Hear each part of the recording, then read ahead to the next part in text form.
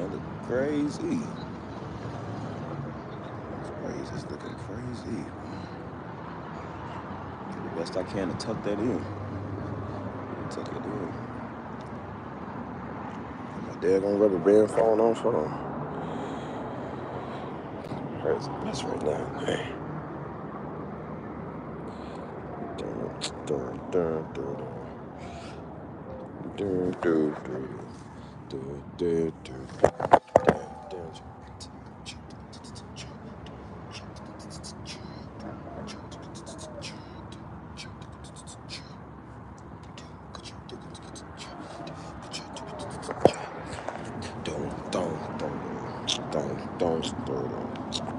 I don't fix my shoes.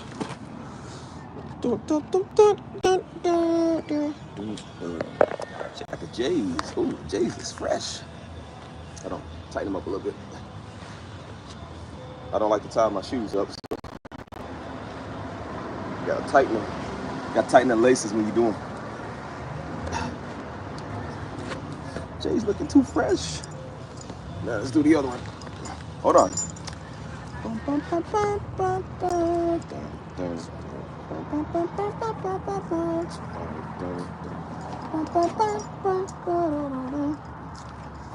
All right. How we looking, people? Jay's looking clean. Jay's looking like new schools. Ooh, Jay's looking fresh. Ooh, Jay's looking fine. Jay's with the joggers. Jay's with the joggers on a Jehoshaphat, or how do you call it? What is Jehoshaphat? And a Judite. Oh boy. I say we go for one of our walks. Long overdue for them. All right, I'm gonna turn my brightness up for this, boy. It's about to get dark. Sun.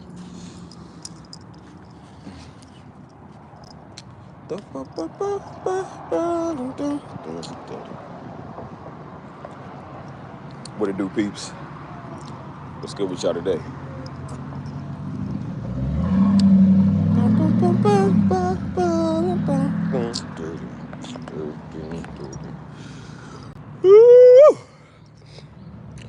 What it do?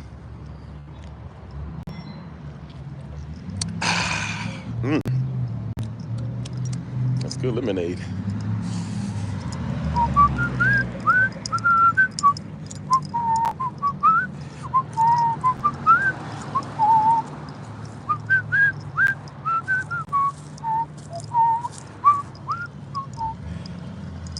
Praise the Lord. That's right. Praise the Lord. This is the day that the Lord has made. I'm definitely rejoicing and being glad in it. Do you feel me? Do you feel me or do you not? Oh man, it's so beautiful. Feeling good today, people. Been feeling good the last week. So thought I'd share some of this wonderful joy I have. The joy of the Lord is my strength. I've been quoting scriptures all week. I said, Stevie preaching. I was like, don't do it, young Stevie. They're going to think that you big Stevie, like Pastor Stevie. They're going to think you Pastor Darby. Don't do that, buddy. There's a difference.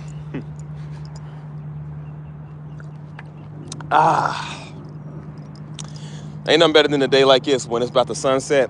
Got you a cup of lemonade. Go out and enjoy the sun and see these lovely wild folks smiling everywhere. Feels like you in the third heaven. Well, no, this is the first heaven. No, that's the first heaven's up there. The second heaven's is space. And then the third heaven is the eternity of eternities. That's the best heaven. But I said I consider this wide heaven. Earthly heaven. How you doing, Mr. Wide Man? Just out here sharing the love of this wide Lord of ours.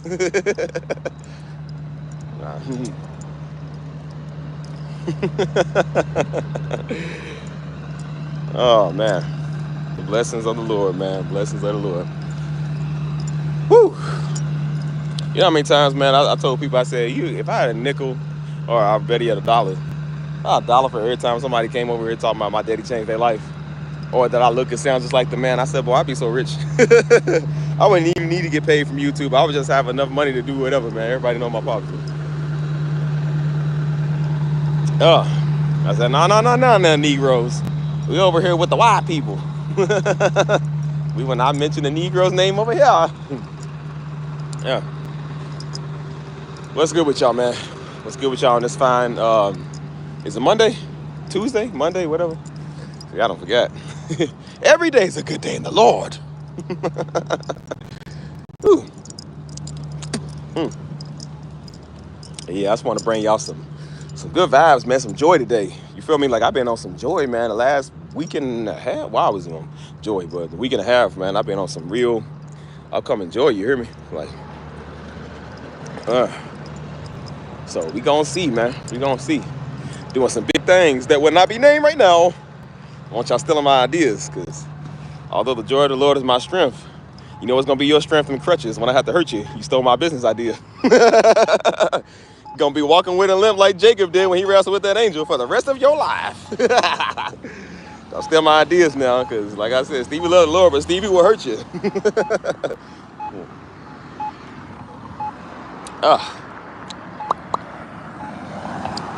through Charlestown, that's what's up. Oh, I know I'm rich. I'm very rich. Steve got that white man money. Hold on.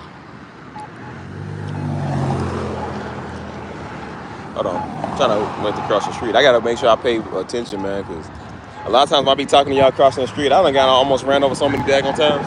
Like, people out here drifting. What is he doing? This dude in his truck is drifting over here in the parking lot. Yep, that's that white people for you. That's that redneck stuff. That was a lovely drift, Mr. White Man. Do it again.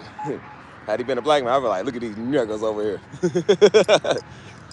These Negroes in their Dodge Chargers and their Chevy Impalas.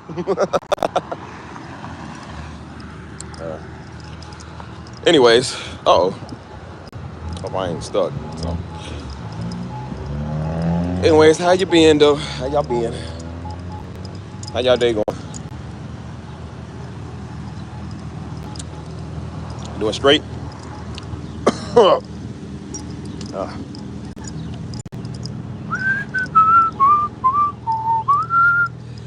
If y'all feeling joyous, man, put in the comments y'all feel joyous today. Or this week, or last week, or whatever. Just say how's your feelings today, man. So I know me, I'm feeling good, so. Can't say the same for y'all. Ouch. Hold on.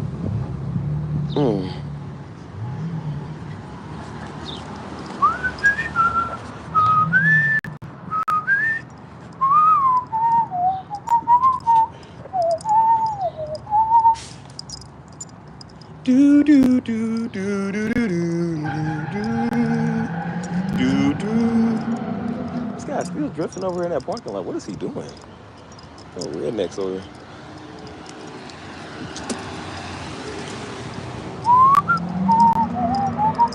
Hello, testing. Is this thing still on?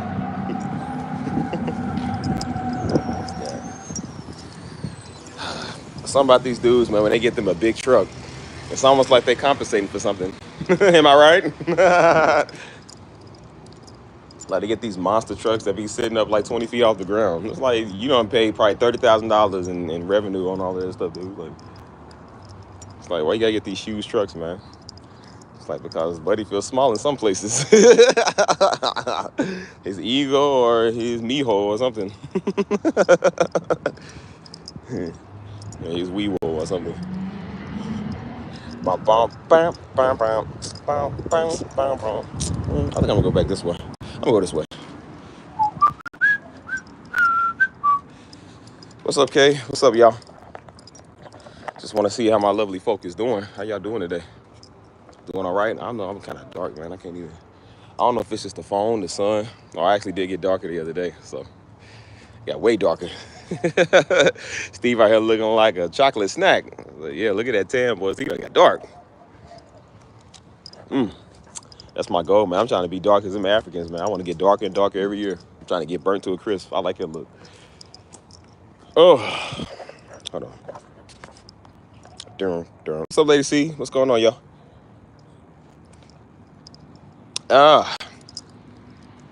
Yeah, I just been in a peaceful mood, man. You know what I'm saying? So I want to get on here and just bring up some good vibes. What's up, Mike? want to bring some good vibes, man. Everywhere I go, you hear me? Like, man, in a real peaceful, good, abundant mood. So definitely want to keep that going, man. I want to share a lot of that what I'm feeling too. You know what I mean? So, um, like I said, I want to enjoy the weather, man, because it's about to be 100 degrees next week. So this is it's pretty hot right now, but it's actually cooler than what it's actually gonna be. So I'm just enjoying it right now while it lasts, bro. Because my walks and stuff I be doing, I probably ain't gonna be doing that much more. But it get like 500 degrees out. So it's nice to enjoy it now and just kind of get some fresh air and kind of wind down the day. You know what I'm saying? So yeah, man, I just been a little bit of everywhere and doing a little bit of everything. So hold on. Yeah, that's why I said we be having a good time over here, man. Especially over my Discord, bro. We just be over talking. Like last night, I think it was pretty late. Everybody was kind of busy. So it was just three of us, man. We was just chopping it up, bro. You know what I'm saying? Because when you chop it up with brothers and sisters, man, like y'all be cool. You feel me? Y'all be cool. Y'all can talk as long as y'all want to. Anytime y'all want to, for real. And so we always have a good time over here, man, especially on this channel. That's why I said I ain't raising a channel full of losers, full of little dumbos, man, who ain't never did nothing right in their life. Like I definitely don't want them type of niggas over here, man. So like I said, when we doing our thing, man, we all just learn how to have a good time and learn to be in a good headspace, man. You know what I'm saying? We ain't dealing with no, like I said, if you got some stuff going on, we understand life and stuff. But the most sensitive Negroes, we ain't dealing with no sensitivity niggas, I know spiritual weirdos, I know dumb niggas, I ain't never dealing with their life. We ain't got time for that. You ain't deep, you ain't called. And truth be told, the world do not care about your feelings, and neither does Steve. The world got a better chance of caring about your feelings than I do. So again, start your channel and do that. Don't come on my channel doing that. So yeah, again, I would say 98% of y'all, man. Honestly, man, 98% of y'all is good crowd, man. Y'all good people, man. It's just you got them 2%. It's always a 2% of niggas. It's either 2% of Negroes who think they white, out of 2% of Negroes who's the negative niggas in the crowd. Just I don't think that's a good idea. I don't think like who asked you? It's always the ones you never ask. That's the 2%. That's what I said. Notice the it's never a big number. It's not the 99.9999999.7. It's the 2%, bro. That's why I said never listen to the minority. Listen to the majority. For real. If it's a good thing, though. So yeah. So yeah, man. Steve doth not dealeth with I Negroes.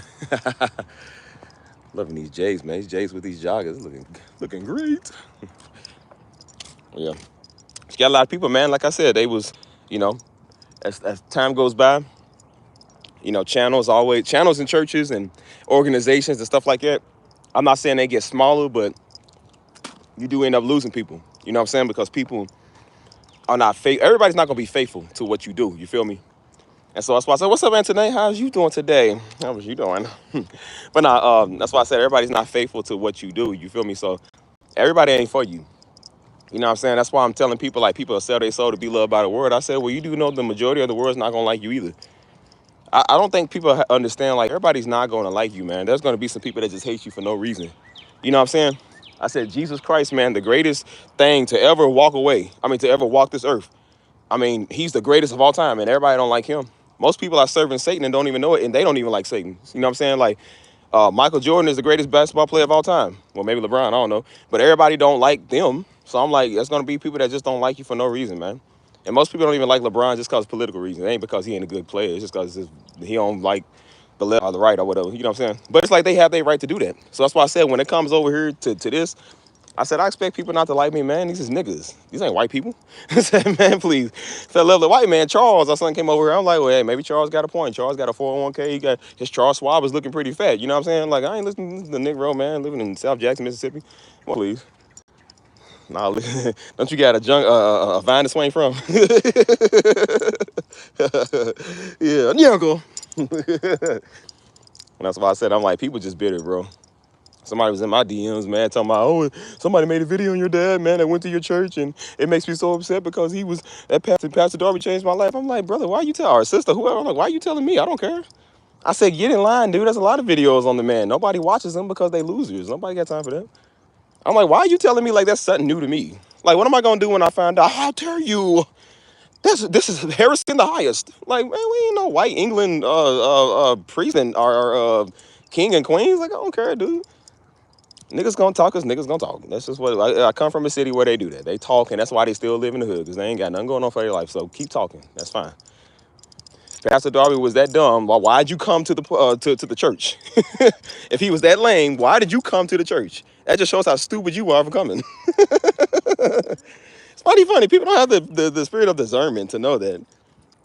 They didn't have the spirit of discernment to know before they came that Pastor Darby wasn't who he said he was. I'm like, right.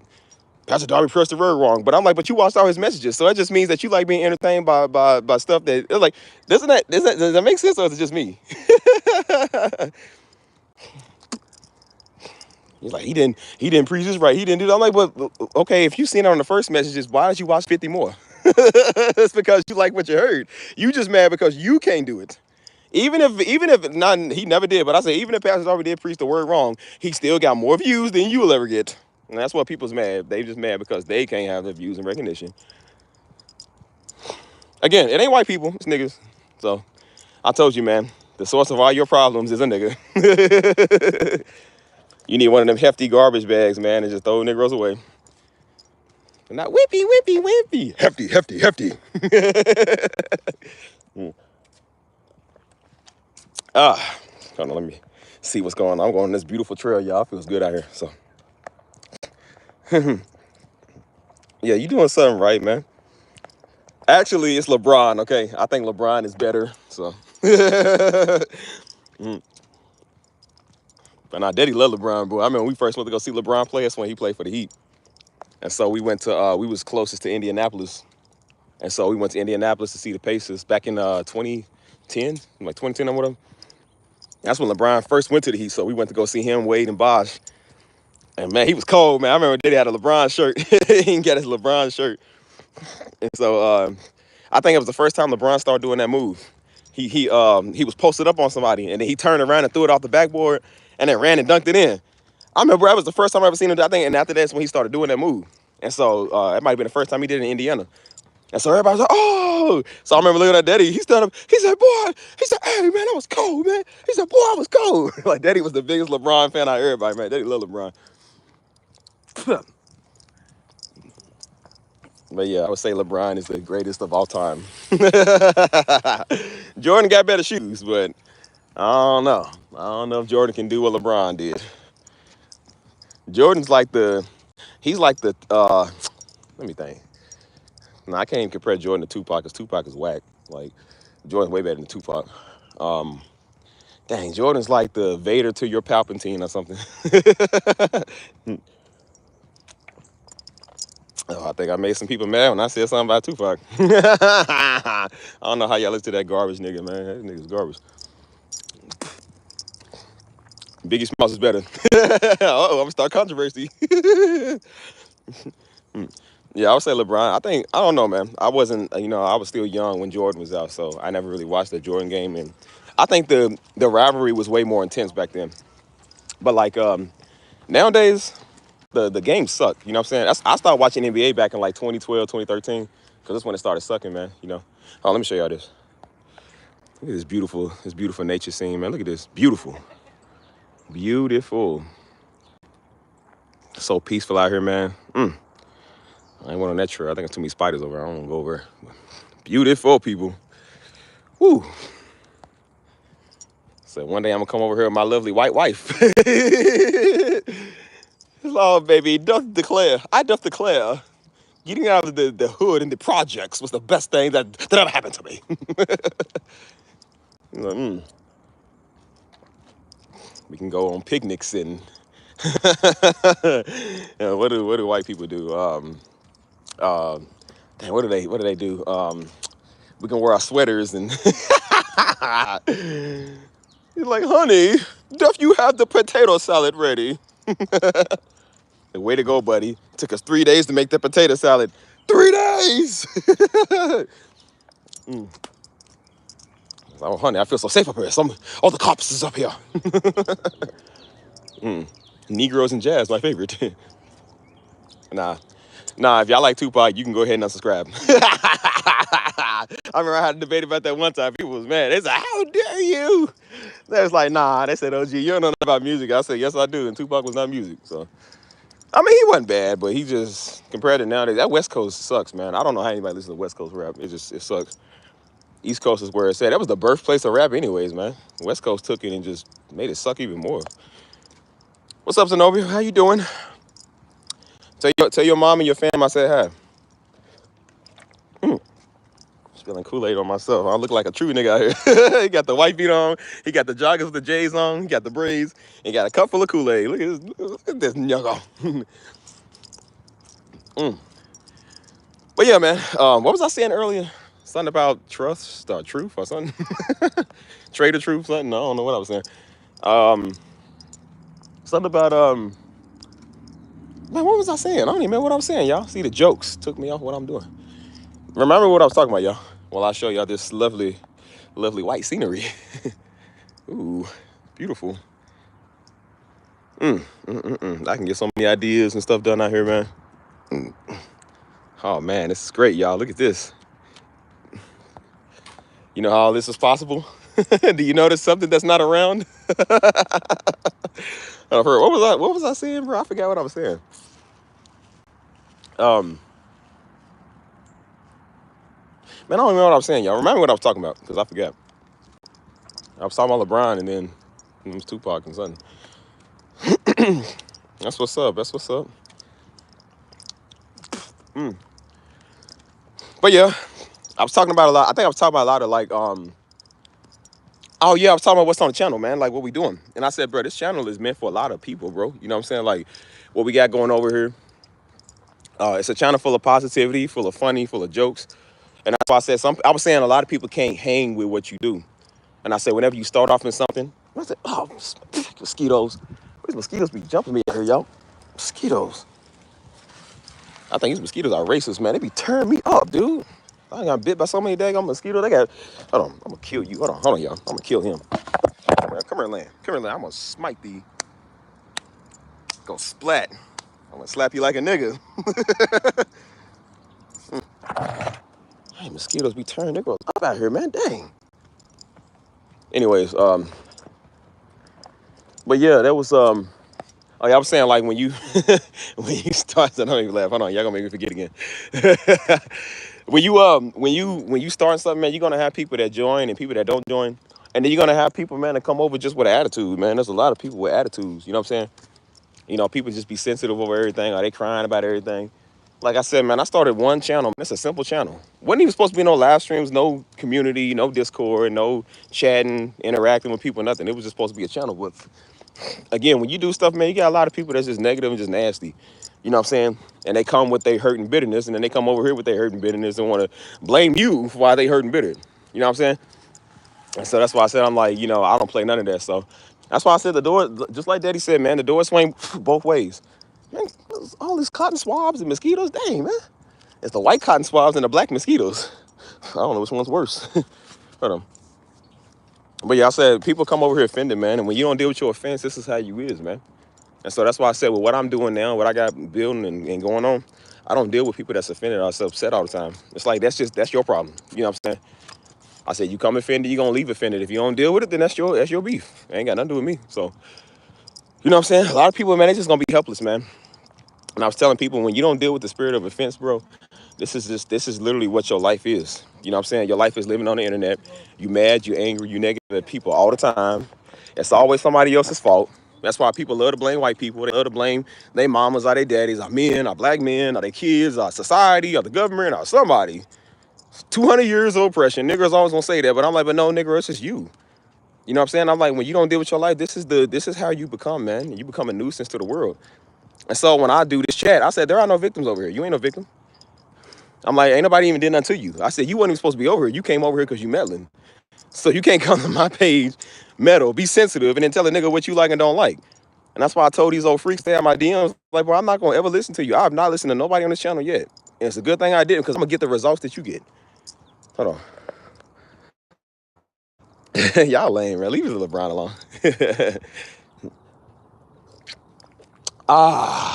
Man, that's good. But that's why I said, I'm like, bro, when you don't deal with offense, this is what your life becomes, dude.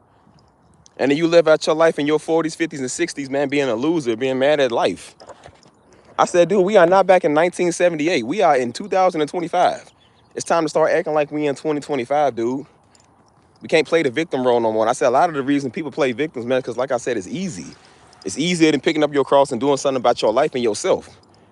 You see, most people now, that's why I said before this camera phone, before a lot of this Black Lives stuff was going on, with the real stuff that was going on, I said nobody was pulling out their camera.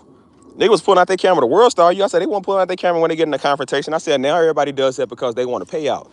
So that's why I said they'll receive anything as disrespect. Oh, you disrespecting me? Oh, you know, well, that's racist. Like, everybody racist now, and everybody just. I say it ain't because they care about black nothing. They just want to pay out. Negroes just want to be a victim all the time. So that's why they come here with that stuff. I told you, man. Like people, they would rather have an easy way than to just do something about your life yourself, dude. Everybody's responsible for their own come up, bro. And that's why I said people came over here mad at me. And then like, well, I don't like what you said. I'm like, well, nigga, you was mad before you came over. You was mad for 40 years of your existence. That ain't got nothing to do with me. Like that has nothing to do with me at all. That's all you. That's all your issues, your problems, whatever. So it ain't got nothing to do with me because you decide to live your life the way that you live your life. So I look at people's life. Before I take anybody's info, I look at how you are. And I said, if I listen to you, I'm gonna be an idiot like you. That's why I said, don't be afraid to judge people, man. Like I said, the Bible says, judge a tree by its fruit. Look at people's life and then look at their advice. I'm like, if I listen to you, I'm gonna be a 40-year-old weirdo like you who ain't never did nothing, who's mad at everybody. You bitter, angry, single. You know what I'm saying? I'm not gonna be like you. I don't want to. I want to be something in my life, man. And I said, people that's bitter, you see angry, bitter women all the time. What do they get? Nowhere. You see Negroes that's rejected all the time. What do they get? Nowhere. And then when they try to start something, nobody's going to listen to them because you got such a bad reputation, man, of how you treat people, of how you are towards people, that who's gonna support you? Who's gonna be there for you? If you need a lifeline, do you got one? Because I'm like, you piss off everybody, you piss off everybody you know. So who's gonna support you, man? I wouldn't. You know what I'm saying? I don't know how everybody else is. I said, but bro, if you cuss me out, I said, I'm done talking to you. Well, first you wouldn't cuss me out because I'll wire that mouth of yours short. You get to go to the doctor, they got wired that jaw of yours. Like, yeah, you wouldn't cuss me out no more. But I said, but don't ask me for a favor after that because I'm like, nah, you want to be nasty? Well, don't expect me to be in your corner. You know what I'm saying? This is why I say it's important to respect people, dude. Hold on. What's up, Crystal? Hey, happy birthday. Zenobia tomorrow. Okay. Big 25. I was about to say back in my day, I remember when I was 25. Like, well, it was only 5 years ago. I was doing the things in the street that were not good. But yeah, 5 years ago, man, I was 25. So that's what's up. Big ups to you for your birthday. So, but yeah, man, that's why I said, yeah, birthdays in the chat, man. If y'all can, birthdays in the chat for Zenobia. But now that's why I said, like, I like, you know what I'm saying, you surround yourself with respect, dude. Respect everybody you see. You know what I'm saying? People ain't got to have the same lifestyle as you. But I said, but you can still respect people, man. You ain't got to be nasty. And I said, that's what a lot of it is. Negroes just nasty. You know what I'm saying? Then they get mad when they get treated with they just desserts. Like somebody do you that way. You know what I'm saying? So that's why I said, if you always sensitive, dude, I'm like, you're going to have a very hard time in life. And I said, them sensitive niggas are going to be the ones in the Bible that turn on everybody, dude. And the end times and the end days, when it come to ratting people out, they going to rat everybody out, bro. They the ones gonna take the mark. They gonna take 5 marks because niggas is too sensitive to be real about anything, dude. Yeah, I gotta eat, y'all. I got the ratchets out so I can get that bags of rice and that brown cinnamon sugar.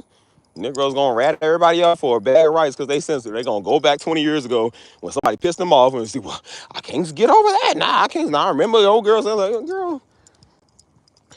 And that's why I said, don't be a loser, man. Don't be like that, man.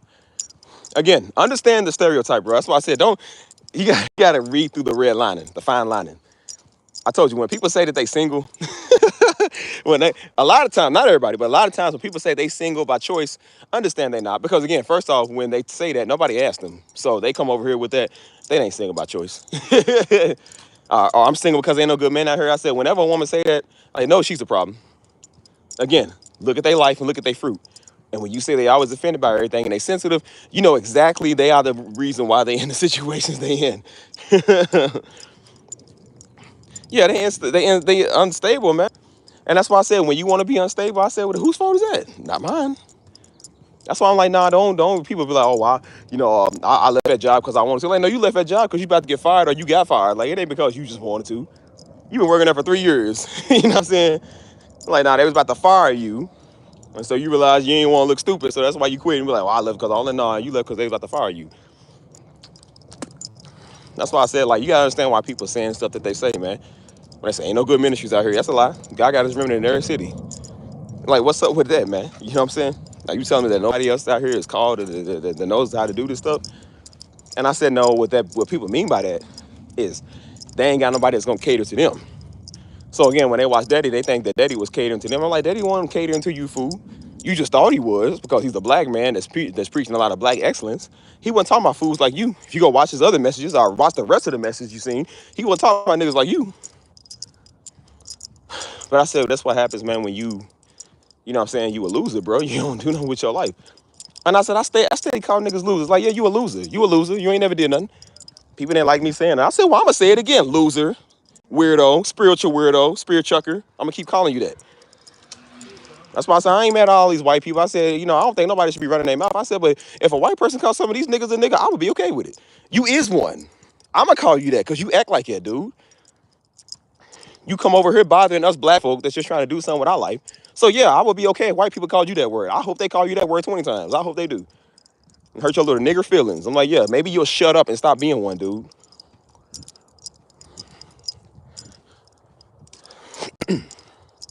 So that's why I said I don't play with spirit suckers, man. Like I said, people want to be insensitive about everything. Like, okay, whatever, man. Like, you can go do that.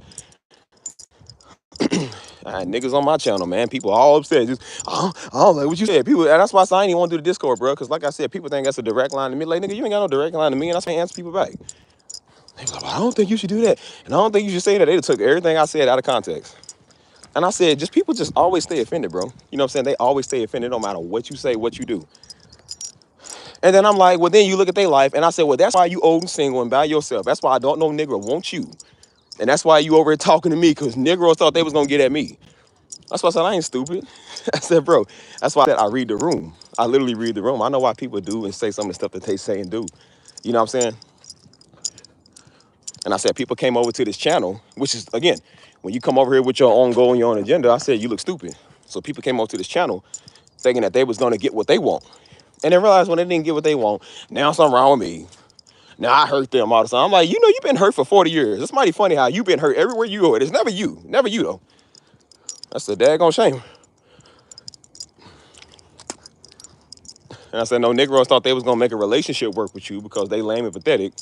And then when they realize that they don't get that, now they want to run off.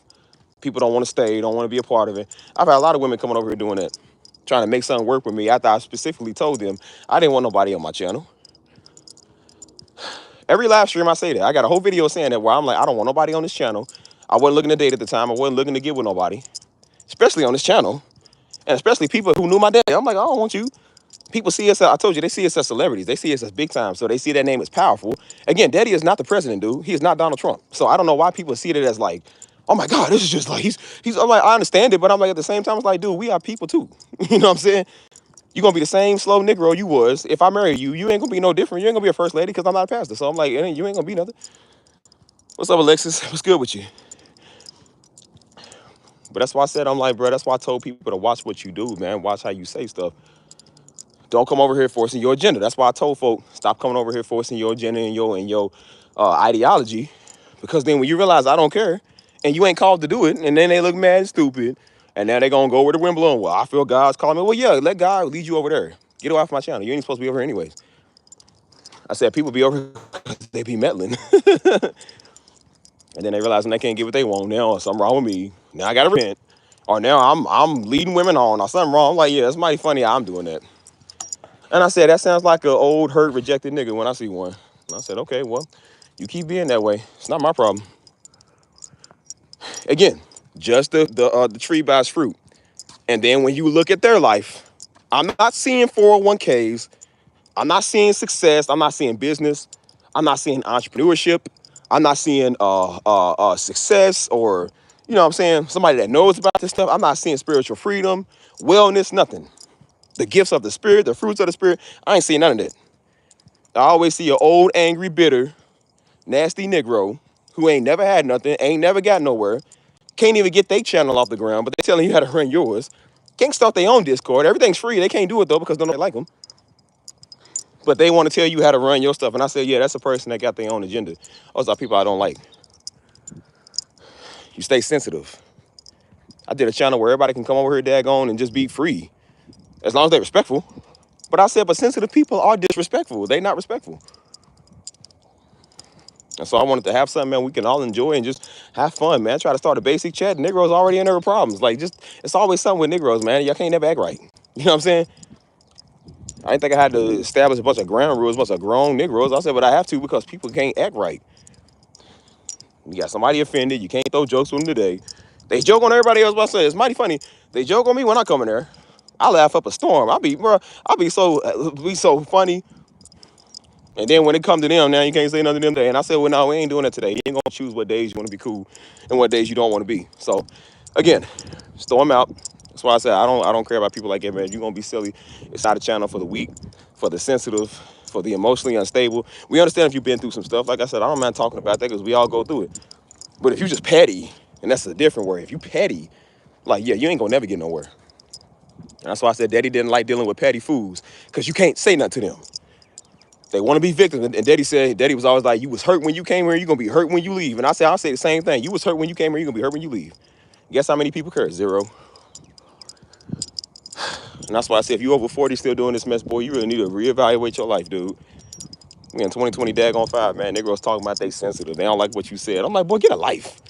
You've been doing that since 1978. Like, when you gonna stop doing that? That's just sad, dude. And then it remind you of the woman at the wheel. Like, yeah, I can understand why you ain't got no man, Negro. You got 5. You probably don't even got none. Think about it. That'd be something. I'm like, what Negro would get with that? What dude would get with that?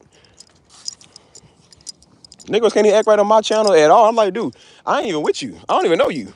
And this is how you act on a platform that you ain't even got to be on. So think about somebody that dates you every single day.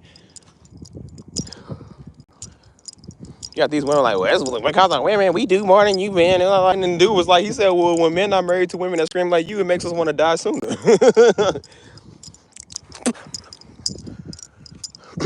That's why I said, notice a person that every day, like, think about somebody in your life. Every daggone day, something is offensive to them. It don't matter what it is, whether it's politics or it's jokes or it's color or it's men or something. It's always something that's offensive to them. And I said, don't think that everybody wants to be cool. Some people just want to stay in that realm all day. You know what I'm saying? Some people want to just be mad about everything. So that's why they come over here and they mad at me. Again, I don't really hit on no controversial topics. I'm just be talking. And niggas come over here, well, I ain't like how you said this, Steve. I'm like, okay, you like how I said it, nigga. So, and do something. And a nigga ain't did nothing in almost a whole year of me doing this whack channel. Except go make videos or go talk. And I said, no, don't make a video, talk to me. I'm standing right here, do something. Change my mind right here this second, Negro. You can't. And I said, yeah, I ain't your ugly sister that you can persuade. I'm like, yeah, I ain't one of your family members that's dumb. I said, boy, I'm me. You can't persuade me. You know, I'm going in on these weirdos, man. That's why I said they come over here and ruin everybody's peace. The whole goal, like I said, the whole goal of the channel, man, is peace. Teaching people how to feel that, man, how to have that. You got people mad. It's like, what are you mad at? You know what I'm saying? And I said, it don't matter what it is. It's always going to be something to offend a Negro. Don't matter what it is. And then they mad when Negroes get their money right and people go somewhere and pack their stuff up and go live in a white area or go somewhere where Negroes ain't at. We don't want to deal with negative consequences from you Negroes, dude. Like, some people just get tired of that, man. There's nobody more negative than a Negro. And every year, it's just because we're conditioned to think that. Well, I said, well, uncondition yourself then, Negro. Uncondition yourself. We are not in 1970, dude. We are in 2025. You can't keep using that excuse. You can't keep saying that. You know it. If you know that we conditioned, then uncondition yourself, dude. I said, it's just an excuse, man. People want to say because they don't want to try. The work is too hard. I'm in myself. I lived in Louisville for 28 years, man. And for 28 years, I had a Negro mindset. It was hard to break that. I've been in San Antonio for 2 years. It's going on 30 months I've been in San Antonio. And I'm still working on that mindset. This is 2 years of doing this. 2 years versus 28. It takes a minute to break it off. But I said, I'm willing, God, to end up like people like that. I couldn't imagine, man, being 40, being mad at everybody all day. It's like, bro, this is what I did with 40 years. I don't know how many days that is, how many weeks that is, but you spent every day doing this. If you at this point, you 40, talking about ain't no good man, I said you need to really reevaluate your old 40-year-old life. Like, you sure ain't got nothing good going for you. Again, you don't really hear a lot of the younger ones saying that because, again, a lot of people, they have self-esteem. And some people know their worth and know what they want and what they want to do. They're not walking around here trying to be a victim all day like you. So, again, that's why I said it sucks for you. And that's why I said I go on my nice nature walks, my nature trails, just enjoying life. Seeing these beautiful people out here just doing what they do. All these lovely white people out here smiling. The sun is setting, feeling good. And I said, can you notice there's something about this that's why it's so nice? You notice what the reason is why this is so nice? Negroes. That's what. No negative Negroes. They want to hate on everybody, be mad. Like, I ain't got time for that.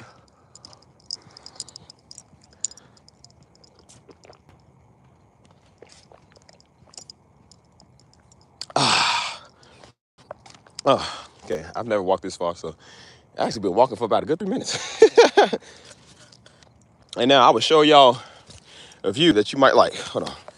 I know you probably can't see that. I'm out in like kind of the country now. But if you can see, I don't know if you can see like, shoot, hold on. If you can see way back there. Like it's like it's kind of like near where I live at over somewhere. I think it's more like headed back into town. These trails, man, like I said, these trails go on forever. They never stop. So that's why I said you just be out here having a good old time, man, just walking and talking and just thinking, man. That's why I said you get to think about a lot of stuff too, man. Thinking about life, you know what I'm saying? Whew, work up a sweat though. And I said, thank the Lord. I said, boy, I've been around there for 20 years. I've been in hellish Louisville for 28 years, dude. Like, I want normal now, man. I said, dude, I want peace. So we ain't meant to live our life in hell all day, man. That's why I said we do that for a season. It's not for the rest of our existence, dude. And that's why I said I still go back. I still help out the folk. Still do stuff for the community. Like I said, I love my peoples, man. I love the ones that's lost. Because I'm like, bro, it's going to take somebody to teach them. A lot of them, they don't know. But the ones that don't know are usually the younger ones. I said, it ain't these old 40-year-old fools. Oh, look at this, though. Beautiful. Well, I said, old Negro Steve years ago wouldn't go on a nature hike. I would have been like, that's for white people. You know, Steve out here doing what the white people do, being where the white folks be. I said, Lord, color me bad. Y'all remember that group, Color Me Bad or whatever?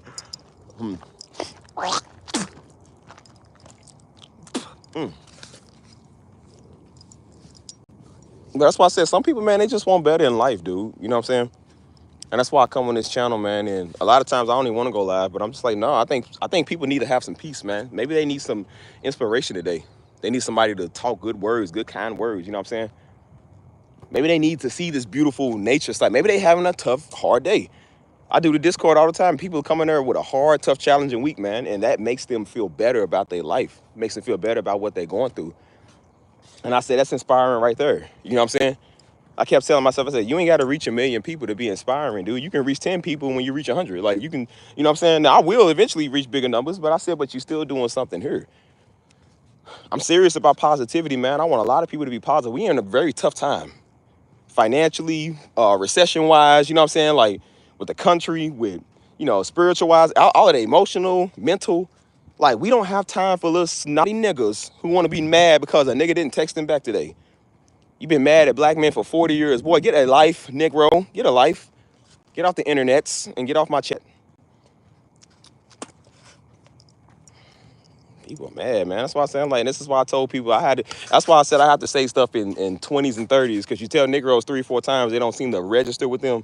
So you got to say it like 100,000 times, like Daddy had to say it 100,000 times, and it still don't register with them because they want to be slow. So I'm like, yeah, you got to keep saying stuff. Told people for the longest, I don't want nobody on this chat. I don't want nobody in this channel. And they still come over thinking that, like, you ain't talking to me. Nah, you ain't like, no, you ain't going to slide your way over in my DM. So I said people want to be kiss-ups and want to be all overly nice and sensitive. And then when they realize that they can't get what they want, Negroes gonna show nowhere back up on the channel. Ain't no more support. Ain't no more, hey, niggas be the first one in the chat. Be the first ones in your DM trying to text you. Now they don't want to say no when they realize they can't get what they want. Now they ain't here no more. They don't want to be here. Which is cool. I'm good with that. That's what you get for trying to come over here and push your agenda. Stop pushing your agenda, dude. We don't do it over here. Start your own thing, man. Go mess with LeBron James' son. Don't mess with me. Steve don't care. Like I said, Steve out here enjoying this lovely view. Look at this. Ooh. Now this is where all the white people with the money live at. Look at that. The white people live in the hills. While Stevie sadly pays his bills. Struggles from meal to meals. It's nice out here. Ooh, hold on, let me show you. Hold on, turn this thing around. You know, I thought I could put filters on this thing. No, this thing be kind of freezing up sometimes. Let me see. No, I don't think I can put a filter on it. Go to turn around. It's peaceful, man. That's why I say you hear that? No Negroes, birds. Literally, just birds in nature.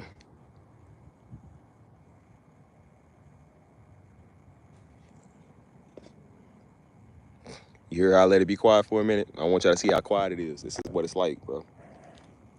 This is what peace is like, dude. We got to start getting used to that, man. You know what I'm saying? We're not meant to struggle our whole life, dude. We're not meant to fight all day, every day. You feel me? Like some days we have that's harder than others. But I said, but we also learn how to have peace, man. We are human, decent beings. That's why I said, stop listening to fools, dude. I said, look, man, if God did not want you to feel, he would have never gave us feelings. He would have made us robots, man. Daddy kept saying that. He said, man, if all God cared about was you getting saved, he would have killed you when you got saved, would have took you to heaven. He said he still wants you to live this human life, dude. You still got works to do. You still got people to reach. You're going to have feelings sometimes, man. You're going to have emotions. That's what stress is. That's what anxiety is. I don't know why God let us have these feelings, but he did. So I'm not going to refute what God gave us, dude. You know what I'm saying? We get anxious at times. Jesus had anxiety, man. Try to tell people like, bro, Jesus sweated blood, dude. They said that's a real medical condition. That's how much you be stressing out. That's a real actual medical condition. They said even in the Bible when the soldier had poked his heart and water and stuff that came out, they said that's also something that happens when the body is dying. Sometimes I think like water will guard the heart or something like that. I forgot how they phrased it, but it happens. I'm trying to tell people like, dude, you gotta understand, man. You were looking at the Savior, but the Savior was also a human, dude. He went through everything we went through. So if Jesus felt it, it's like, why can't we feel it? I'm not a robot. You know what I'm saying? Jesus was the son of God, but even he was scared to die. Like, nobody wants to die, bro. Nobody wants to go through that. You're still a human man with human feelings and human emotions. And so that's why I said, and that's why the Bible says, be angry, but sin not. Why would the Bible say that if we were supposed to be robots? It means we're going to get angry. We're going to get mad. People's going to piss us off. But that means we don't do nothing crazy. We can slam a chair, you know what I'm saying? We can throw a table over. You know what I'm saying? I punch the wall, or I hit the bag or something, you know what I'm saying? I might scream at the top of my lungs outside, but I said, but that don't mean I'm going to go just beat everybody up and I'm going to go on a killing spree, because that ain't what you do. Like I said, he blessed us with feelings to cry. We upset, we got to cry, we got to get it out. You know what I'm saying? We laugh, we happy. We got to express our emotions and show how we feel. You know what I'm saying? Again, so learn to be a human being, man. Go travel. Go do stuff. Don't ever let nobody persuade you and waste your life, dude. I'm telling you, man, do not waste your life. You get one. Do not let Negroes guilt trip you. I make you feel bad because you don't want to hang with them. I come to the cookout because you want to leave the hood and go somewhere else. I said, I think everybody should leave the hood. And I said, if it was up to me, I would buy it. Don't think white people know. I would throw you out too. I would buy it and throw all y'all out. And I mean that. So yeah, that's why I said, I'm like, bro, go live your life and have fun, bro. Go do stuff. What's wrong with everybody acting like we robots, man? Like, we ain't robots. I'm not, and I'm gonna go do what I want. So I don't care what everybody else thinking. If you want to be in the house all day and be bored, sucks for you. Like, I won't. So again, I'm going tango dancing with the senioritas. Don't matter. And I said, nah, they only say that because, again, they was never invited to the VIP section when they went out. That's why I said, don't be bamboozled with how people talk, bro. Everybody don't love God. Everybody don't care about doing the right thing. They only doing the right thing because they think it's going to bless them more, because they couldn't afford to do the wrong thing. Like, nah, they couldn't afford to go to Tahiti. So that's why they telling you shouldn't go to Tahiti. It's too much lust there. Like, yeah, I bet it would be lust in the Bahamas. Like, now you can't go to Carnival. There's too many women shaking their hips and stuff. I'm like, yeah, you only saying that because you couldn't get approved to go to Carnival. Like, yeah, because, you a big jalopy slob that don't nobody want to look at. Like, no woman touching you down there. So, of course, you going to say, it's a sin. Like, it's a sin, of course, but you don't get none. Yeah, let him go to Carnival one time, and they back it up on him. He going to be like, well, I don't know, man. Maybe, the human body wants what the human body wants. Like, yeah, you going to make all type of excuses. I fell short of grace. Well, yeah, but you did a little Rumpelstiltskin, a little radar. Like, boy, you're a nerd. And that's why I said, I told you, man, don't think that people just say that, man, because it's the right thing to do. People only got the right thing to do because they ain't got nothing else to do. Yeah, he kept saying that. He said, yeah, they can't bump and grind and hit it like they used to no more. He said, so that's why they come over to the Lord and try to be all innocent and sweet. He said, ain't sweet. He said, ain't sweet. I was like, yep. I told you, when they say they want to be by themselves and they don't want no man, like, nah, that ain't true. They want a man. They just they don't get the man that they want. Or the man that they want don't want them. So that's why they try to say, oh, I'm just going to be single by choice. No, you're not. You single because you're a loser. You ain't single because ain't no good dudes. Because I said, no, old buddy didn't call you back. Old Charleston didn't call you back last night. And he never did, never will. He used you for that late night call. And then you feel stupid because you let your guard down. And then you say, I just want to be by myself forever, yo. Until they run into me. Until they watching me. And then they're like, oh, he's dreamy. He's handsome. I think I'm going to shoot my shot at Steve DM. And then they realize, like, yeah, don't work that way. And now they want to be single again. I'm like, yeah, I bet you do, don't you? I bet you do.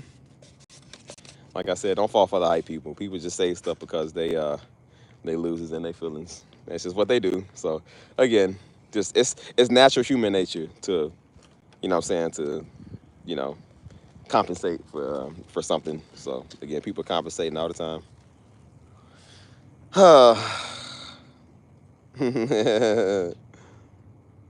Yeah, so again, I don't care what your issue is. I care what my issue is. So.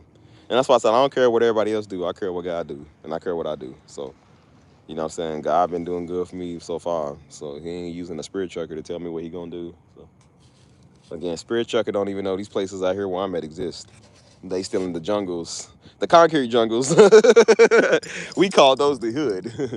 That girl can't get out the hood for nothing. Say more, please. All I know is I made it out, and I want to get others to make it out too. Nobody's supposed to be living there, man. We supposed to be there. So again, that's why I told people. I said, look here, man. It's good that some people love the word, but I said most people ain't doing it because they love the word, bro. And that's why I told people. I said, look here, bro. Save your word. If you ain't showing the actions and the love of God, save it. Don't nobody want to hear that. Don't nobody care. I said, people, you understand, people are already mad at God, dude. They don't know a God that exists. So they mad at some supreme being. They don't know what to feel because they was never taught. So they already coming off hating God, mad at God. So I said, bro, you got to show them how God is. You got to win them to God. And that ain't by talking to them all day. Sometimes take them out to eat food. You know their kids need some school supplies. Go get them some daggone school supplies, bro. Buy somebody a pair of shoes. Pay somebody's bills, man. That might reach them to the Lord. You don't know. They might have been praying on the way. They might not even like God, but they praying on the way. And God uses you to bless them. That's how you win them, dude. I told you, man, sometimes you can win people by your actions, man. The Bible says go out and be a light to the world. It don't just mean go preach. It means go show people the kindness and the grace of God, dude. If I got enough to pay my bills and I know I got a little bit extra, I will help you pay your bills. I can put a couple of meals in your refrigerator. I can make you a meal and have you come over and break bread with you. And that's how you break bread with the brethren. These scriptures that we reading, man, I told you the Bible's not a storybook, man. It's a lifestyle. That's why I say it's break bread with the brothers and sisters, man. Everybody you know, everybody you with knows something. Back in the Bible, man, they was fishermen, man. They was businessmen. They were politicians. They were carpenters. They were animal herders. They had all of that, bro. Somebody might be like, hey, man, you know, I need a table built. Hey, I got you, bro. John Jacob Jingleheimer Smith or something, like he might need a table built, some chairs. You know what I'm saying? And then Simon from Nazareth might be like, hey, you know, I do that too. You know. And then Navir from Historia might be like, hey, you know, son of Israel or Ashmite or something. They might be like, hey, you know, I need a horse for my stable. And then somebody there might be like, oh yeah, I got one of those too. Like that's what it was for, man. And that's why I said I noticed that too, even in my at the churches I go to. You know what I'm saying? Destiny Ministries, we got a lot of people that know stuff. And then the church I go to here, like we got a lot of people that know everything. So if you got car problems, we got mechanics. You know what I'm saying? You want to know about business? We got people that do real estate. We got people that run podcasts and media. They know about this type of stuff. That's why I say this. That's why it's important. So when you're showing people the love of God, man, it's not just going saying, hey, man, Jesus, man, God loves you. It's like, no, it's showing somebody the love of God. Like, hey, man, I know you might be struggling on your meals. Hey, I got a little cash out money for you, man. Here, it's just $30. Go take yourself, do whatever you want with it, but go get yourself something to eat with it or go do something with it. You know what I'm saying? Showing people that love, man. You know what I'm saying? You ain't even got to mention God one time. I said people are going to see God through you when you act that way. You feel me? And that's why I said the problem is that people talk too much. That's their problem. They talk too much and they're not about that action. Because again, talking is free and talking is cheap. That's why them dumb Hebrews and them dumb fake Israelites is on the internet and on the corner talking to people because it's free. They are not enlightening people on the word. They are not doing community outreaches and something for the people. They just come out there mad at white people and mad at Negroes because we don't say Jesus or we don't say Yeshua or whatever. And that's why they mad at everybody, telling everybody going to hell. And they ain't reaching nobody. Now, if they was more of a kind of like an NAACP type of organization or something, maybe doing stuff for somebody, maybe they would reach people. Maybe people would listen. But when you out there hollering at everybody and spewing hate, I say, ain't nobody gonna listen to you. Ain't nobody listening to Jack you got to say. So again, stop trying to win people with your words, man. Win people with your actions. Be a blessing, man. That's why I said it is true. It's so true, man. That's why I said this is the stuff that people don't want to hear. Because again, it's gonna cost them something. And when people realize that, hey, I might have to go in my pocketbook and bless these people, or I might have to be an act of service. You know, people ain't got no car, man. Give them a ride to church. Give them a ride to work. You know what I'm saying? Take them somewhere where they gotta go. Like take them somewhere on a shopping spree where they can get everything they need, so they ain't gotta leave the house for the next week. You know, they walking to and fro from the bus, or they just walking to their destination. It's hot out here, then it gets cold. You know what I'm saying? That's the love of God on your mind. That's like, man, I don't want them. I got kids, man. I don't want them out here like that. You know what I'm saying? Hey, I got you. I give you a ride. And I said, when you do stuff like that, man, you stay blessed. And God will always use people to bless you because you are blessing to others because he used you to bless them. So he's going to use somebody else to do the same thing for you. You want to know the number one people that be depressed? The most selfish people in the world. That's what Daddy always said. He said the reason that a lot of people are depressed all the time is because they selfish. You only think about you. What always killed my depression, anxiety, and selfishness is when I did something for somebody else because it makes you feel good on the inside. That's called the love of God. And when you show people the love of God, God shows love to you. I'm not saying you can't feel. Don't get me wrong. I'm not saying you can't be upset. There is times in our life where we do get depressed, we be upset. But you also be looking like, bro, how can I be a blessing? I could have, when I started this channel, I was in the same state, dude. I was in the same frame of mind. I could have been there, I'm going to cry and eat ice cream and go eat McDonald's chicken nuggets and go to sleep. I gave myself one day to feel. I gave myself one day to recover. And the next day I said, okay, now I'm done. I'm getting up and doing something about it. That's how I started this channel. And none of y'all would have been here if I decided to just, oh, hey, what about my feelings? It's a bad breakup, man. I don't know. She ain't coming back. Yeah, she ain't coming back. And 366 days later, when you thought the 365 days they was going to come back, they still not here. So believe me when I tell you, they're not coming back. Let them go. Let her go. They're not coming back. If you love me, let me go. If you love me, let me go. They're not coming back, so just let it go, bro. And when you learn to get on with your life and do something for others, man, this channel is helping a lot of people. Didn't even realize it. And I said that all came from one random act of love. That I was like, hey, I want to reach people with what I'm dealing with, what I'm going through. Maybe they dealing with the same thing. And then people relate with me, and that's how we here. Show people love, man. Show people grace and compassion and mercy. I was telling myself that too. You know what I'm saying? When you think you got the right to be mad. Even with the situation I was in before, I said, I thought I had the right to be mad. Well, sometimes you do. But you want to keep being mad. I'm like, no, you don't get the right to be mad no more. You done being mad. You done. I was like, well, they did this, man. They ain't right. I said, well, and how much stuff have you done? How much bad have you done that God has forgave you? Did God not show you grace, mercy, and compassion when you was on your face crying, coming to him when you was in that situation? I said, yeah. I said, well, then show them that same love. Show them that love of God that God showed you. I'm like, dang, man, you're right. You ain't better than nobody, man. If your life was held up to the book like everybody else's, I'm like, God would do you the same way you did them. You don't get a right to always be mad and upset no more. So what? It's like, okay, people did what they did. That's wrong. They'll pay for it in their own way. I said, but then you go on about your life, dude. Let God handle it. Justice and vengeance ain't yours. It's his. So that's why I said, if you want to stay there and be mad, then go be mad. And while people are doing that, that's why people can't get no money. That's why you still ain't moved yet, because you're still mad at people. You still sitting there holding people in unforgiveness. And that's why ain't nobody got out of South Jackson, Mississippi, and East Detroit and Flint, because they still sitting there mad at somebody.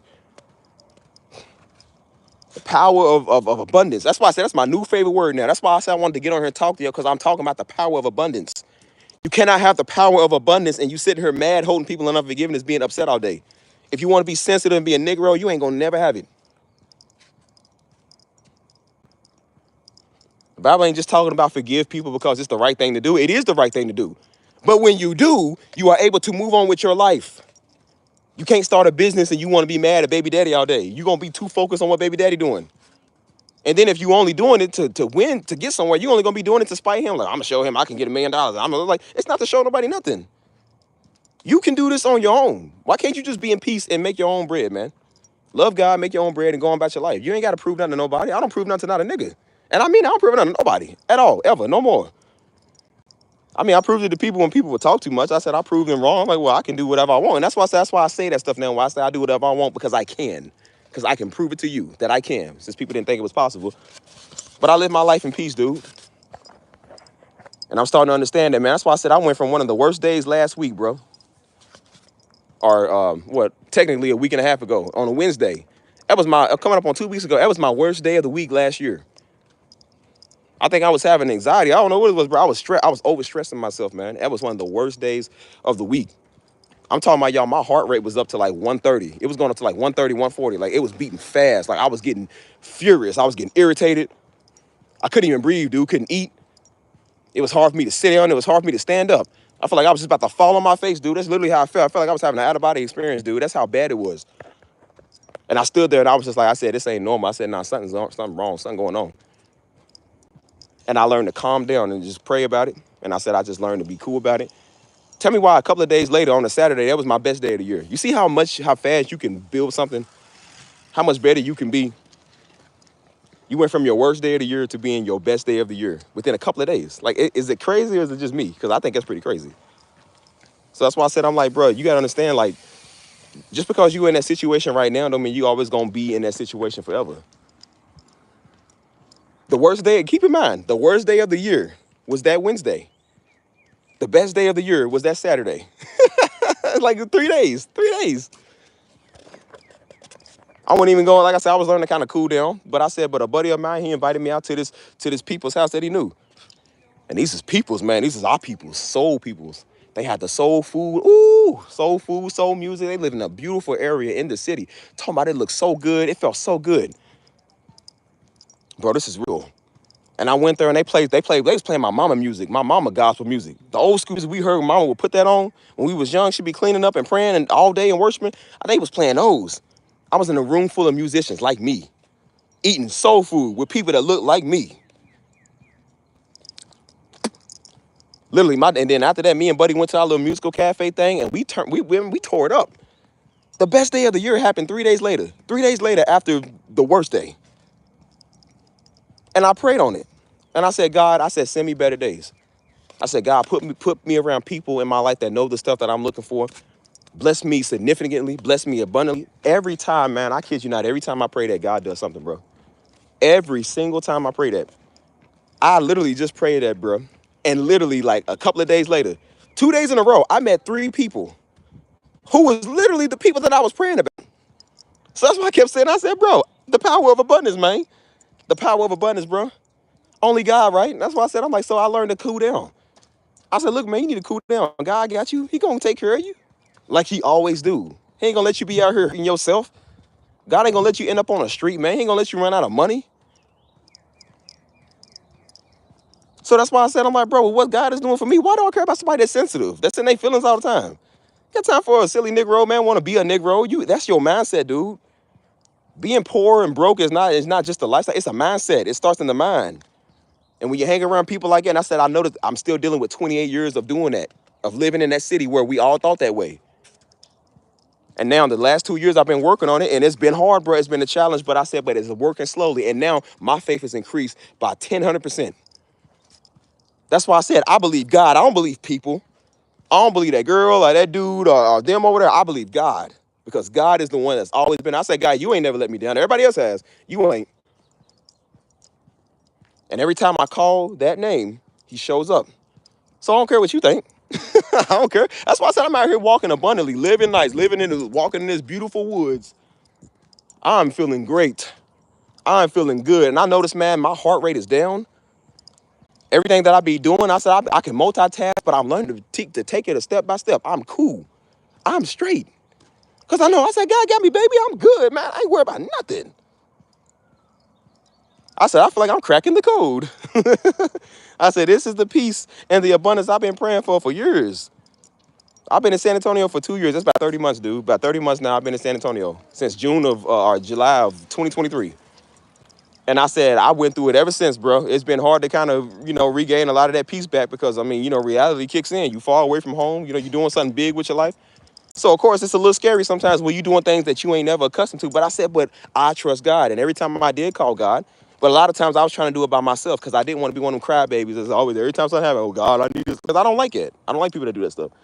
But I said, but God told us to come to him. He told us to ask. And so all I do is just go to God and ask. And now what I'm doing is I'm putting God in everything that I do instead of trying to just do it by myself because I like to do things by myself. But I'm like, but God is not people. I can't trust people. You can't trust them, but you can trust God. And I said, dummy, he's telling you to ask him. Ask him. So then I ask him. And then I'll be around people that's trying to do stuff. And then I was just like, I was like, oh, no, good. I said, dude, you just told God. You just asked God for people in your life to do that. And they sitting here trying to do it. I said, don't nonchalant it. God is sending people in your life that you pray for. Go take that serious. I'm like, oh, no, I'm good. I don't need that. I said, bro, you just prayed on God that you need it. Like, he's sending people to do it. You can't reject the blessings of God and then pray for it again. It's like, dude, he's sending people right there. Come on, man. Use your common sense. So, yeah, man, all I do is use my common sense, man, and just understand some stuff, man, but, um,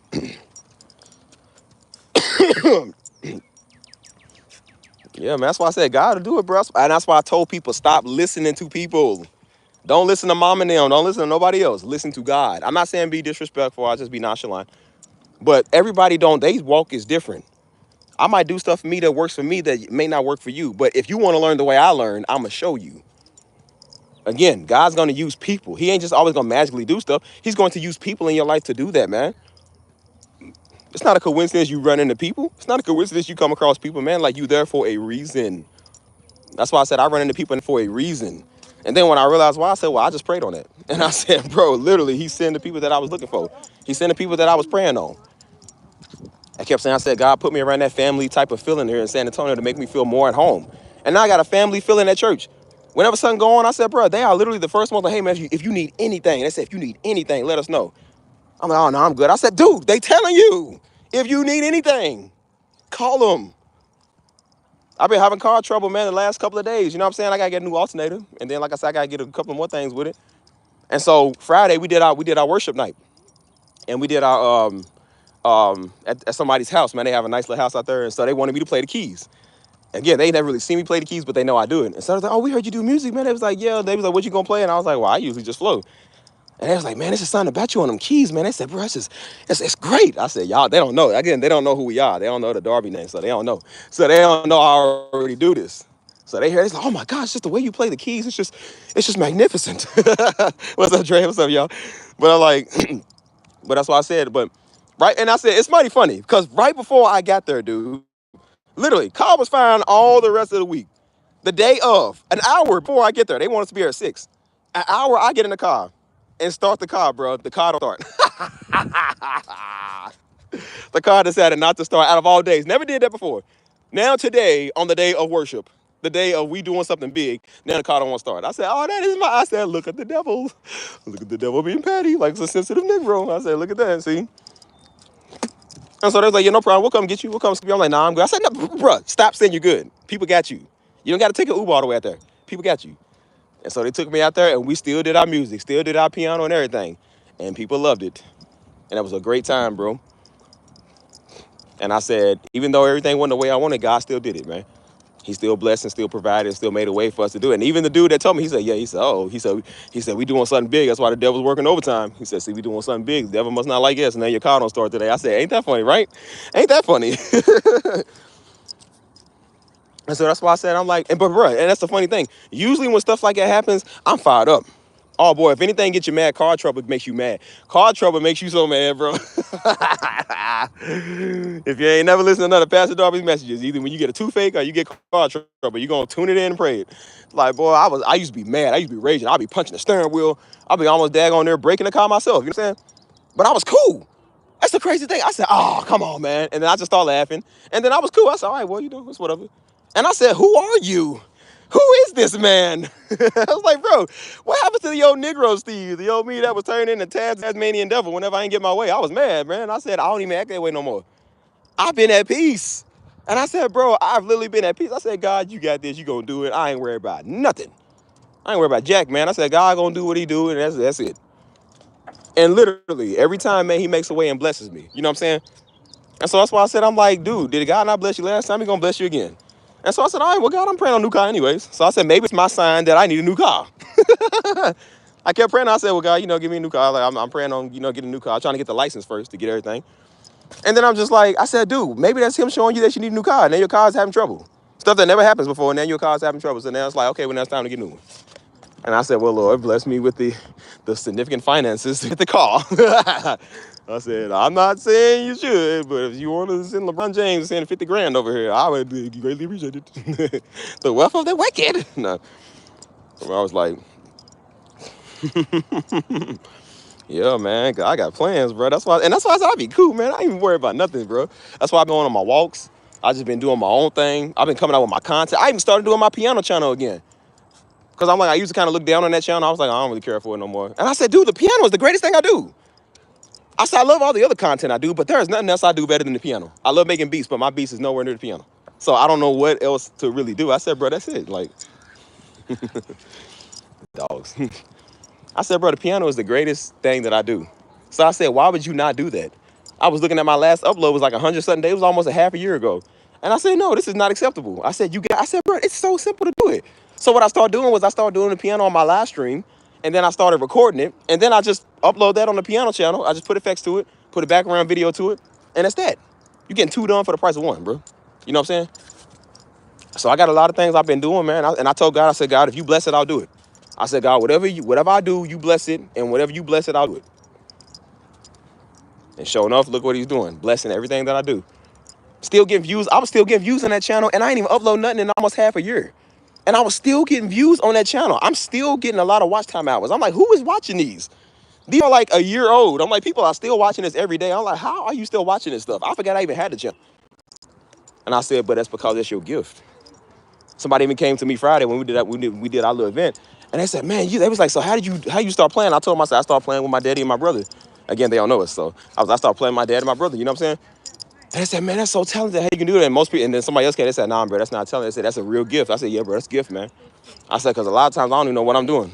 We didn't even know what we was gonna do that night, but we just flowed with it and just did it, and we had a great time, bro. And I said, y'all don't know, man, I'm the king at flowing. That's what I told old buddy. He said, yeah, he said, can you just flow? Are you good at flowing? I said, brother, you don't know who I am, do you? I said, you really don't know who I am, do you, brother? This is what we do. I said, all we do is flow. All our worship we did with Daddy, all our songs we did was flow, man. It was never really even playing, bro. We didn't even know what we was gonna do the day of. We just sometimes we just did it. So yeah, man, that's why I said, look at this, man. Just out here living abundantly, man. Walking nature. That's why I've been calling my last two piano pieces, I call it the beauty of his nature. That's literally what they call it, the beauty of his nature, and then the beauty of his nature creation. You know what I'm saying? Because I'm like, bro, it's just nature is just it's just all God, man. This is all God right here. And it just makes you happy. You know what I'm saying? This is where you can get a lot of your ideas, man. You know what I'm saying? That's why I advise everybody, man, go on a walk, man. I kept telling myself, bro, stop stressing yourself out. I realized where a lot of that stress and that anxiety was coming from. I was stressing myself out. I gotta do this, I gotta do this, I gotta, like, you don't gotta do nothing. That's 24 hours out the day. God gave us 24 hours for a reason. You can get everything done within 24 hours. Take 2 hours per thing you're doing. Take breaks. Refresh your mind. Take a nap if you need. Relax. Don't kill yourself. Relax. Because I said you're going to work so hard to get what you want that the minute that you get it, you're not going to want it no more. You see people all the time. Their whole goal in life was to be a millionaire. And then they become a millionaire. They don't even want the money no more because they hated the very thing that they was trying to get. You know what I'm saying? So that's why I was saying, I was like, bro, you got to watch what you value that much. Like, I know it's good to work towards your goals. Like I said, I was telling people the other day on my Discord, I said the guy that made Minecraft, he sold Minecraft for like $2 billion, like $3 billion. He bought his house that he won, bought his car, and he's still depressed. He's still not happy because the very thing that he worked so hard to get, he didn't even want. I was even talking to a dude the other day, a dude that found Christ, man. And he was at that, and that was the guy that I prayed. I said, God, put people in my life that know this stuff. And he knows this stuff, but he's good at whatever he does. And he said, man, I went from living in my car to becoming a businessman. And he said, man, I bought all the stuff that I want. He said, I bought the truck I want. I got all the money I want. And he said, I was in a darker place when I had that stuff than when I was living in my car broke. He said, I went to a darker place when I had money than when I didn't have money. A lot of people are saying that. So it's not the money, man. That's why I said, don't work hard for the money. Work hard because that's what you like to do. Again, people are stressing themselves out because that's their only goal. But if your only goal is just to get money, what happens when you get it? Then when you get it, then what? Okay, I travel, I go buy what I want. But you're still mad, you're still upset, you know what I'm saying? So again, you know what I'm saying? You gotta understand, you know, what you doing and what you doing for. Man, these mosquitoes out here turn me up. Dang. Turn a nigga up. Dang. So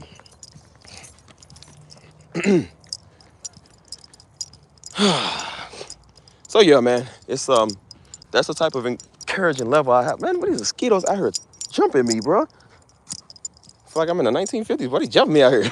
Mosquitoes are tearing me up, man. Dang. So yeah, man, that's why I said, you know, um, don't stress yourself out for what you want, what you know what I'm saying? So again, that's why I said learn to have fun with what you do. Making money is fun and easy, man. You know, creating things or being creative, that's fun and easy. It's not a job, dude. This is something that you love doing. You know what I'm saying? That's why I said I noticed when you don't look for money, money finds you. When you always looking for it, you stress yourself out because you looking for it. And then when it don't come when you want it, then you upset. Bro, these mosquitoes are jumping me out here. Dang, bro. Oh, where they all coming from? Things are huge too. Dang, it hurt. Get off of me. I'm getting like the daggone Hebrews, like they won't leave me alone. Dang, it's coming over here bothering me.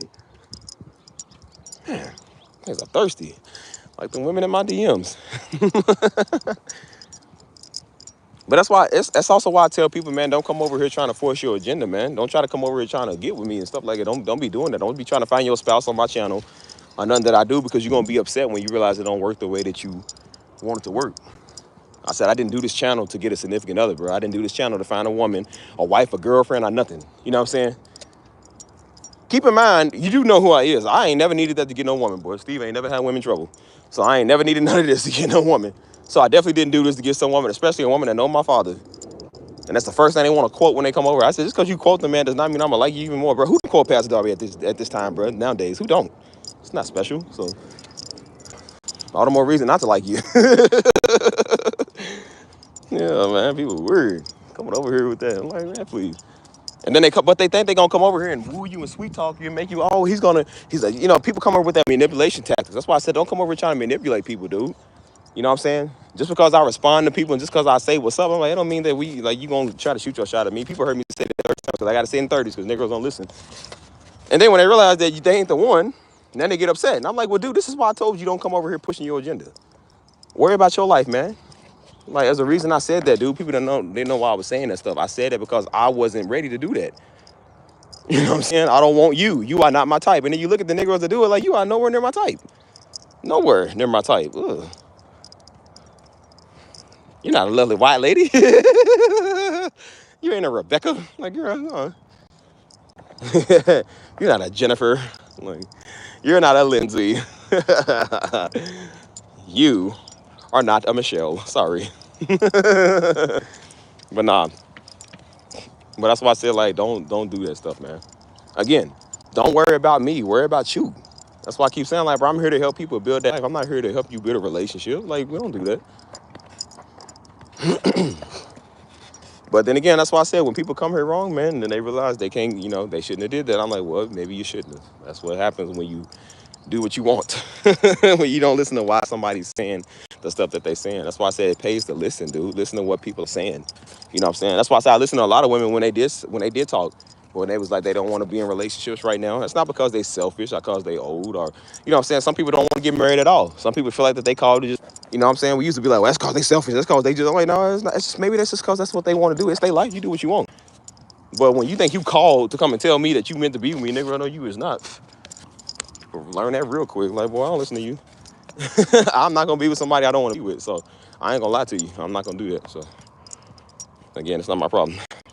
So will you be uploading on the H Steve? Yeah, I'm uploading on the H Steve keys like every couple of days. Because I did today and then I did like 2 days before that, like 2-3 days before that. So it's super simple, man. That's why I said the piano is the easiest, best thing that I do. So it's like, why would you not upload on that? I got a new program software that I just invested in. So I said, you got all this software and you ain't using it. You ain't doing nothing with it. Because I said I stopped really doing the channel when I started doing this channel. You know what I'm saying? And I'm just like, dude, I liked the vlogging at first, but then I realized I hated the vlogging because I got Negroes that come over here, man. I got a bunch of daddy Negroes and a bunch of weird Negroes. I don't want them over here. I said, dude, I'm not called to really. I'm more of a motivational speaker. I motivate you. I'm not a preacher, but everybody kept trying to turn me into a preacher. And I'm like, no, nigga, I'm not doing that. Come a year later, still ain't did it. So I'm like, yeah, show Negroes I don't do what you want.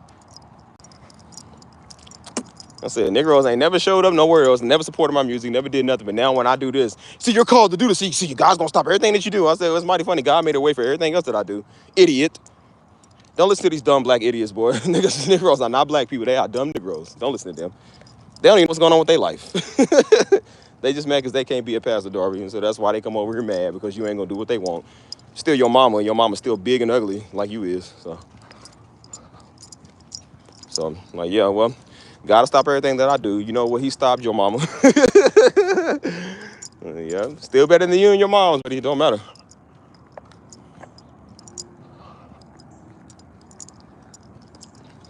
So that's why I said, I'm like, bro, don't listen to people. I noticed the only people that be trying to speak into my life is Negroes. It's nobody else. Oh, I hang with the Mexicans all day, boy. They don't do this. And white people ain't did it neither. It's only the niggas, man. They the only people that come over here thinking they daggone deep. And I said, if I listen to Negro knowledge, I'm gonna be a Negro like you. Like, boy, please. You don't need no more preaching. You need to get out the hood, boy. Get your finances up and do something with your life, man. Leave us alone. Like, dude, we don't need you. You don't need the word of God because it's free. Name the last Bible you bought. You can't even buy one. So Negroes just do it because it's free and easy. It's free and easy. That's all. Huh. And the minute the Quran is free and easy, they gonna go do that. They realize the word of God don't work for them no more because they ain't called to do it, and then they gonna go do something else. And they gonna be weird and do the Egyptology or something. Oh, let me see. So yeah, this is just what it is. Let me go to the other one. I'm gonna go back to the. I can go this way. I'll go this way. Hold on, y'all.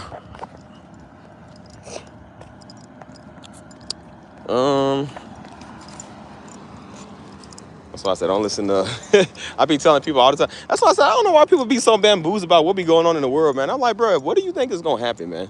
Like, stop listening to people, man. It don't take a lot of people to tell you stuff. You know discernment. That's why I said everybody was losing their mind over that movie Sinners. I'm like, bro, what do you think is gonna happen, stupid?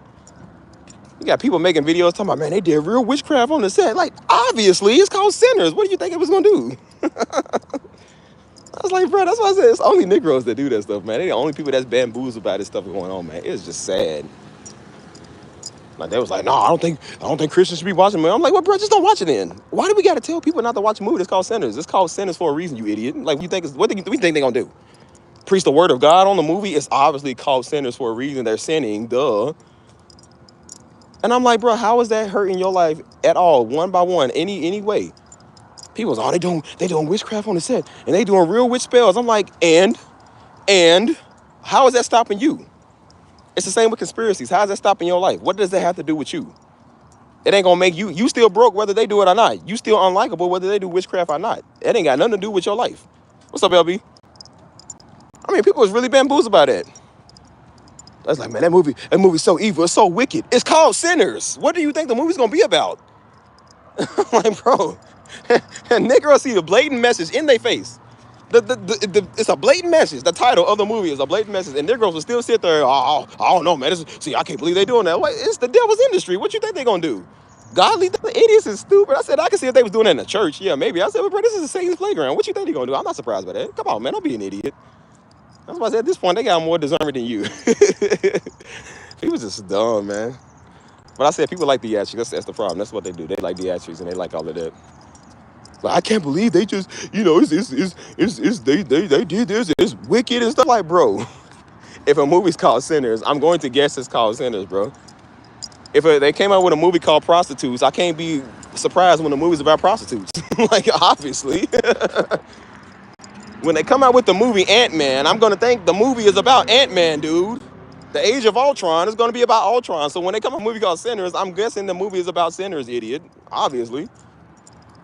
I'm just like, bro, how dumb can Negroes be? They are the only people that would debate the obvious. And that's why I don't argue with niggas, man, because they stupid. They debate the actual obvious, dude. They be like, Lil Wayne them just did a seance. Duh, obviously. Who is their God, boy? They point out similes in music. I said, well, if you don't listen to that type of music, you don't got to worry about it. You probably care about it because you love bopping. It's probably why. I mean, Negroes just be slow, man. He's have common sense. And that's one thing it is. It's just common sense. It's like, bro, if they telling you don't go to the hood because the hood is bad, I'm not gonna be like, you go to the hood and realize, oh my gosh, there's gang members. Like, obviously, you can't go somewhere where it's like that and then get surprised when you get your pockets ran, G. That's what happens. And that's why I said Negroes like entertainment. That's why they like the Pastor Darby conspiracies, because it's entertainment. It ain't nothing they can do about it, even if it was. But they like that stuff because they dumb. Negro always got to be entertained by something. They need a celebrity to say it. That's why they always need daggone Kamala and Cardi B and Meg the dumb stallion to say something, because they too stupid to think. They be like, Beyonce wore a Baphomet helmet. Obviously. Who do you think that Lord is, dummy? I'm like, oh my gosh, bro. People are so stupid.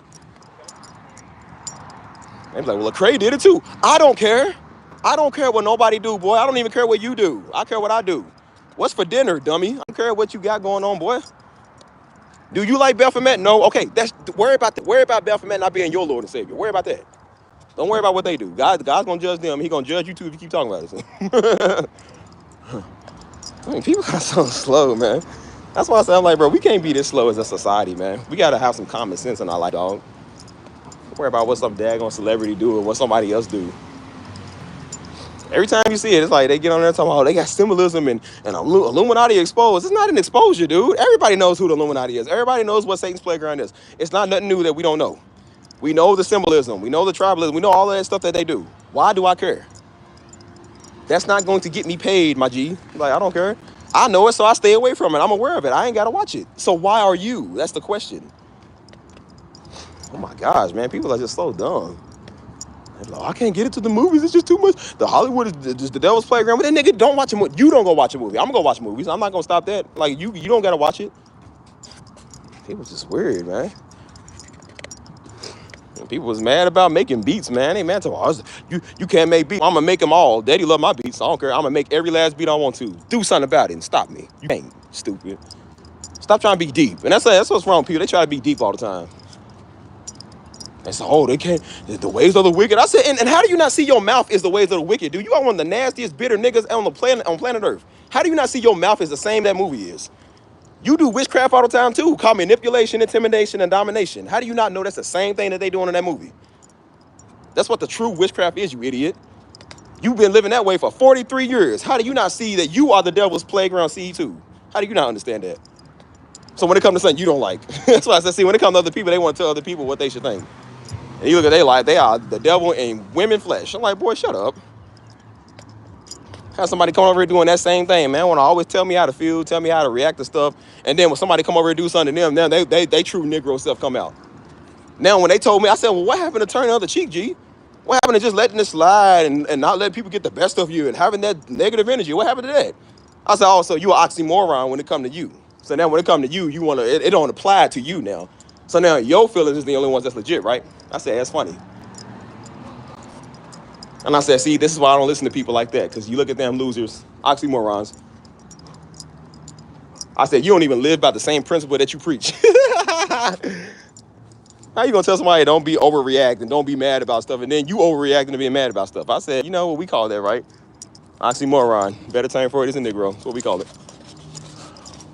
And I said, that is why nobody will ever listen to you. At least Steve won't. I'll never listen to you. So Negroes be so strange, man. Just be weird. Oh my gosh, man. I really can't believe they did that, bro. They was really bamboozled that the movie was called Sinners. I'm like, nigga, what did you think it was gonna be about? It's just sad. I'm like, come on, man. You gotta think, bro. You gotta think. They're like, oh, well, they're doing this and they're doing witchcraft on the set and they're putting spells on people. I said, good, then don't watch it. How about you not watch it? Be the one person that don't get a spell cast on them. Don't worry about it. I said, I could care less. I said, bro, I could watch the movie. It would have no effect on me. I don't care at all, man. I know what the movie's about, you idiot. How you gonna watch Saw and then get a surprise when Saw has places, stuff on it where you cut people body parts off? Like, obviously, it's called Saw, dude. That's what it's called. Like, did you not know what she was going to get? That's why I said, that's like putting yourself on a dating app, looking for a significant other, and then when you get with somebody, you too scared to go be with them. You can't trust them. It's like, what you do know you put yourself on the app to be out there to people that want to date, right? Can't blame them for them falling in love and you falling in love and you scared of love. It's like, well, why'd you put yourself on a dating app, you idiot? Like, oh my God. I had somebody do it before. They didn't want to put themselves out there. It came to me. They came to me, and then they wanted to blame me for them feeling that way. I said, well, you do know you want to fall in love too, stupid. It ain't my fault because you put yourself on there. You made the app too. This is all just a bag of rocks, dumb rocks, man. Like, people just slow, man. Always got an issue with something. It's always an issue with something, dude. So you gonna blame me for you falling in love. I'm like, but they be the same ones talking about, oh, yeah, ain't no good men out here young, and the men just treat us so young. And then they find somebody treating right now, it's your fault for making them fall in love. And I said, yep, you one of them women that just blame men for everything. And not only are you ugly, but you're also stupid. So I said, stop listening to these daggone fools, man. And that's why I say you listen to their knowledge, you're gonna be just as dumb as them. Like, those be the type of women that think that they speak for all women. Like, no, you don't. You don't speak for all black women. Believe me, black women are not associated with you. And that's why I love seeing stuff go on. And I go to the comments and black women being there. She said, yeah, on behalf of black women, she don't speak for us. It's like, yeah, he don't speak for us either. Like, and I said, no, people just hurt, angry, and bitter, man. That's why. And because they can't get a relationship, that's why they want to say, oh, we meant to be polygamous. No, we not. You just mad because your girl left you. She found another one. He's better than you. So again, he want to relate to animal nature. That's how low people get. They relate to animal nature. We're just meant to be like the animals and the lions do it. And I'm like, yep, they sure do. And I said, well, you talking about what the dogs do? The dogs tossing each other salads too. Like, you gonna do that to another man? I bet you would, wouldn't you? Yep, dogs eat every daggone thing. You gonna do it? And I said, why don't you go out there and live in the nature with the goats? Since the goats do it, go out there and live with the goats and eat grass and eat hay and stuff. Go do that. They don't want to do that. They want to use that one part because they want to get laid. I said, acting like the dumb Hebrew Israelite Negroes. What they think? Standing there looking like an inspired lunch bag. Look like his mama forgot to pack his sandwich or something. Like, boy, he gonna go somewhere. Yeah, it's beautiful out here, man. I'm just out here in San Antonio. Look at this. Beautiful out here. I'm crossing the street now, but I just came from the trail. I'm about to go sit over on the little complex place.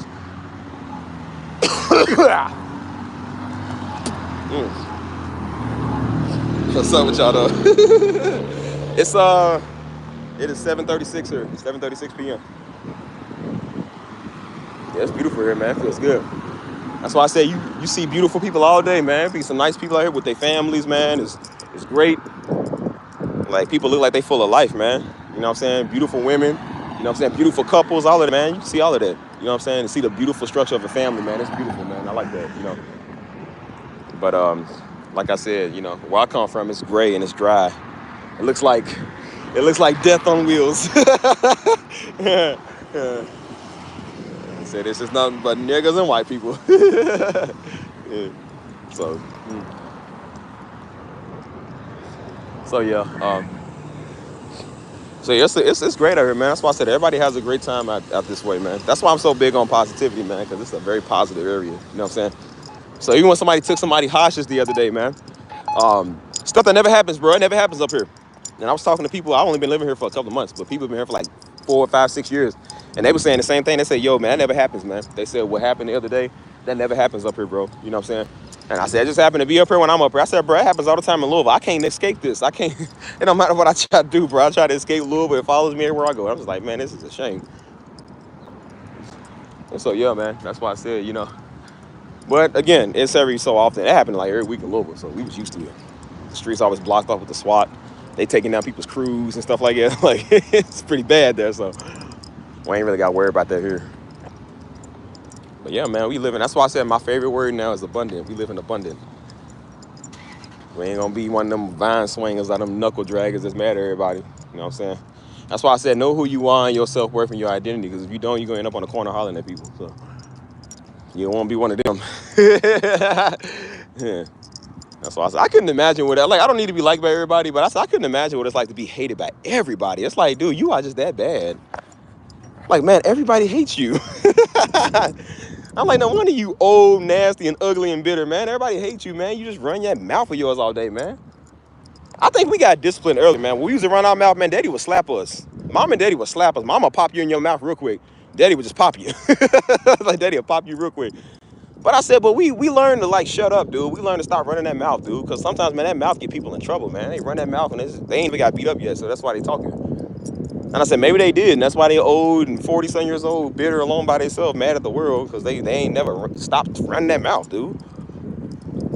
So I said, like, nah, you ain't single because ain't no good black man. Please, I bet you every black woman in this chat right now is a good black woman. I guarantee you. I got a lot of good black women in this chat. You ain't speaking for the black sisters, man, because you a black nigga. Like, nah, you just a nasty Negro who don't nobody want. And then you look at their profile picture and you look at them like, bro, who would get with that? It's like being with an African warlord. Who wants that? I don't want no chimpanzee.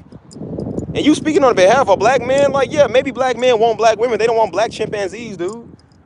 They don't want this nigga looking like an ape from the daggone Sahara Desert. Like, niggas be talking. They be having the nerve to diss white women. I said, boy, every white woman walking looking better than you, I would take a Rachel before I take a Sharkeisha like you. Shoot. My kids looking like two boulder rocks come at your system. Girl, please.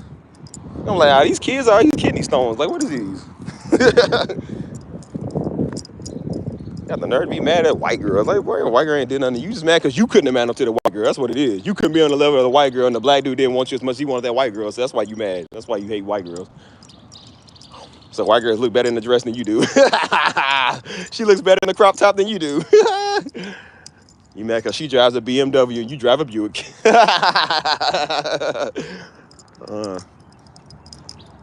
She be like, well, they copy our style all the time. And I said, yes, she does a better job, better than you. How you let somebody beat you at your own style, man?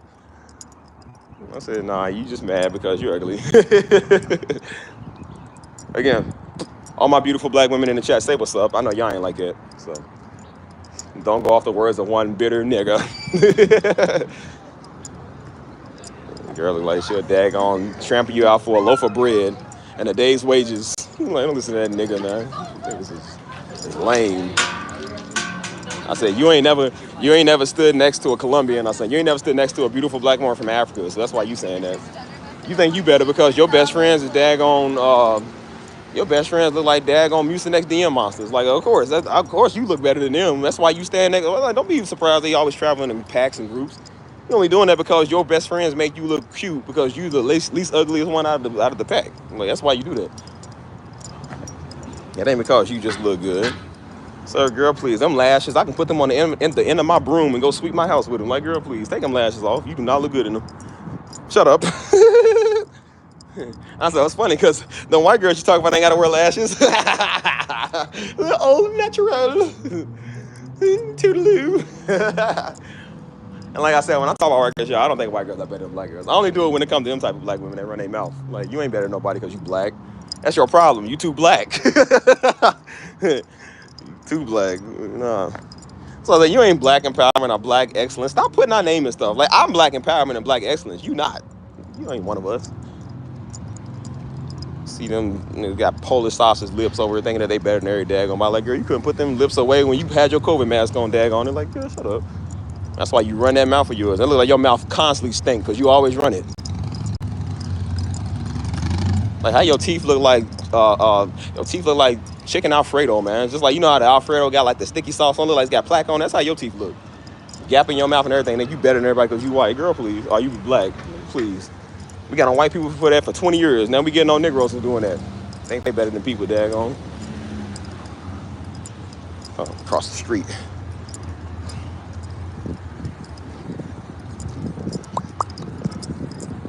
Negroes be salty, man. That's what I said. Why people be so salty, man? Over some color stuff. Like, bro, you are not better than people because you black. Stop that. Your genes might be superior. I know we've been lied to all these years. Yeah, our genes might be superior, but that don't mean you look better and you is better than everybody. Somebody get out there, they got bone deficiency and all that, will still be a better person than you because of the way they treat people and the way they love God, and God will favor them more than he favor you, Negro. That's why I keep telling you. I said even the Gentile man gets in on the blessings, man, because a Negro like you just want to be slow. That's why you don't get none in your life, man. That's why you slow. That's why you always been a silly Negro. I said, boy, please. I said, you the reason why when people get money, they move away from people like you. Oh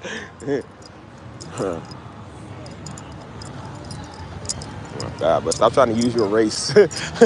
Stop trying to use your color, man, to shame people, bro. It don't work. And that's why Judah's always in captivity, man, because they think they're better than every daggone body. Then they realize that they're not better than everybody. See? Don't do that. And that's why people talking. God is still using his white man and his white woman mightily, still using them to do stuff. It ain't stopping the grace of God on their life. So why is it stopping you? God's still blessing them. God bringing them thousands of dollars, millions of dollars for them because he loved his children, whatever color they is. He ain't forgot about his people, but he still love his people. Like them people is his people. You bet nobody because you black Negro, please. And you do a before and after picture, like, bro, you uglier than you was 20 years ago. Like, you should have been cute 20 years ago. Like, nigga, you ain't better than no white girl, please. If that's what you're doing with your 40-year existence, boy, you really got some real deep issues. I really wonder what happened to people. If this is what you're doing at 40, 50 years, like, what happened to your life, dude? I'm not doing this with no white men, so. I said, if you mad at white people, you just have... you mad at a white girl. The white girl ain't never said nothing to you. Like, shoot. What's up, bro? What's up? How you doing, bro? We just chilling. We talking about the common Hebrew. This is the Hebrew nation. That's what we talk about. I think I want to sit. Dang, I ain't got my camera stand out here today, y'all. So I think I'm gonna sit. Gotta find out where I want to sit at. I think I'll sit over here. Oh yeah. Well, we talking about how people just act, man. How people want to be all silly and nonchalant. You know what I'm saying? The topic of the day is guarding your heart. That's what I want to say it's about, but don't know. So let's sit right. I think I'm gonna sit right here because I never get to sit on this little Vadak over here. So I'm gonna prop you up about right there. Maybe right there. So. I'm just going to the house to get my camera stand, but yeah, you know how that goes. But,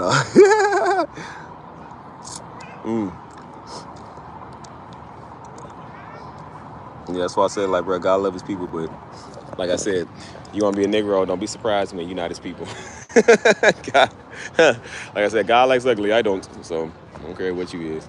People really thought they was going to do that, bro. They really thought because my daddy talked about Judah and that we, I don't say black activists, but you know what I'm saying, we all black excellence, you know what I'm saying? And they thought that's an opportunity for them to come here and do that. They was like, oh, well, I'm black and Steve is black, so I'm gonna try to come over here with some love and show Steve some kiss up talk and let Steve know I'm interested. And thought I was gonna date him because we black. I'm like, no, absolutely not, bro. That's the exact reason I would date you, because we're black. I was like, Steve is not a black man. I am a white man. Sorry. I know. I got revitiligo. I know you can't tell, but it's just a skin condition. I was like, bro, I ain't dating nobody just because we black, bro. That's the stupidest thing I ever heard in my life. And I said, you are not the black woman I want, dummy. You are not the black woman I would get with. So, again. That's why they try to be like, well, your dad said. I'm like, well, yeah, and daddy said that. And that's why I told daddy stop saying that, because he don't speak for me on that issue. And he had to learn to stop saying that. So, don't use my daddy to get at me, you pathetic black Negro. Yeah, so I said I always talk about white, because I'm like, a lot of white people don't know us. So, again, maybe I find that little white girl that don't know me. Treat me as a human being. I could be at my highest or my lowest. She'll still love me. But,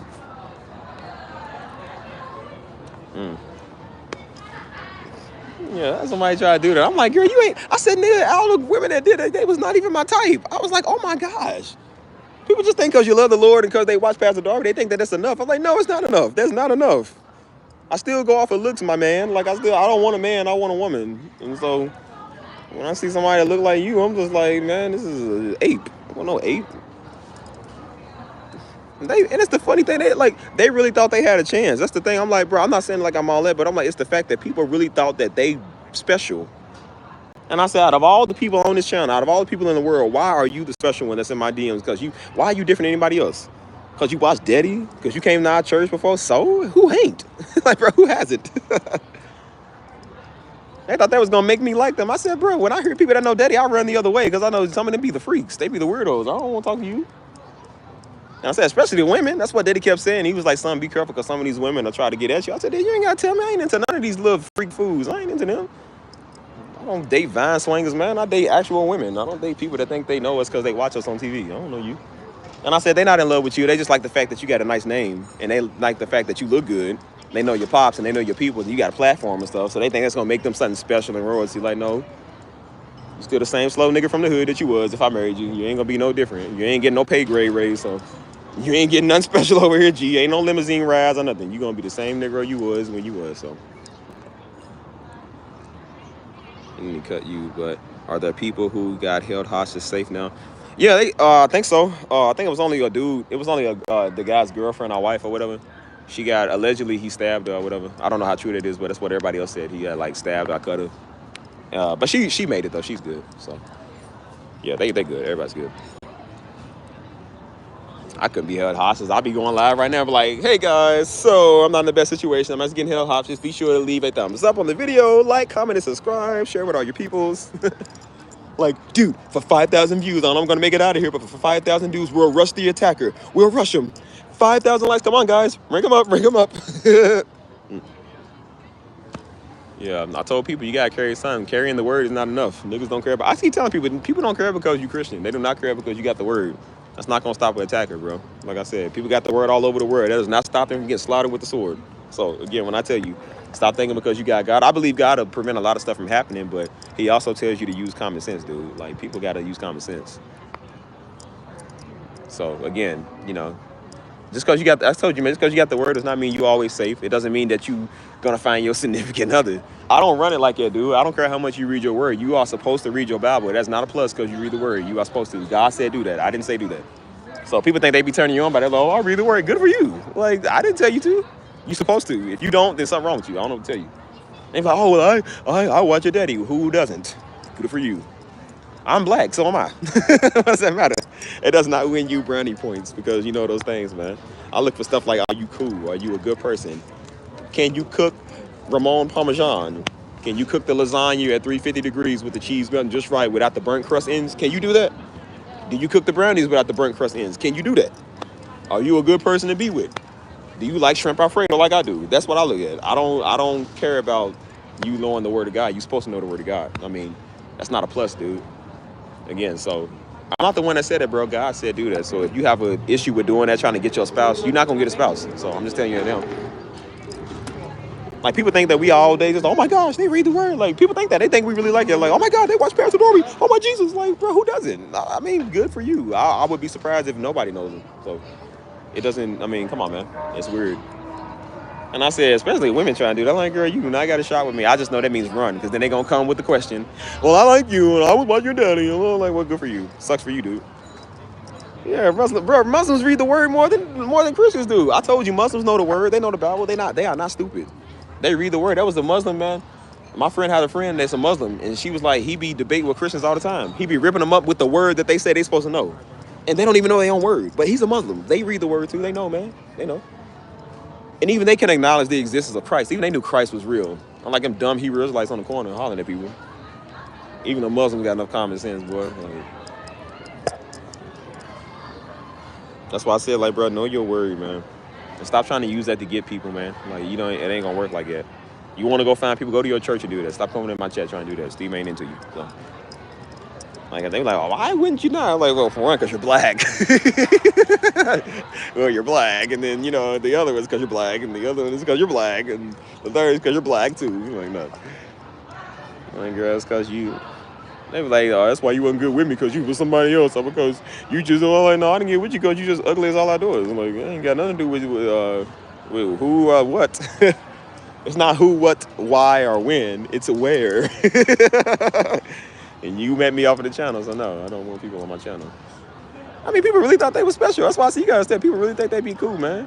They be thinking they special like they got a chance. I'm like, bro, I'm not a celebrity, bro. Just because you get thousands of views and because your daddy's known, that don't mean nothing to me, man. That don't mean nothing to me at all. I'm just me. And that's why I like being here, because I can be me. I ain't got to be nobody special. I'm nobody extraordinary. I can just be myself. And people see that, like, oh, no, I'm going to be special because they ain't special. They losing their life. And that's why they try to come over here trying to get at you. Like, nah, man, I don't want you. And then you look at the niggas like, bro, the niggas ugly. Like, you ain't even somebody I would get with. Like, you ain't even my type. Like, nobody ever asked me what I want. Everybody just wants to do what they want. You know what I'm saying? I'm like, you didn't even ask me what my type was. And if you was a beautiful Colombian that came on my channel, I'm like, oh, well, maybe the Lord died sent you. Maybe. Or an Italian woman that can cook Ramon de Parmesan. I'm like, yeah, maybe the Lord sent you. Well, you're black. I don't date blacks. Nah, it's fine. Uh, so yeah, I don't even remember what I was saying, bro. What was you saying? But yeah, the word of the day, man. Like I said, don't push your will, bro. Again, I can't go to a woman if a woman is telling me that she don't want to be with nobody, and that means anybody, and then I try to go to her and think that I'm a woo her by being sweet and saying words of affirmation, and I'm gonna do something extraordinary to make her like me, and then she still don't want to be with me after all them things because she says she don't want to. How can I be mad? I can't be mad for not wanting me when they told me they didn't want me in the first place.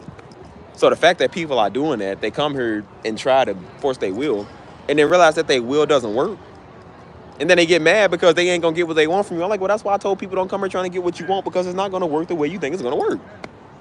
I didn't think I had to say it on a channel full of grown people, but I would say these are not people, these are niggas. Niggas are not people. They are weird. You know what I'm saying? You gotta keep saying the same thing.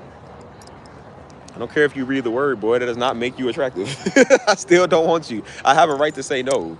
I don't jump with any daggone body I see, dude. Again, I don't listen to people. And the only people that come over talking is niggas, man. It's not white people. It's not nobody else. It's not good black people. It's Negroes. They the only people that's mad about everything. They mad at white people. They mad at black people. They mad at the world. Mad at Trump. Mad at Biden. Mad at Kamala. Mad at everything, man. Just daggone. You stand with them and then they get mad at you. Like, right, niggas just get mad at everybody. And I was like, y'all just have no loyalty among yourselves, man. Nobody care about that. This is a shame. So, again. But yeah, what do y'all want to know while we still here? What do y'all want to know from the lovely Steve? Maybe one of y'all can shoot y'all shot. Not. What's up with y'all, man? Let me know what it do, where it do. Steve's Emporium for the auditorium. Let's know what y'all want to know. Ouch. Mosquitoes out here tearing me up, man. Dang. I'm starting to think I deserve this. Talk to me, people. Come on. Talk back to me. Do. Don't y'all love these palm trees? I love this, man. It lets me know that I made it. Like, nigga, we made it. Sure did. I ain't had no challenges in these live streams, man. I think I warded off all the weirdos. All the weirdos is gone. They ain't even over here no more, so. It used to be funny, man, because I would go back and forth with people just for fun. It was entertainment, you know what I'm saying? But I got paid to do it, so I was like, well, while they on here, I'm going to make it worth my while, so I'm going to go ahead and throw jokes on everybody. So I was like, let me know what's up, man. You got some weirdos in here. If any of y'all want to start some beef, we can take it there. A joke war, perhaps. Come on, anybody, something. I'll take anybody. Angry, bitter, whatever you is. Hang on. Oh no, my Trump coin is down. The Trump coin has fallen. Yeah, hey, I was just talking to them about sports earlier. I said LeBron is the greatest of all time. They said, no, actually, it's Michael Jordan. And I said, well, actually, it's not. So, now, Jordans, keep in mind, are the greatest shoes of all time. Don't get me wrong, like that's it. Look what I'm rocking now. I'm rocking with the Jays. Can never go wrong with the Jays. The Jays are always fresh. I would never wear a pair of LeBrons. But LeBron's game, I think, is way better than Jordan's game was. So, sorry. I'm not just saying it because I'm on the bandwagon. I really think LeBron is better than Jordan, bro. I don't know nobody better than LeBron, so. LeBron and Kevin Durant, man, is up there. Derrick Rose, I think Derrick Rose would have been up there, too, if he would have stayed. Like, if he didn't hurt himself, man, I think Derrick Rose would have still been one of the greats of all time. You know what I'm saying? He said, well, actually, it's Mr. 6 for 6. Yeah, they was like, well, Jordan got more rings than LeBron. I was like, yeah, so what? And that's because Jordan had Pippen and Dennis Rodman and what's his name? I forgot. LeBron usually be doing it by himself, man. He ain't really got no real weapons like that. LeBron still have a good team and be carrying like 45 by himself, man. Jordan don't do that. I think Kobe outscored Jordan, man. Like, come on, dude. Everybody outscored Jordan. Which Jordan's good. I'm just saying, I just personally think LeBron is better. Mr. Untouchable. I ain't seen nobody do what LeBron can do.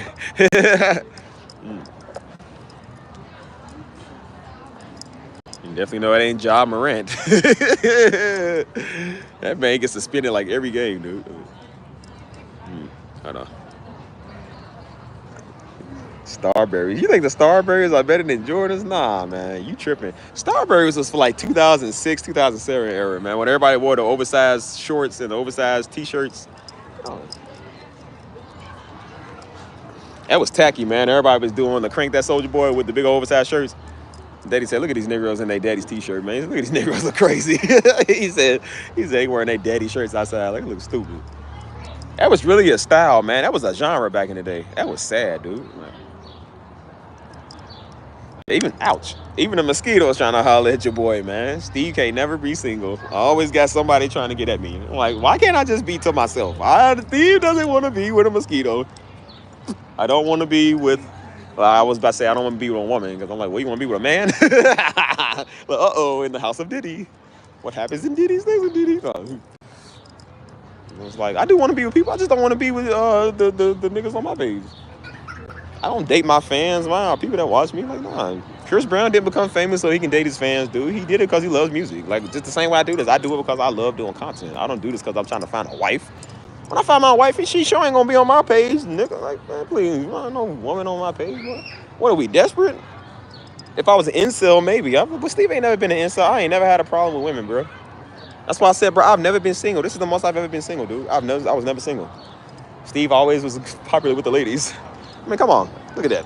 Steve always popular with the ladies. Look good, feeling good, and it's good. Steve ain't never had no issue with that, man. So why do I care? I don't do this channel to find a woman, man, please. Especially one of these little wannabe prophetess weirdos. I ain't trying to find them niggas. Please.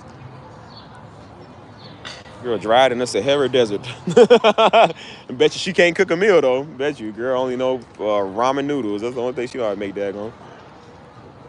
Girl don't know nothing else, and that's why she's sitting there talking. Girl, shut up. He said way better than this tight era. I don't know, bro.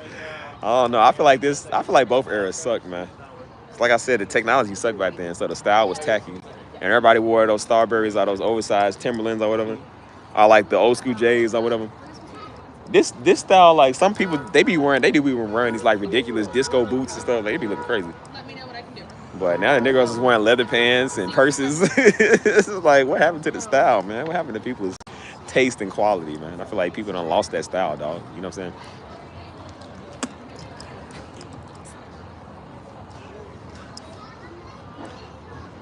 So yeah, one thing about Steve, I've always had style. I've always had game. I ain't never been a lame. I always had game. Even when I didn't have $5 to my name. I've always been the same. Never been ashamed. Nah, the early 90s wasn't the best style, man. Early 90s was the cheesiest, bro. Like, I don't know. I was even looking at, I said, Mama, how'd y'all live back then, man? Y'all had to tuck your shirts in and y'all was wearing, I mean, that was more presentable. But I said, Mama, y'all look tacky back then, man. Y'all style was crazy. She said, well, look better than what y'all wearing nowadays. I said, I mean, you ain't lying, dude. But I said, but it was still cheesy, though. Everybody looked like they smell like Dow soap, like cheap soap and sweat. Like, nobody won't be back then, bro. But they was more classy, man. That's why I said that was back when people was beautiful, dog. You know what I'm saying?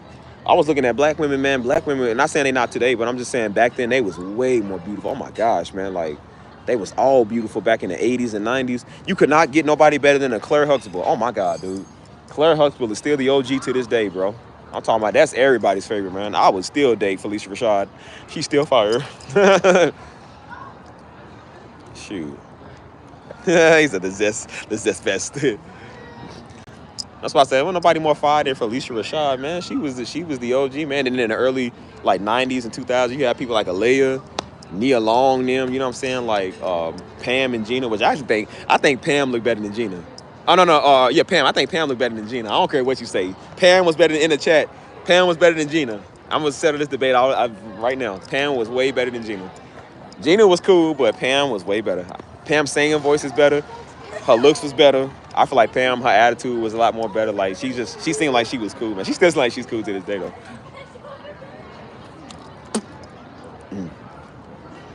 But yeah, the early 90s was cheesy, man. Everybody wore like high waters and they wore like the light blue jeans. I was like, that looks so tacky, man. They always tucked in their shirts and stuff. I was like, man. Everybody looked like their favorite food was chili back then, like chili and spaghetti.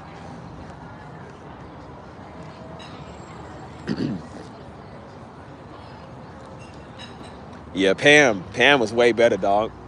Pam, and then I remember Lisa Bonet, man. I used to love Denise Huxtable. Was it Denise? Is that her name, Denise? Denise Huxtable. I used to love Denise, man. I always thought she was cute. But I said, how are y'all all different shades of black and y'all the same family? I'm like, she's light skinned, the rest of them is dark. I'm like, girl, what happened to y'all? Yeah, even Cassandra, man. Cassandra wasn't bad either. Cassandra was cute, like they all was, man. Rudy Huxtable, they was all cute. Like, bro, they was beautiful back then, man. And you look now, it's just like, man, Sexy Red done took over. Like, she over in London dropping it. It's like somebody, she was over at popping it on the handstand. She was doing something, man. She was doing the splits. And so she was throwing it on the ground, like how you drop a bag of ice on the ground, how you like drop it and stuff. Somebody said, man, dropping that like a bag of ice on the ground is crazy work. And somebody was like, not the bag of ice. I was like, yo, she dropped that thing like a bag of ice. I was like, it's sad.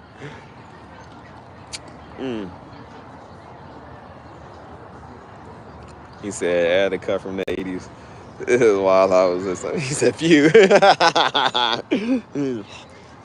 Yeah, I said, man, I like me a classy woman, man.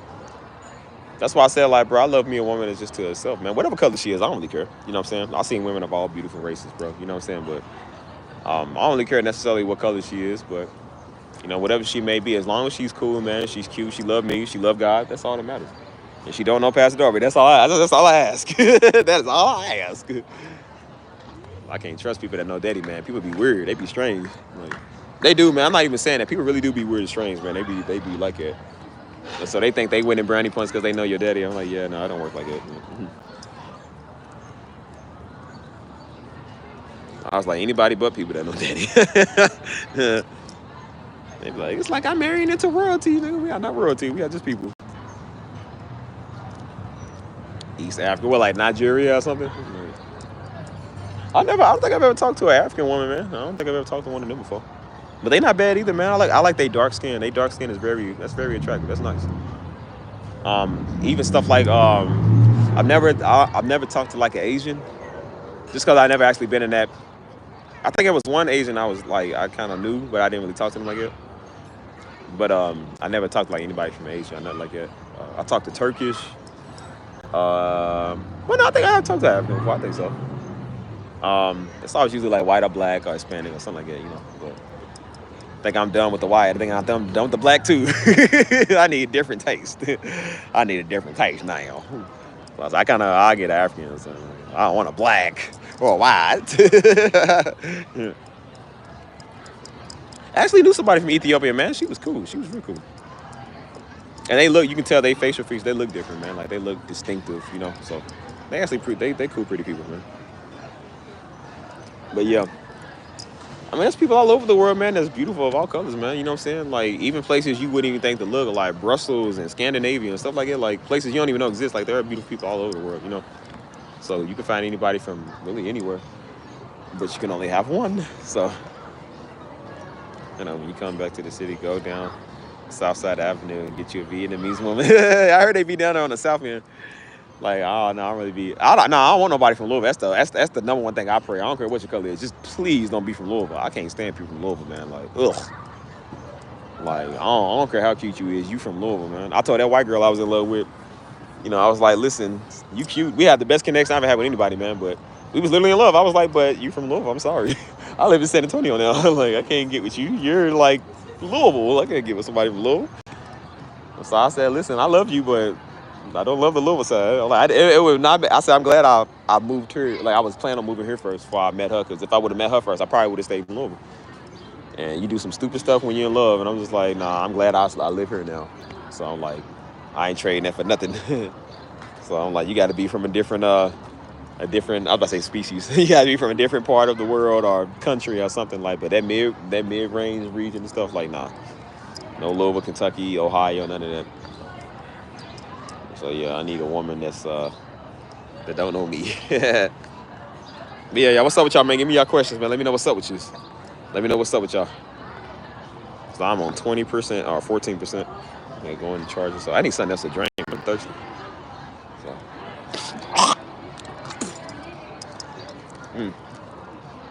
He said a nice Latino. You ain't got to tell me twice. You ain't got to tell me twice. The majority of people here are Latino, man. She's Latino or foreign or black people, you know what I'm saying? White is actually the minority here, so, you know. That's a sad day for me, because, you know, I love my white women. Only at 14%. Like, man, I was hoping the percentage was a little bit more, but, you know, I'll do with what I can take. So So yeah, when the time is right, like I said, you'll find somebody. You'll find somebody to marry, but I ain't worried about that right now. Negroes only want to know that because that's why I had people on my channel want to know that because they thought they was the one. I said, boy, you I know where they're the one. Like, girl, you would never have a chance in the world. I don't know what you thought this was. I said, I'm black excellence, and I mean I like all black people. I don't like your black hindquarters, Negro. Somebody kept trying to say that, man. They was like, well, do you like black people? I said, bro, I like everybody. Just because you don't see me with somebody does not mean I don't like them, bro. Like, I love everybody. Just because I'm not with you, ugly, don't mean that I ain't like you. You try it. You want to take Tank to visit your mom? No. Tank is fine where he's at. That boy is not special. He's just a boy. Tank is good. They got heavy perfume over there, but I smell it. Dang, it's strong.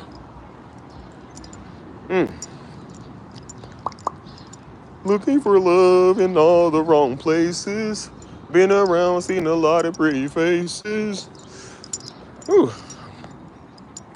Dun, dun, dun, dun, dun, dun, boom, boom, dun, dun, dun. I'm gonna go in the house and charge her real quick, get something to drink. We gonna stay on. I try not to do my live streams too long, man. Like I used to do it for like 7, 8 hours. I don't even want to do that no more because that's too long. I got life, so got stuff to do. But yeah, I'll see if I can stay on a little longer today. So looking for love in all the wrong places. Been around, seen a lot of pretty faces.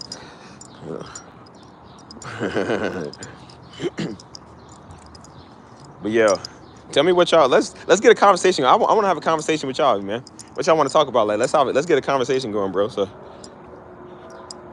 says Steve, I'm serious. You make us scared to visit Louisville. You should be. For the love of God and all that is holy, don't visit Louisville. You might not make it out of there. I mean, you might make it out of there, but your pocketbook gonna be gone. Everything you came with, dear, is gonna be gone. If you came with 5 kids, 3 of them gonna be gone. You're gonna be like, where they go at? Louisville is not a place you want to be at, boy. I tell you, it's not all bad city, but it's not all good city either. There ain't nowhere you want to be at. I'm like, yeah, I say Louisville is where you go when you want all your hopes and dreams to die. Hold on, my internet might mess up. I'm going on the elevator, so bear with me, people. Hold on. Let me get to the second floor. I'm bruh, man, from the 4th floor. I'm about to go to Mom's house real quick, eat some more. You can rolls if you wants to. It's another man just chilling. Hold on. Hold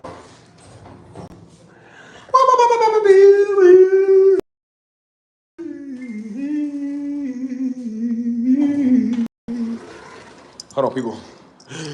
Let me go live. Hold on. Hold on, what you say?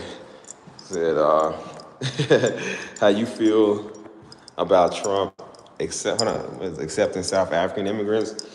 I don't know. I don't really care about that. Like I said, I ain't got a problem with nothing. As long as Trump ain't personally doing nothing to me, I don't really care.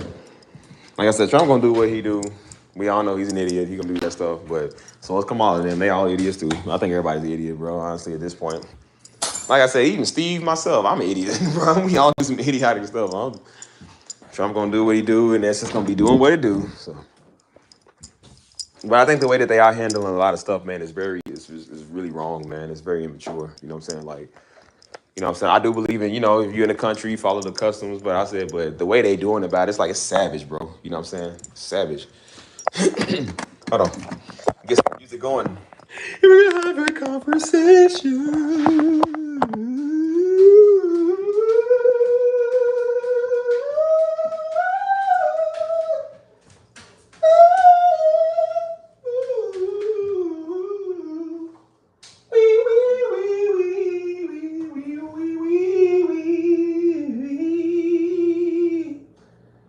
We can have a conversation. Have a conversation.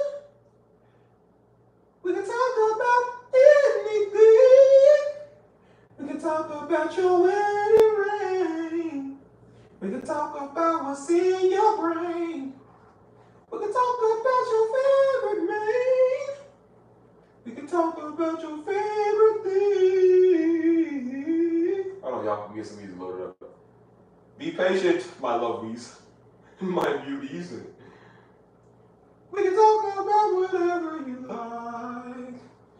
talk about your ugly wife.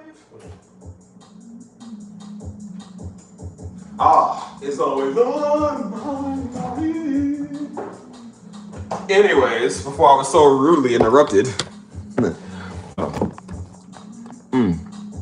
Did you do sports growing up? Yeah. Daddy stopped us from doing a lot of sports, man. I think he was worried about us getting hurt. Like, we did sports, but we did it like the street way. We didn't join like a lot of leagues and stuff because he wanted to be there for it too. So he was always working, so he couldn't really do it at the time. So.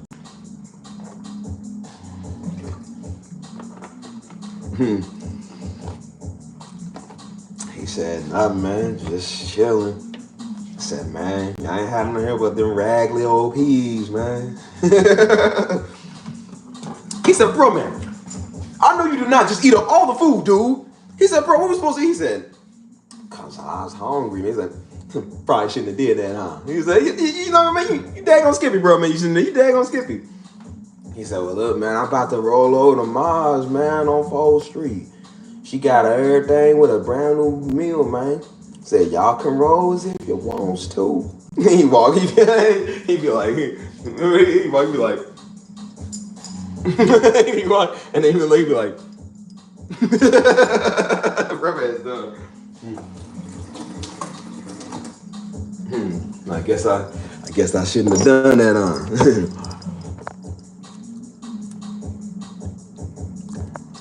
Hey, I should have freestyled to this beat.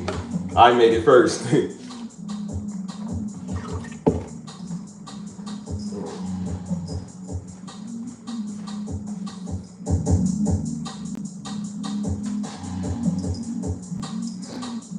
Figured it'd be good to charge my phone up. I guess we can do an all-day live stream if y'all want to. What are we doing? Hold on, let me text somebody back. Hold on. I'm not gonna fight it. Anyways, my beautiful, lovely white people. I'll tell you, lovely white people, how you doing today? Yeah.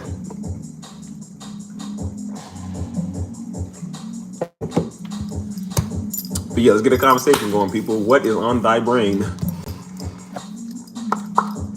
Hopefully that charges up fast so I can get off this charger. We can talk about whatever you want to talk about. Spicy. What's your favorite form of entertainment? That's a good question. What do I like? I love to be entertained, so. But I don't like to do the entertaining somehow. I am an entertainer, man.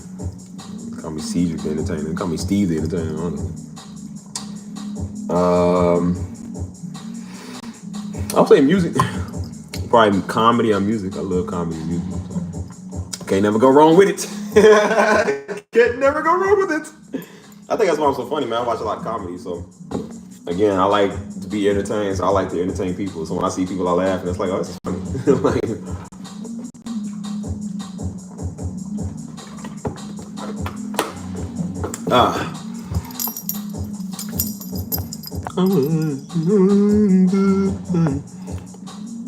Come on, people, let's strike up a conversation. Come on, people. Perfect work. You gotta work it.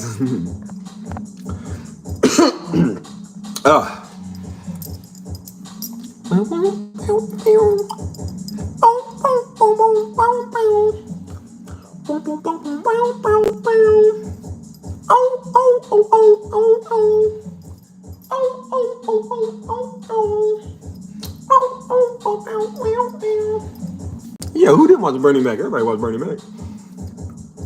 Look at America. I'll tell you that, America. Oh, Lord, that be Jesus church. You know my nose, America. What's up, Jadell? What's going on with you? The next Trav Snow session. That's a good question, bro. Probably this week. I'm gonna do one this week because I'm on a musical weekend rampage. So I think I'm doing one NBA and then one Trap. So because I want to get back into it, man. I got some big things coming, y'all. I got some big things coming. Oh my god. Oh my god. I'm so happy. Man, you wouldn't believe how happy I am about a lot of things. When I say the abundant lifestyle, I mean the abundant lifestyle, man. God is doing something big, bro. So I'm just turning into Little Richard over here. Yes, bro. That's why. Hey, when I came out with that piece, Sunny Days in Central Park, that's one of my favorite pieces of all time, man. I didn't realize how good that piece was. I forgot I had it when I put it out there. But but when I put that piece out, man, I remember last year before I did the channel, I was listening to that song. I listened to that song at least 200 times. I'm not even gonna lie to you, man. And I was walking in the park when I was listening to that. And it's the part when it's that dun, dun, dun, dun, dun, dun, dun, dun. I'll be playing that usually all the time, man. That part, man, I'll tell you, man, I cried so many times to that song, man. I didn't realize how powerful that song was, man. I praised that song so much, man. I cried to that song so many times. Like, bro, that song was, I forgot it was me doing it. I don't even remember even doing that. You know what I'm saying? But I said, but the fact that it was touching me like it touched y'all. And that's when I put on Facebook, I said, I know what y'all mean by when y'all say my music really do be touching y'all. I said, it was touching me. I didn't even realize I even did it. You know what I'm saying? But that's my favorite. That's why I said, don't sleep on the keys, man. I kept telling myself, like, bro, don't sleep on the key. Daddy always said that. He said, son, whatever you do. He said, you can make beats. He said, but son, don't ever sleep on them keys, dude. He said, this is your thing. And I was like, when you see it, you're like, because, you know, you do it all the time for free. Like, I don't care. Like, you know, it's just what I do. But I said, but no, bro, the keys this is going to open up a lot of doors in your life too, dude. I said, the keys is the most important thing that you do. It'd be one thing if y'all was just saying it. But when I go everywhere and everybody else says that, they all saying the same thing. I said, dude, they saying it for a reason. This is your thing. I'm not a pastor. I'm not taking over his spot, Nick Rowe. This is my thing right here, the keys. And I'm good at it. So when some old little vine swinger came in here, Jungle Bunny and all over the place talking about, yeah, God didn't call you to build the keys. He called you to pick up the NIV. No, he didn't. And that's why I ain't did it yet. And that's why I said my life is still good, because I didn't do that. Yo, Jungle Bunny. Yo, fruitcake. I'm like, nah, I ain't do what you want. I told him go skip to grandmama's house and give me some biscuits, you little dumb Negro. I'm like, see, that's why I said I don't sleep on the keys. And if I would have listened to that little skipper right, I would have never been nothing. I would have did my whole channel wrong, and I would have got cursed for doing something I ain't supposed to be doing. So yeah, that's why I said don't sleep on them keys, man. Keys are important. So that's why I said, like, bro, this is great, man. I got a lot of good things coming in, man. And so that's why I want to get these videos done, man. I want to get these ideas going, because I'm doing this on live stream with y'all. First, I was doing this behind the scenes. But that was the crazy thing about it. A lot of my pieces that I came up with was stuff I did like 5 to 10 minutes before I went to work. I think all of them was the ones I did like 5 to 10 minutes before I went to work. Like, bro, I'm not even playing. And that's why I said Water Walker. I remember Water Walker. That was my first video. And at first it was called The Man That Walked on Water. So I renamed it to Water Walker. I said, bro, when I did that piece, I remember I was about to go to work later that day. So I heard and did something before I went to work. I still don't know to this day how I did that song. I don't know. I cannot do that song the same exact way that I did it. I can't do it. I've tried it. I tried to play that part that. I don't know how I was doing it, bro. I cannot replicate that. No matter what I do, I cannot replicate that piece, dude. And that was 5 minutes before I went to work. Same with the Sunny Central days in Central Park or whatever. All of them that I did, man. Like, Lord, I give you my all. Lord, you and myself. Like, all of that. I did that, bro. I was doing that right before I went to work. And so maybe it was just that I was just trying to hurry up and throw something together. But I didn't realize how powerful it was when I was doing that, bro. That was actually something big, bro. You know what I'm saying? And that's why I said I miss doing that, man. I miss the days before it was big over here. I miss the days before I hit 100,000 views. You know what I'm saying? I love those days. Like, I love the days now, but I love those days back then because it was simple. I didn't have to deal with a lot of this stuff, man. Like I said, it was fun doing it. You know what I'm saying? It was me starting out, seeing myself at the lowest of the low, but also at the highest of the high, man. That was the best. That's why I said I miss those days, man. I got to get back to that. You know what I'm saying? That's what it was about. You know what I'm saying? Before I had this channel, man, the Keys, I had the A Steve channel, then I had the Keys channel shortly after that. I couldn't put all on one channel, so I made that channel. That channel does better than the other one. And that's why I kept saying, I said, notice everything you do, your piano stuff gets more views than anything else. Your piano stuff. People are still streaming my hour-long sessions. They still streaming the compilations I did and all the other stuff. I'm like, who is still watching this? I'm like, I don't even watch this no more. Somebody is. People still commenting under there. So that's why I say this is a big channel, man. Don't sleep on that. Like, this is a big thing. You know what I'm saying? And I say you having fun doing it, but this is your thing. And whenever this is your thing, I said God's gonna bless it because it's what you do. And I said, God, I'm gonna do it. You bless it. You bless it. I'm gonna do it. So that's why I'm gonna keep putting it out there.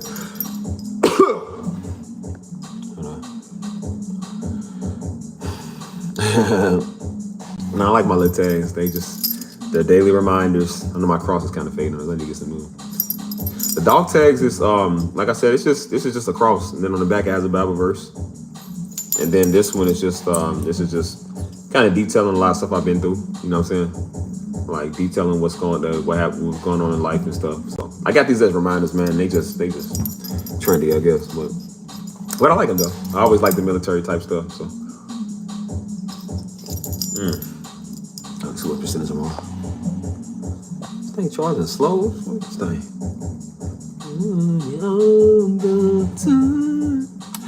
What's up, Lisa? How you doing? How are thine doing today, Lisa? Lisa Simpson. Lisa Bonet. I wish.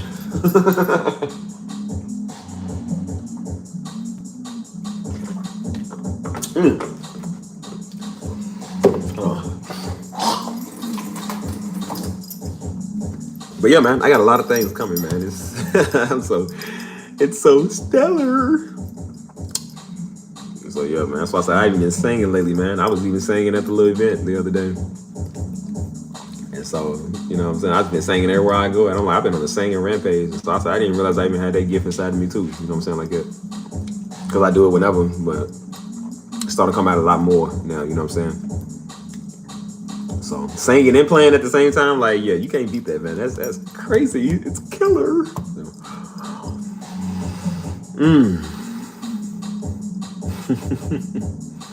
But that's why I said I'm telling y'all, man, about the abundance, man, the power of abundance, bro. That's what's been on my mind lately. That's why I said be abundant in everything, man. I said, God, be abundant in everything that I do, man. On my channels, on my music, everything. Like, be abundant in that, you know what I'm saying? Make it abundant. You gotta learn to speak at, man, and really believe that, dude. Like, again, we in a season now where it's like we in a season of prosperity. And I kept saying, I said 2025 is gonna be your year. 2023 was the start. It was the sacrifice. Oh Lord, it was sacrificing that year, boy. I'll tell you. 2024 was the blueprint. But I said 2025 is the reaping year of everything that you've done. And I'm seeing that, like, everything I did last year is benefiting me this year. And this is definitely a reaping season, man. You know what I'm saying? That's why I said you might not see it right now, man, but you're going to see it coming up. Earlier this year, I didn't see none of this. I said, but this, like, as the years go on, as the months go on, earlier this year, I didn't know none of this stuff that I'm doing. None of it. And all it took me was 2 months ago, I didn't even know this. Look how fast stuff happens within a couple of months. Don't think that because you broke right now, you always gonna be broke. You like that right now. You can go to bed broke and wake up a millionaire. You never know how that works. That's why I said, like, bro, remember I said 24 hours out the day, right? 24 hours. A lot can happen in 24 hours. You could have $2 to your name. Somebody can walk up to you within the next hour, not even a day later. Somebody can walk up to you within 2 hours and be like, hey, man, you know, here's $5,000. It's not impossible. So I said the fact that stuff happens that fast, God's blessings is quick. He can do it whenever. God can do it right now. He can do it in 10 years. You know what I'm saying? I mean, I would pray, like, Lord, I mean, you know. But I'm like, you know, hey, but God is abundant, man. And that's why I said I believe God, man. It could be your last minute on paying the bills, and God provided the money right there that day. Or the day before. Or the hour before the day is up where you got paid. It happens like that all the time, bro. And I said, God, you can't do that to me. You give me anxiety. But I'm like, but God knows what he's doing. I said, he knows what he's doing, man. And that's why I said, I trust him. I said, God, I trust you. I don't trust nobody else, but I trust you. Because you have never given me a reason to doubt you. You have never lied to me. You have never let me down. You didn't let me die. You didn't let me go through it like that. You've always been here for me and with me.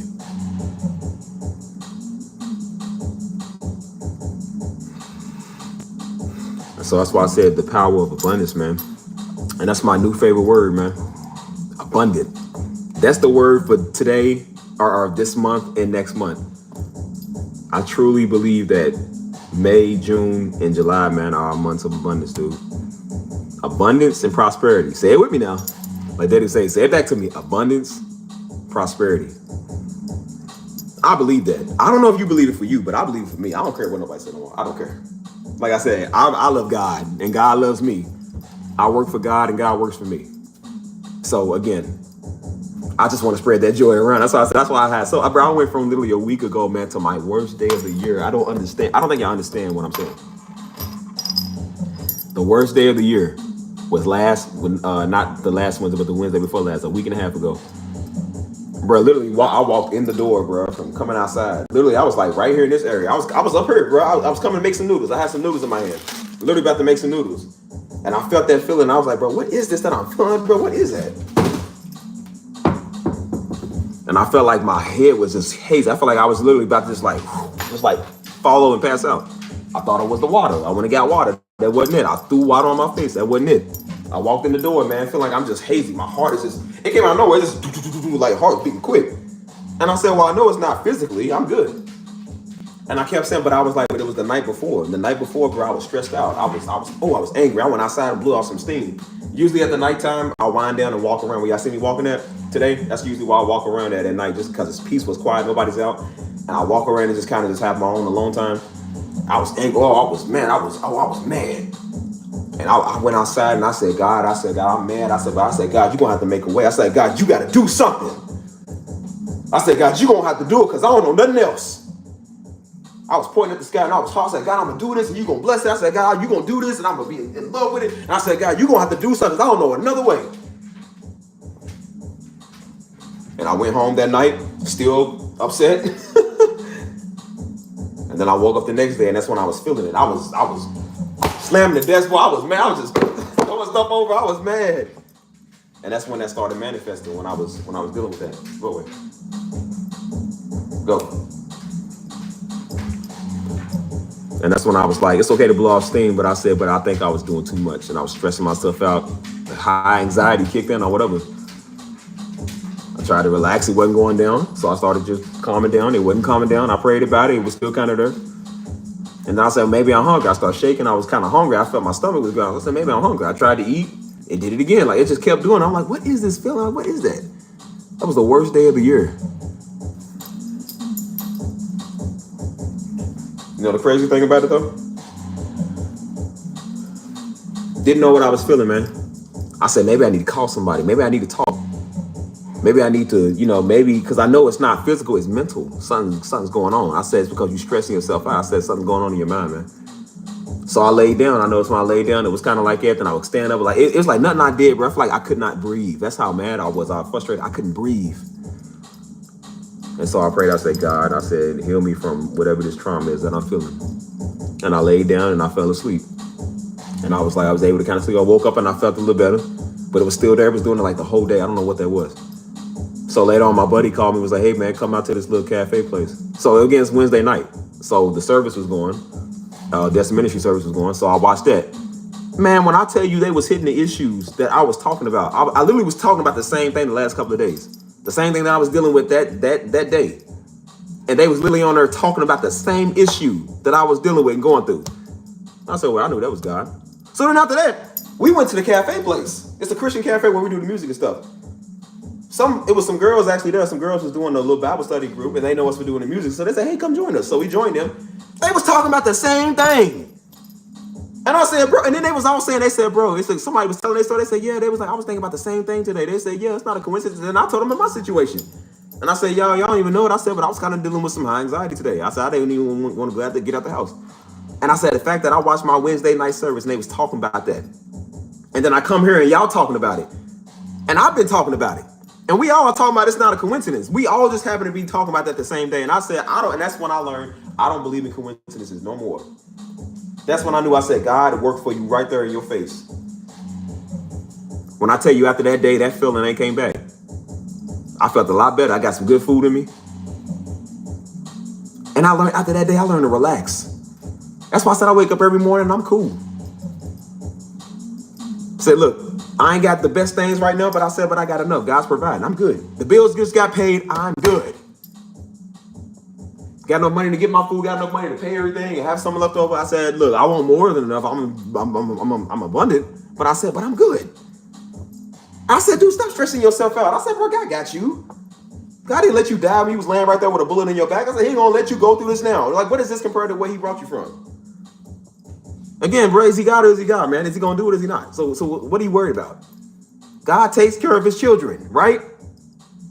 It wasn't a coincidence you was around people that you needed to hear that day. And I said, that's your problem. You need to get out and go be around people that day.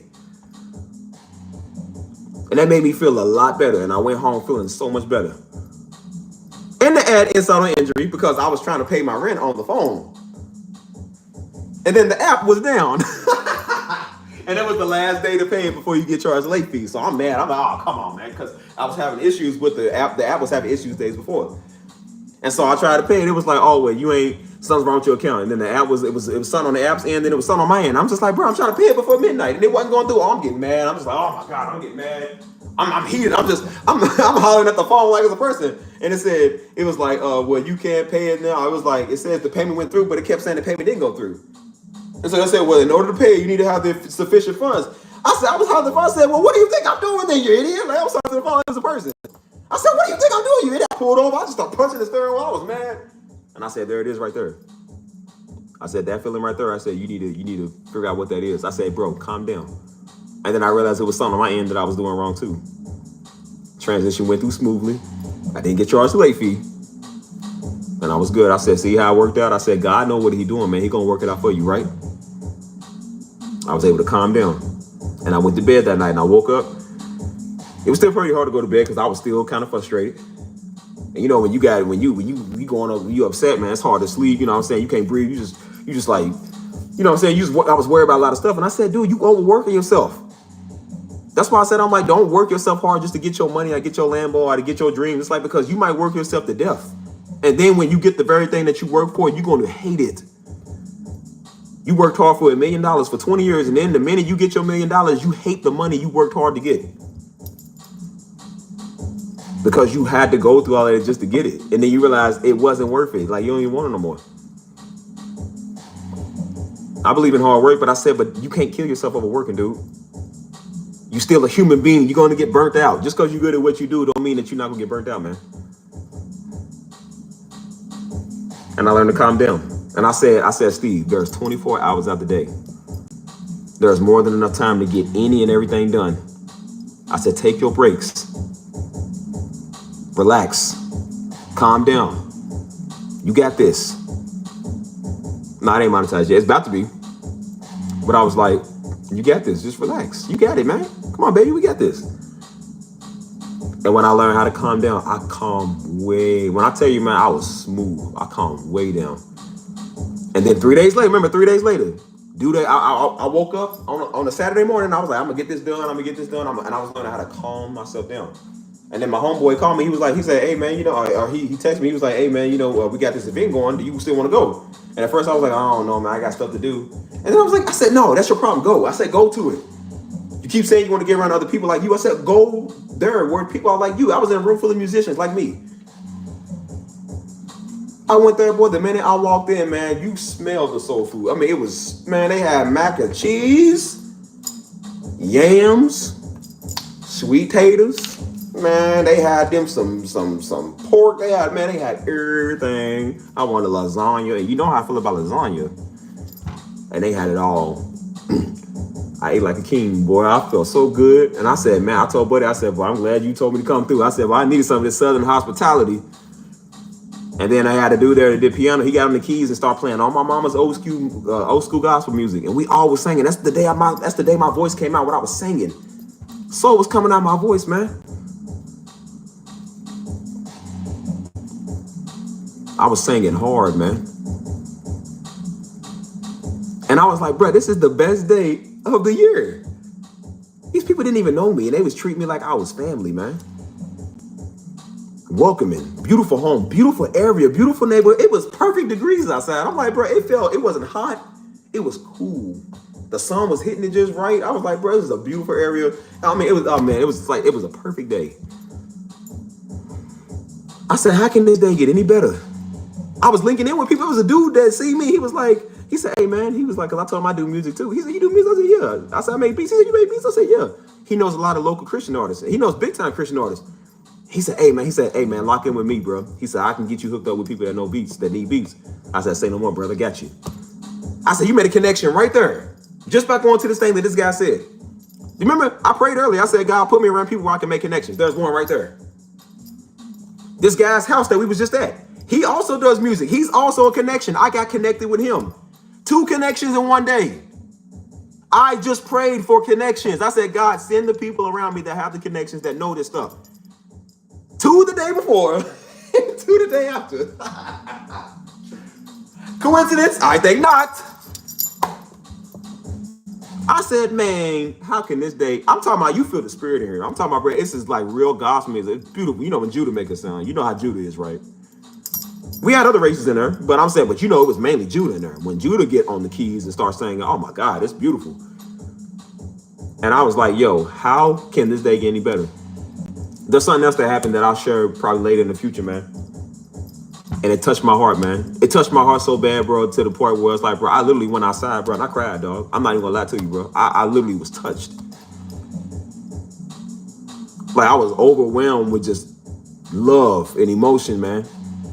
God literally used somebody to bless me, man. It touched my heart so deep. I went outside while everybody was in, you know what I'm saying, after the music, everybody was still in getting to go places and stuff. I said, hey, I had to step outside, man. I had to excuse me. And I went outside and I cried, dog. Because I seen God working for me right there. I cannot make this stuff up, man. I seen God work for me right there. After I'm like, how did I go from the worst day of the week to the best day of the week? The worst day of the year to the best day of the year, right there. And I went outside and I just wept. And I said, God, like, I see it now. I see you. It's a perfect day. And you know it's a perfect day when they tell you take leftovers. I'm like, I took me a whole bunch of leftovers. I said, all I want is that mac and cheese. I said, boy, who wouldn't cry? Boy, you had soul food. You had good soul music. It's touching your soul. And if somebody do something good for you, you go outside and just like, but you got to do what you got to do. And I wept and I said, bro, I see it now. And ever since that day, bro, every single day, I promise you, I kid you not, has been smooth. It's been cool. I ain't been worried about nothing. Like, you still worried sometimes what I said, but I ain't freaking out like I was. I ain't mad and angry no more. I'm like, bro, I'm good. I'm cool, baby. I'm straight. And I said, God's gonna do this every time for you. Cast your cares on him, man. He got you, man. He got you. What are you worried about? And it felt so good to just let it go, man. Let my burdens go. Like, God got me, man. He's always gonna have me. I'm straight. That helped a lot, man. And that was the best day of the year. And I said, it's crazy. 3 days ago, I couldn't see that because I was in a situation. And 3 days later, and then after that, we went home. Still sunlight outside. Still went beautiful. I went on that same trail I told y'all about. I went the other way. It was the other way, and it felt beautiful. Then my same homeboy that hit me up. He was like, "Hey man, I'm thinking about going to the cafe place." I said, you know what? Yeah, man. I said, let's go. I said, bro, I want to go too. And into a perfect day. And we went there, and they had a little 365 worship thing on. They had music going on there, so we was linking in with people. We was singing. That was the day I sang the hardest I've ever sung in my life. I'm not playing to y'all though. I didn't even know I could sing like that.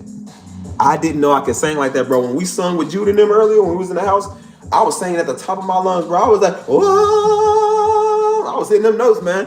And then I hit that woo! I was hitting those. Bro, I'm telling you, man, people turned around because I was in the kitchen area. And so we was all kind of like right there in that area. And so it was, everybody turned around. I said, oh, okay. So hold on. They said, yeah, they was pointing me to go over. They said, go over by the piano. I said, nah, I'm good, y'all. They said, come on. I said, nah, I'm good, y'all. I said, I'm gonna stay back here. I said, I'm good. I don't want to get up here. But I was in the background, man. I said, for you love me so, Lord, I shall never know, no. I was in the background. The precious Lamb of God. And I was in the background singing. Man, I was hitting them notes. They said, and then, you know, that part they say, woo! They turned around. They said, oh, okay, no. You know what I'm saying? I've never sung like it. I don't think I've ever sung like it in my life. I'm not playing. I promise y'all. And then we went to the little cafe. I sung so hard that day, my voice was gone. Like my singing voice, I tried to sing later the next day. It was gone. I sang my heart out, man. The best day of the year, bro. And that's why I said, let me know, man. That's how fast God will work for you. You might go to sleep tonight dead broke. I told you might be dead broke today. And God might bless you in the morning to where you financially abundant and rich. I don't put it past me no more. I don't, bro. I don't. When I've seen and tasted the goodness of God, you can't tell me nothing. You cannot. I don't care what you say, dude. I care what God says. That's why I be having so much joy, man. I walk around with a smile on my face all the time. I'm happy. I said, I'm doing all of this stuff that I'm doing, all this content. I'm doing these channels. I'm doing the music again. I'm getting linked in with people. Bro, there's so many good things happening. Like, bro, that's why I be so happy. So happy. So that's why I be like that, bro. Crazy. So that's why I said I learned to live the abundant life. I started applying God's principles to my life, man, and seeing them work. And they work every time. I didn't even know how much love I had, man. When that hostage situation that happened last week, I had people at my church that found out. And they was like, oh my gosh, they said, hey, I know somebody lives around the corner. Do you need us to come help you? I didn't realize how much people was really there. They said, do you need anything from us? They said, yo, we would come and get you. Do we need to come bring you something? I was like, no, I'm good. Because everybody love me there. People love me because of how I am, because of my character. They love how I am. And it's like, hey, if you need anything at all, they said, call us whenever. Like, they're like, we love you. They say me something. They said, we are so glad you're okay. They was giving me a hug and just always so glad. I'm like, I'm good. And they say, if you ever need, and then they found out that I was having car trouble with my car, which again, I used to be mad about it. I wasn't even mad, bro. I'm cool. I'm like, I don't care. Because I'm learning to let God do. I said, God, I'm letting you do now. I said, God, I'm letting you do. I'm done trying. I'm done stressing about stuff. I stressed about stuff for 20 years. I'm 30 years old, man. For 30 years, I've been frustrated. I said, Lord, I'm just going to let you do it now. I'm done. Like you've been doing the whole time, man. Can't tell me that, man. And they was like, hey, if you need, and the dude that I know is a mechanic. And they said, hey, man, if you need me to come over and work on it, he's like, we'll come over and do something for you if you need. And I was like, hey, man, well, ain't God good? Won't he do it? Yes, he will. Hold on, let me read this real quick. Done, but is this the grace you on? One time you mentioned your mom said you have to get. Yeah, that's what I'm saying. That's the grace I'm talking about. That brother, sister, or brother, whoever it is, I'm like, that's the grace I'm talking about. That's why I said when Daddy kept saying, he said, son, you're not gonna be able to run off my grace. That's why I keep trying to tell people I'm not trying to inherit what he did. I'm not trying to go off the Darby name because I'm like, we all are still people at the same time. It's like you can't just go off of his name. And I don't want to. He said, son, you ain't gonna be able to, he said, y'all not gonna be able to run off my grace no more. Didn't know what that meant at the time. And then mama's grown, and mama was like, she said, listen, y'all grown now.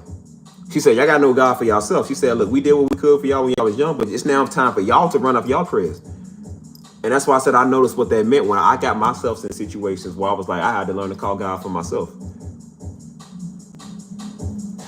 I told you, I had to call God for myself, man, when my life was on the line. When I'm laying there with a bullet in my back, that's when I had to learn to call God. That's when I learned to call him for myself. When I came to San Antonio by my daggone self and I was sinking into a depression, sinking into movers remorse, man, going through a bad breakup. You know what I'm saying? Everything happening all at once, bro. It all happened at once. The last of my savings was drying up. I used the last of my savings to pay the rent. I was on my last, I think, $20. Me and old girl had to call it off because like this thing. And then on top of it, the jobs wasn't calling me back here, so I was getting frustrated. My money's drying up. Keep in mind, right? Money's drying up. I'm still new here. Don't know nobody that you hear like that yet, for real. So I'm in the house all day, depressed.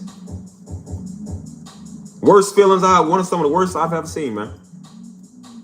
That's when I had to learn to call on God. Because I had to know him for myself. Because I said, well, you know, mom ain't right here with you right now. That's the problem with Louisville. That's why I said that's why I don't like that city. You get common. And you get common with living up the block from everybody. And all your friends around here, you're going to go turn up or you're going to go do something else to take your mind off of it. I said, well, now you stuck. Now you're here in a place where you got to deal with reality. You can't run from reality no more. Can't call a little girl up. You can't call your friends up the corner. Like, you got to deal with it here by yourself. I said, you've been running from your problems. You thought because you moved to San Antonio, your problems is going to go away. Like, no, your problems followed you here in some. And I said, well, maybe I'll move back to Louisville. I said, and then your problems from here would have followed you back to Louisville in some. And more. You can go anywhere in the world you want to. You can holler at any race of people you want to. The problem is going to be you if you don't deal with it. It's not the location, it's you. It's not the women or the men or society or black or white, it's you. And I learned to get on my face and call on the Lord at that time. So that was me learning God for myself. And as I said, I had to bring that up. I said, God ain't never failed me before. He was there for me when I needed, and those was darker times than it is now. So I said, why would he not be here for me with this? It's the same thing, except that was more important back then. I said, this is just this. And so I said, I put God on everything. Everything I do. I don't care. Because I realized, I'm like, bro, you are not in this fight alone by yourself. And every time I turned into the ministry, till I turned to Destiny Ministry, they was preaching on what I was needing to hear. I go to church here. And they hit on that. That's why I said, just because people are not Pastor Darby does not mean that they are not used by God. I follow the pastor here, bro. And the pastor here, of course, he's not Pastor Darby. But the way he delivers the word is the same way Daddy delivers. That's why I can send him to somebody like it, because it's the same spirit that he loved God in. It's the same spirit that Daddy had. Working with the youth for 20 years. I said, Daddy worked with the youth for 20 years. Wanting to reach the young people. I said, Daddy wanted to reach the young people. Talking about he don't want to make you feel comfortable. I said, well, Daddy don't want to make you feel comfortable either. I said, it's the same thing. It's just, of course, Daddy's delivery was different, but it's the same word. And it's a good word. And it's always on what I need to hear. Because we all need to hear any type of word anyways. But I said, but it's right what you're dealing with. And that's why I said I can sit under that. And I said, God, I know that's you speaking to me right there. And so I said, that's when I started applying it to my life. Because I was like, I didn't want to be like, well, God, I don't want to sound like one of them namby-pambies always come to me crying. I said, it don't matter. Like, he's not a person. He's God. He told us to go do that. I said, you've been trying it on your way for a long time. And I said, look what that's got you. Not saying that it doesn't necessarily work, but it's like, it's harder. It's a lot harder and it's difficult. And then it doesn't work sometimes. And then the very thing that you was wanting, you don't enjoy it. So that's why I said, now when I realize I call on God and to sit back, instead of me having to kill myself over what I want, I sit back and let God do it, and God just does it. So I don't care what you say. I'm like, bro, he did it for me. I ain't listening to no little dumb Hebrew Israelite Negro who think they know God gonna do something. I said, no, all God does is keep blessing me and doing it for me. Because God loves me. And God works for me, and I work for him. And when you understand that God is not a tyrant, he is not a dictator, but he is your friend. He is your Lord, but not your Lord in the bad way, but he's your friend. The Holy Spirit is your friend. Christ is your friend. Talk to him as such. Treat him as such. If you're scared of God all the daggone time, you're gonna be scared to talk to him. You're gonna be scared to ask him for something. God don't want you to look at him like a dictator. Look at him as your friend. Talk to him, man. I meant what I said. Because when you tired ain't no other way, I'm like, look, God, I'm like, only you know the way. I don't. Everybody else don't. I said, you know it. So you do it. I said, God, you know what? I'm going to be quiet and let you do. I said, I'm going to go do the work on the back end. And I said, God, whatever you want to do, you do. I'm done talking. I'm done arguing. I'm done being mad. I'm done being like that. I said, bro, I said, God, I'm going to let you do it. And I learned when I let God do it, he do it. And I said, dummy, maybe that's what God was trying to get you to realize the whole entire time. Maybe that's what God was trying to get you to see the whole entire time while you trying to do everything else. Maybe that's what he was trying to get you to see. That he got you. You don't got to be prideful all the time, man. You don't got to be all daggone stubborn. Listen to what he's saying. He got you.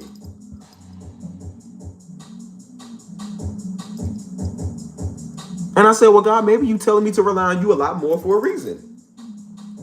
And I said, I don't want to sound like one of them type of people. I'm not like, oh, God, I need this today. But I said, I don't care. I said, I don't care. I don't care. I don't care.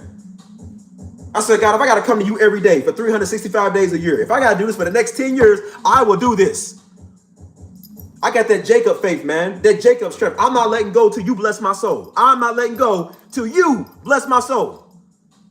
I don't care how it is. I don't care how long it takes. I don't care what I got to do. I said, God, I'm going to do this every day. If it don't work, I'm coming back the next day and doing it again. And I said, even when you do it, I'm coming back again and doing it again. I'm not going to stop. I will never stop. Every day. Every day.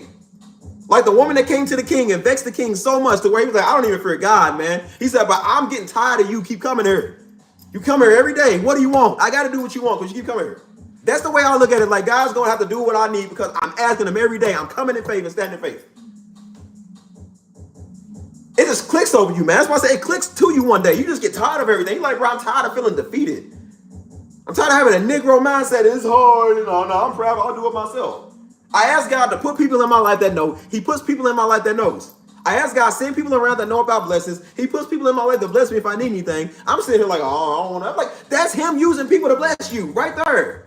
Stop turning it down. He's rewarding you for doing the same to others. He's rewarding you because he loves you.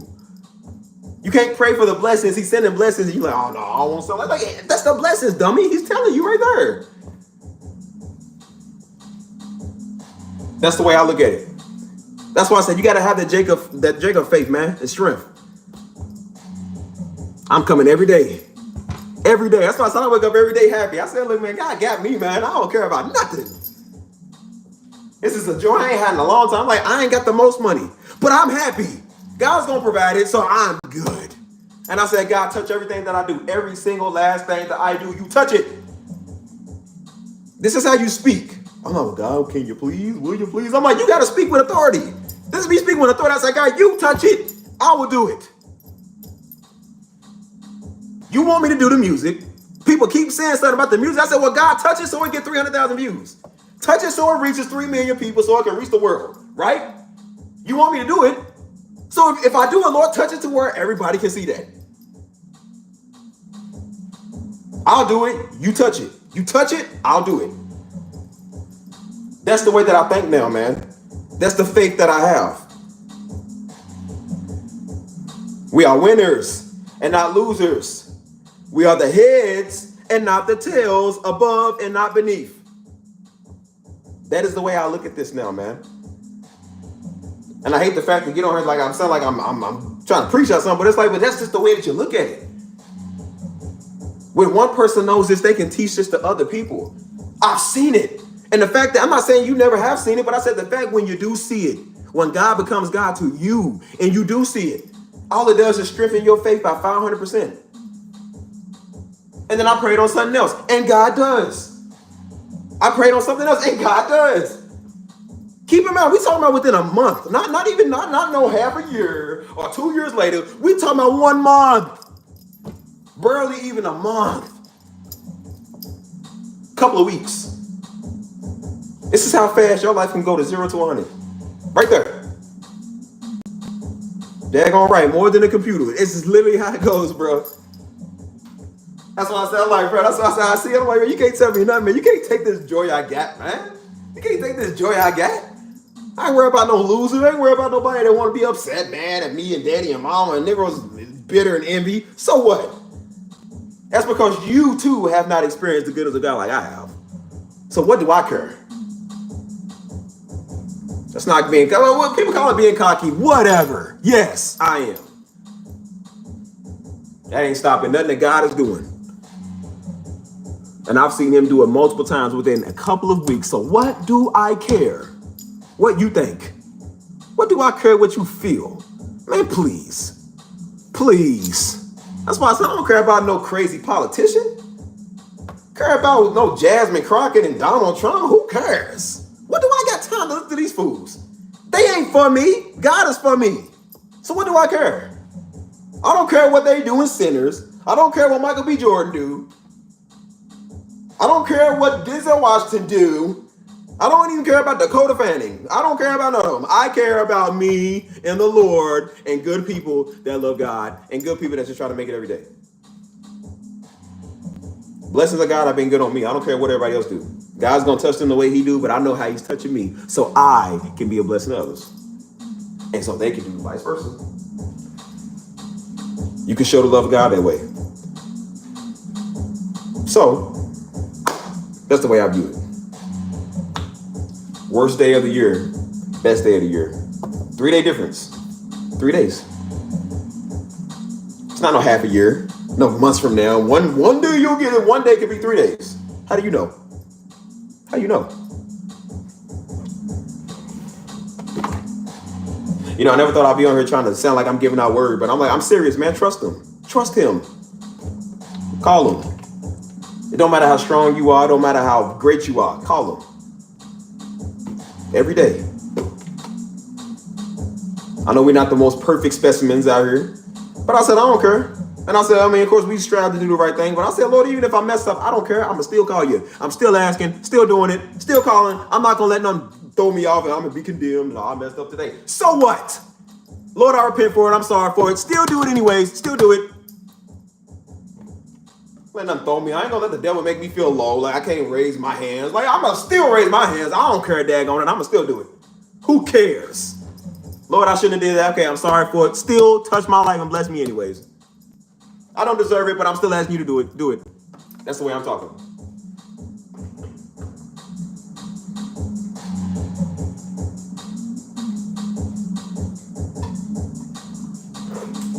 Woo, got thirsty. Up for round 2, baby. Woo! I just bought those like a couple hours ago, so it's a shame it's all gone. It's getting dark outside. Dang. Hold on. Oh yeah.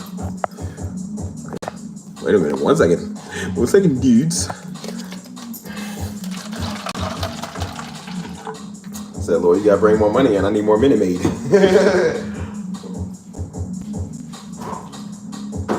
Woo! Sorry, y'all. I had to get that out of my soul, man. That's been in my soul. So that's why I said sometimes you just gotta speak, dude. You just gotta speak. I'm about to go back outside, take you out there. Hold on.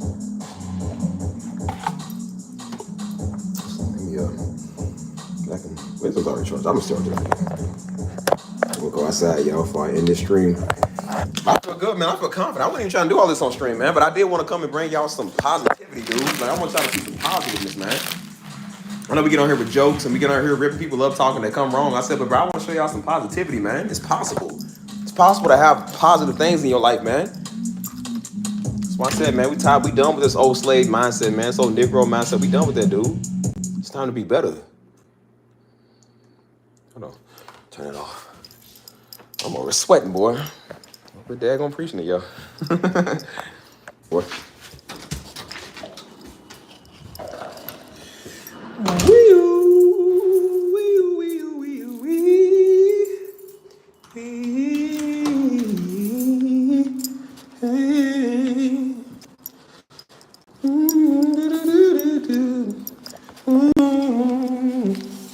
No. I appreciate y'all. I appreciate you. Y'all are the true MVPs, man. Y'all really are. Lady C, you are the true MVP. Always. I said, even when y'all get on here to hear me rant and rumble, it's just like, I appreciate y'all for listening, man. Because I'm like, talking to y'all, I'm talking to myself. What y'all don't understand is I'm like, dude, I talk to myself all the time. When I go on these walks that you just seen me doing earlier, I do that every day. And all I do is talk to myself. I talk to God and I talk to myself. How can we do this? How can we do that? Like, God, what you gonna do? God, do this, do that. I'm like, okay, I'm gonna do this. I'm doing that's all I do is strategize all day, every day, all day, every day. Instead of being stressed out about it, instead of being worried, I say, God, I'm just gonna talk to you. I'm gonna talk to myself. Go outside and get around nature, because nature de-stresses you. You get around the birds and the bees. You know what I'm saying? You get around the nature, man, the plants and the sun and even the mosquitoes. I hate them things, but I said, but you see how nature just works. And the bee is not stressed out about flowers and pollen. The bee just goes and does what it got to do. If it don't find it over there, it goes over there. Like, that's the same way you got to be. You learn things from his nature, dude. That's why I like doing these songs, the beauty of his nature, because I'm like, you get to see how nature works, how his creation works. You feel me? I said, we the only ones that stress everything out. And the lion ain't stressed out about not getting a zebra. It just goes where the rest of the zebras is and goes and gets them. It's the same thing with our life, man. If this area in our life is not working, let's go do something else to where it does work. We ain't got to hurt ourselves or kill ourselves, man. Like, come on, man.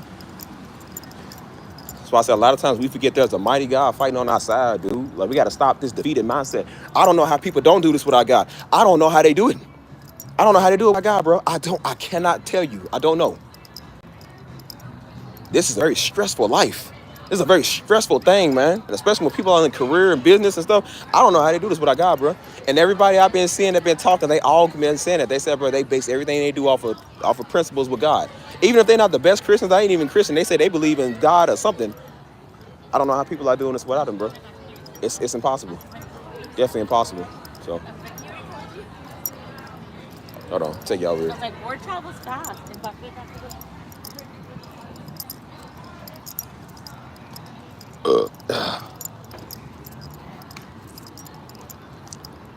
Let me see if I can set up over here, yo.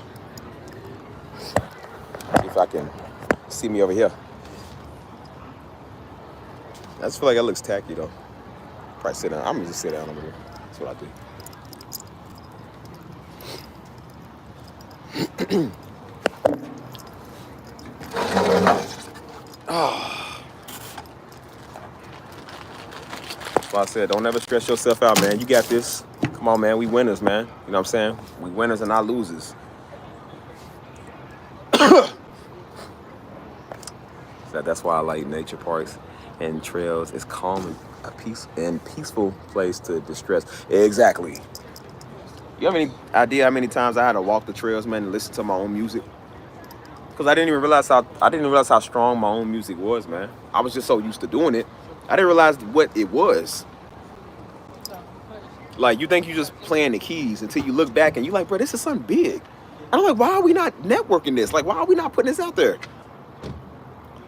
I even told my dude that I be going to the little cafe place with. I said, bro, he told me. And I told him, I said, it's funny how we talk about the small percentages, how much people there is. He told me something I didn't know. He said, bro, he said they did a study. He said, if 1% of the world believes in you, he said, do you know how much 1% of the world is? He said, that's 88 million people. He said, 88 million people. I said, Lord, all I need is 1%. I take half of 1%. That is still 44 million people. You don't need 50 or 75. All you need is 1%. 80 million people. So if you do think you're the 1% or 2% like Negroes keep saying, remember, there's 80 million people that believe. Come on, man. You got to think. Come on. And that's why I said God believed me, and God is infinite. So if 1% is 80 million, how much infancy is God? And he's abundant, all abundant. God believe in me. That's all that matters. God will bring the 80 million people over here. I said, well, God, bring them. I'm ready. Come on. You brought these 10,000 Negroes over here, like, bring the 80,000 and the 80 million. So, like, come on, God. Hey. And I said, out of the 8 billion people in the world, you don't think that 25,000 people will like what you do? You got a business idea. You don't think 25,000 people will be into that? Your 25,000 people's out there. You just got to find them. The same way I told old boy, I said I was talking to a dude. That's how me and dude got on that topic. I told him one time, I said, bro, I was talking to a dude I work with. He didn't have the best confidence when it came to talking to women. So he was like, he don't know if he's going to find love one day like that. I said, bro, first off, you a man. We don't say that. I said, second of all, I said, bro, do you know how many women there is compared to men in the world? I said, women easily outnumber men. And I said, dude, there are probably like 4 billion women compared to the 3 billion people on the earth. I think that's like 4 billion something women. And I said, dude, I said, your chances, all you need is like 10,000. I said, if your chances are only 10,000 women, that's still a lot of women. If your chances are 1,000, that's still a lot. I said, even if your chances is 500, I said, even if your chances is 100 women in the world, that is still a lot because all you need is one. So I said, you just got to find that one. I said, San Antonio alone got like, what, 1 million and something people, about 1.7 something million. And I said, the ratio for men to women here is probably like 500, 600 something thousand, if not more than that. And I said, all you need is uno. And then dude told me, he said, that's when he told me that statistic. I said, bro, you don't need, that's why God always said he uses the small. He took Gideon's 30,000 men and turned them into 300. Only 300 of them. And he did something more mighty with the 300 than he did with the 30,000. Never despise small beginnings, dude. Don't ever despise small beginnings. I told you on one of my vlogs, my greatest video, man, will always be my first video that I put out because that was the start. I think I got like 100 something views on that. The second one, I got like, I think 100 and something views. And I remember the third one I did. I think the third one I did was in my house. I only got like 70, 80 views on it. But it didn't discourage me. Because I said, I knew that video was going to go bigger. I said, bro, when the channel goes bigger, everybody going to watch your videos. And I said, you got 70, 80 views right now. It's not going to start like that forever. And then when my channel start going up, all my views start going up. That video is sitting at, I think, about 1,000, 2,000 some views now. But it started off with just 75 views.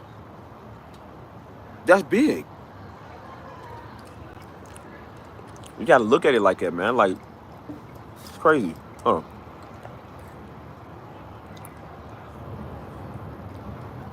I'm trying to get that channel monetized. Like I said, we get some streams over there. Just staying on it. Hold on, let me take somebody back real quick. 1 second.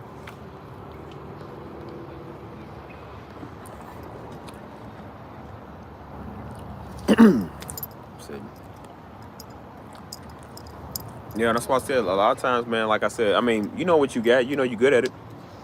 I really don't think I'm the best at nothing, man. When I hear my music, I don't think that it's all that. I was even talking to Joe, man. I said, because we be talking about that. I said, bro, a lot of times when I be doing this, I don't think I'm all that. But y'all do. And it's not that I am all that. It's just that God uses me, man. He already moves through me with that.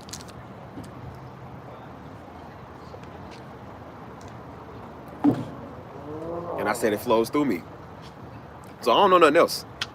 I said, God, you want to use the music? We didn't use it. That's why I'm serious. I said, God, I knew that my channels is going to be big, man. So that's why I say this stuff. Good night, LB. You have a great one. You have a good one. But I said I knew my channels and stuff was going to be big, man, when I did this. I remember I had a vision for the A. Steve Keys, man. Or for the basic A. Steve channel. And even though that one didn't, it still took off. But I'm like, it wasn't as big as it's supposed to be right now. But that's because I was working on other stuff. You know what I'm saying? You got to understand. I was making new tunes like every day. I was uploading stuff every day. I don't know how many uploads I got on there. I got the green series, the yellow series, the unworthy series. I got this series. I got so many series over there. I got so much music over there, dude. And again, it's not always easy to make music, but the fact that I was popping them out every day like it was hotcakes, it was nothing. And I said, I believe that things are going to be way bigger than what it is. And I said, with everything that I'm doing, that's why I said I don't despise small beginnings, man. Everybody I've seen that does content, that does business, everything, they all said it. They said, don't be discouraged because it's small. They said, look, mine was small for the longest. They said, until one day you keep doing it, you show that consistency. Keyword, consistency. It takes off. You got to have that type of power, man, in your life. Again, there's 24 hours out the day, right? You only need, they was even saying, they say you only need about 2-3 hours to work on what you want to max. You're not up for a whole 23 hours, but if you get up early, you up for a good maybe 15, maybe or so hours a day. It's more than enough time to do any and everything. Also, you got this, man.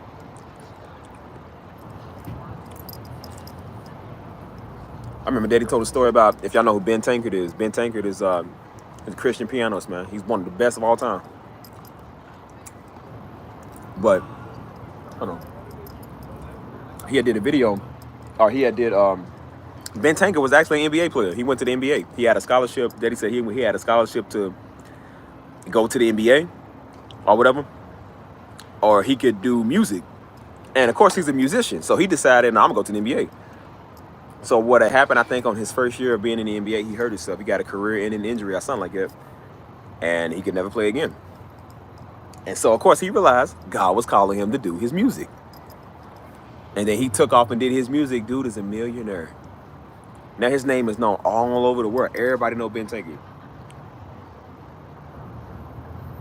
And I said, well, Lord, maybe that's what you got for me. Because I'm like, you keep wanting me to do this music. People keep talking about this music everywhere I go at. So I'm like, God, you want me to do music? I'm doing it. So I said, God, bless it. Do what you do with it. It was already reaching the world when I stayed on it. I ain't even on it like I used to no more. But I said, but it was already on it. It was on the up and up. The piano gets more streams than anything else.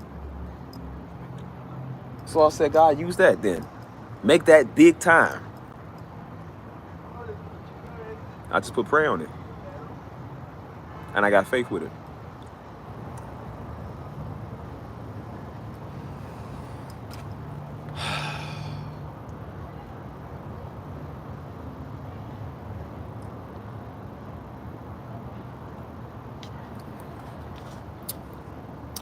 Here's to God. And here's to abundance. Salud. Oh, man, get off me. Here's to you dying. How about that? Boy, it's bothering me. So here's the sacrifice, Lord. There's your sacrifice. You know, we don't slaughter animals no more, but I offer up this annoying bug and pest to you. Yeah. Oh. Yeah, that's what I said, man. And that's what I said, because I forgot all about that channel. Me and Joe actually do got some collaborations. We just ain't put it out there yet. But I'm gonna put something we did years ago on my channel. I'm gonna do it on the YouTube Shorts. I'm gonna post it. But that's why I said, like, I got the notification. Usually, sometimes YouTube will send you a random notification about like your monthly stats. And so they sent me something with the H. Steve Keys. I was like, what's up with the H. Steve Keys? They was like, oh, you're doing a lot of views over there, and you got more and more, and you got this much percentage of watch time, and people still watching. I'm like, who in the world is still watching that? I forgot I even had that channel.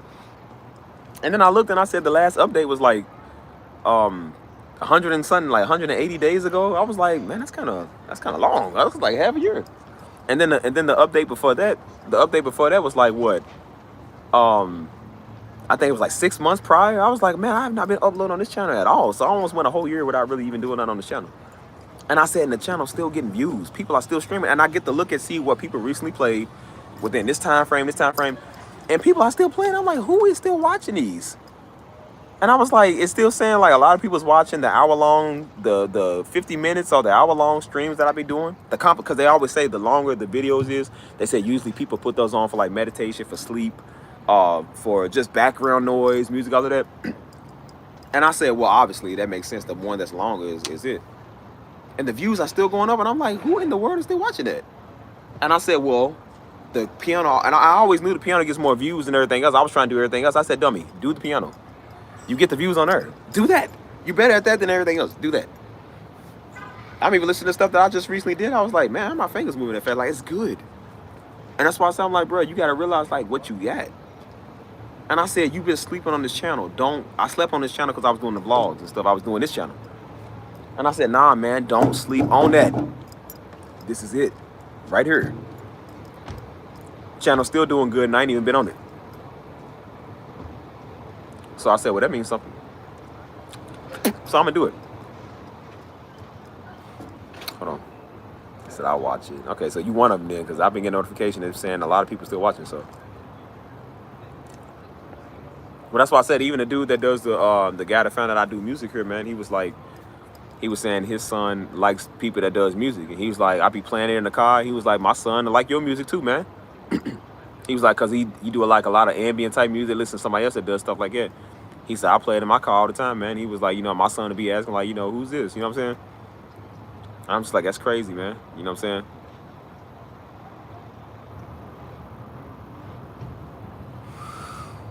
Music is powerful, man. Music is key.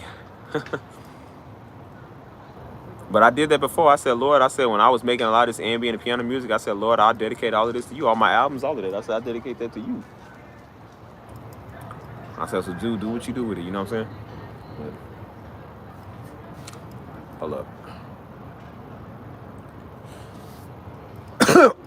Like I said, your dad let us get a hint of his song.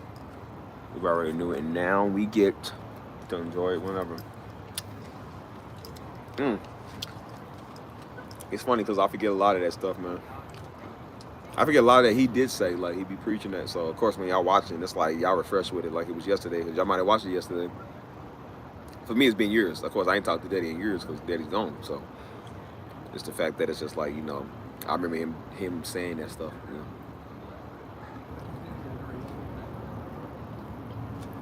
But yeah, man, it's some big things, man. Like I said, even Daddy was like, he said, son, you better on the keys than me. And this is something that he started out doing before I was even born, for real. Like, Daddy always did this, you know what I'm saying? I think before I was born, like,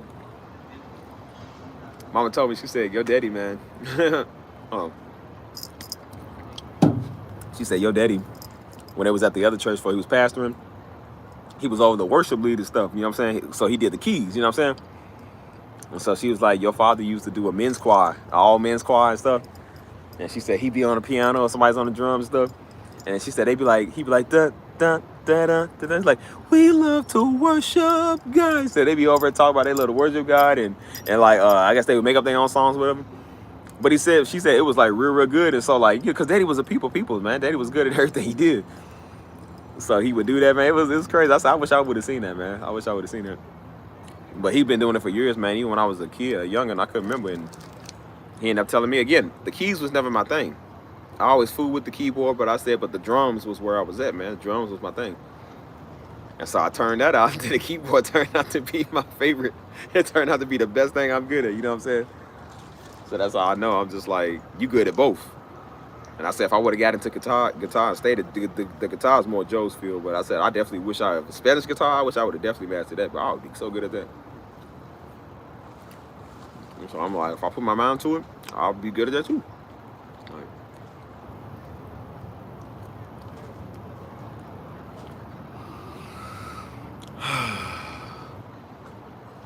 and take a breather, man. Just relax. Mm.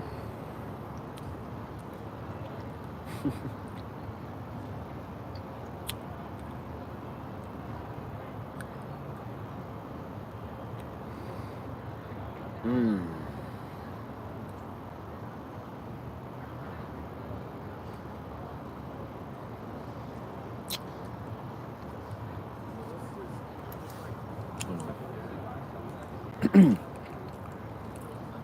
So yeah, I thought I'd share a lot of my joy, man, with y'all. Just a lot of my abundance and my joy. I wanted to show y'all that because I want y'all to see that, bro. You know what I'm saying?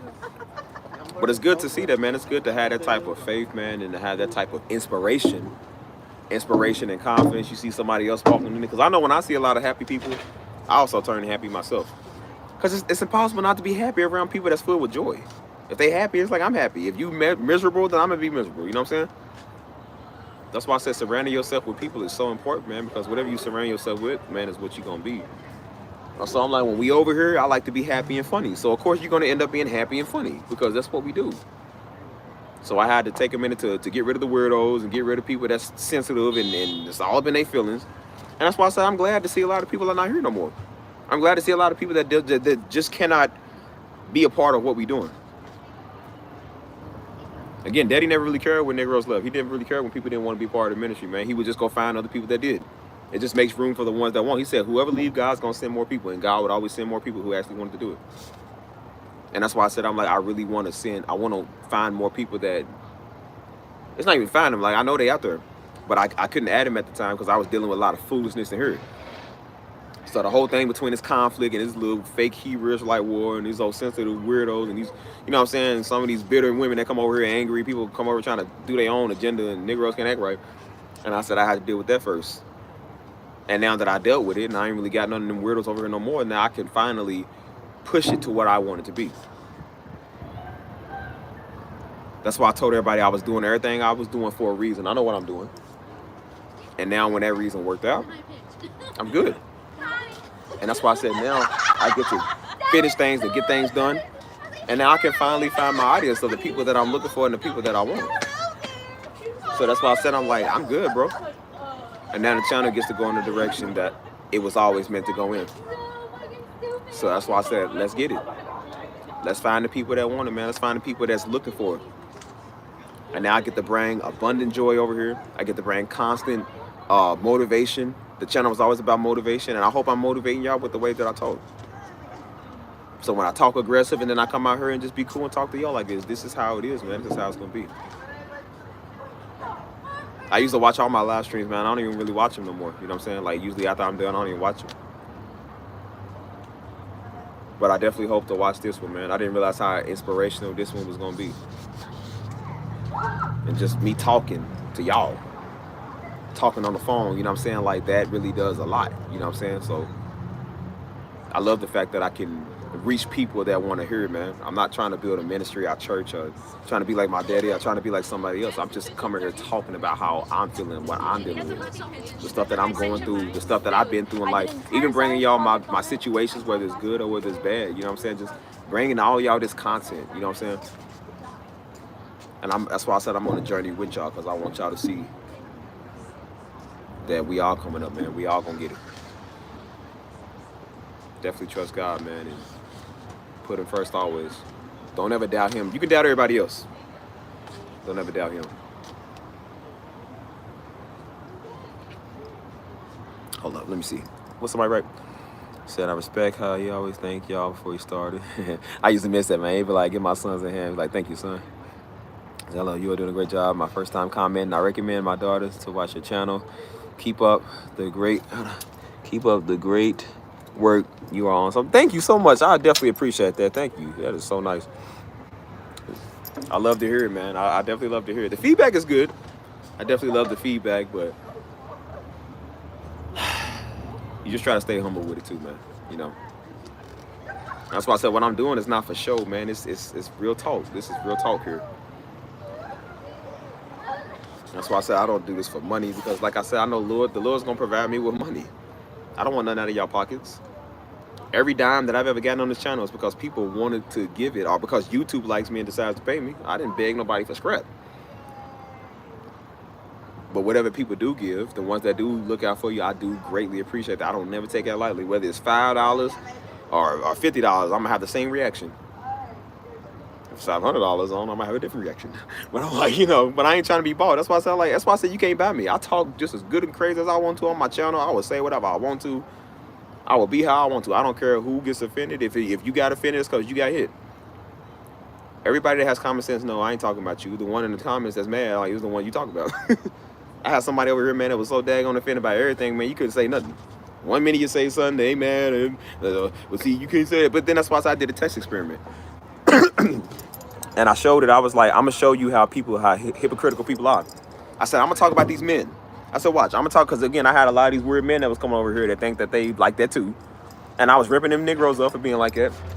They was all, oh, yeah, you're right. Yeah, see, you want it. See, you preaching. Yeah, say it again. Yeah, these men is crazy out here. And then when I got on the women that act like them, or I got on how they be, or when people was coming over here sticking me in my comments and attacking my followers, they was sitting there, well, you shouldn't feel like that.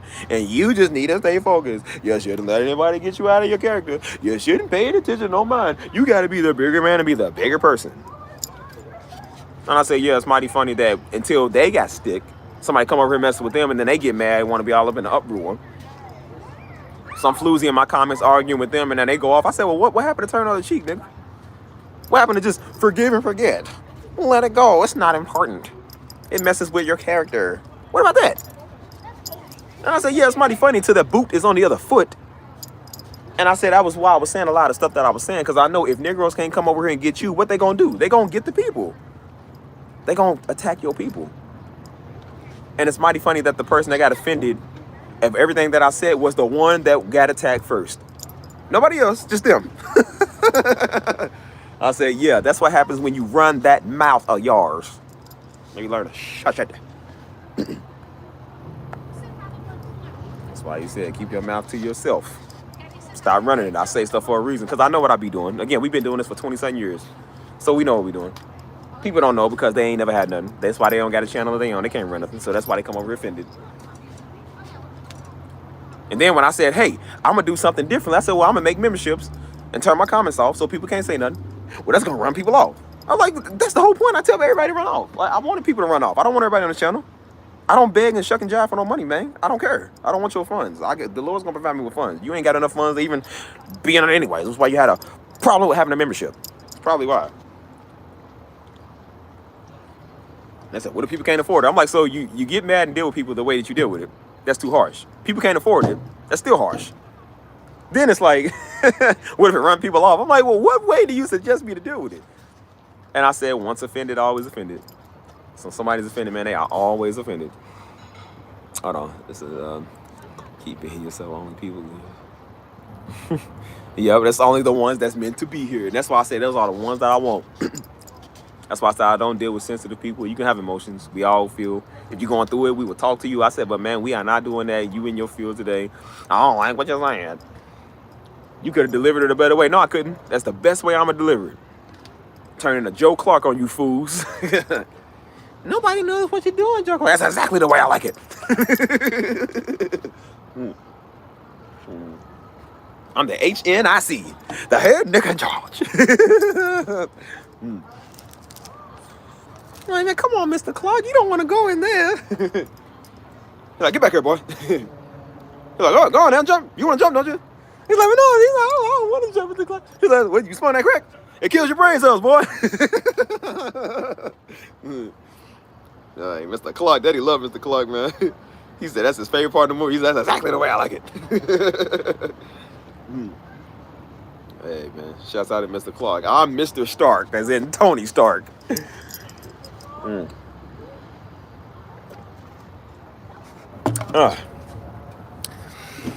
Anyways, don't be sensitive, people. You will ruin thy blessings. Yeah.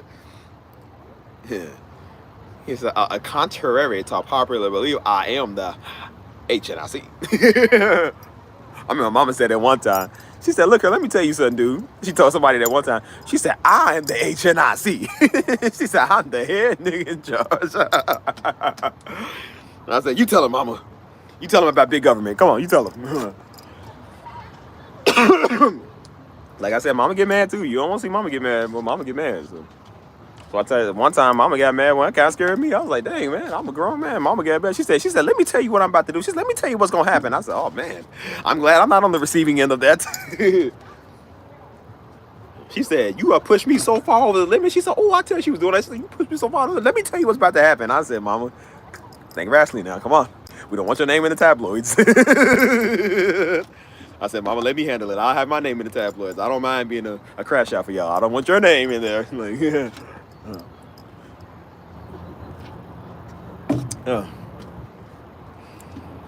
But yeah, like I said, mama crazy. She with it too. I told you, mama from the streets, just like daddy from the streets. Mama's with it. She's with it, and if you got a problem, you can come and get it. Nah. Y'all silly. But yeah, so I like to get on this channel, man. Just throw some jokes. You know, tell you about my fam, and to tell you about my life and all that, man. And the fact that y'all still listening to me, man. The stream. How long is the stream, y'all? How long I been on here?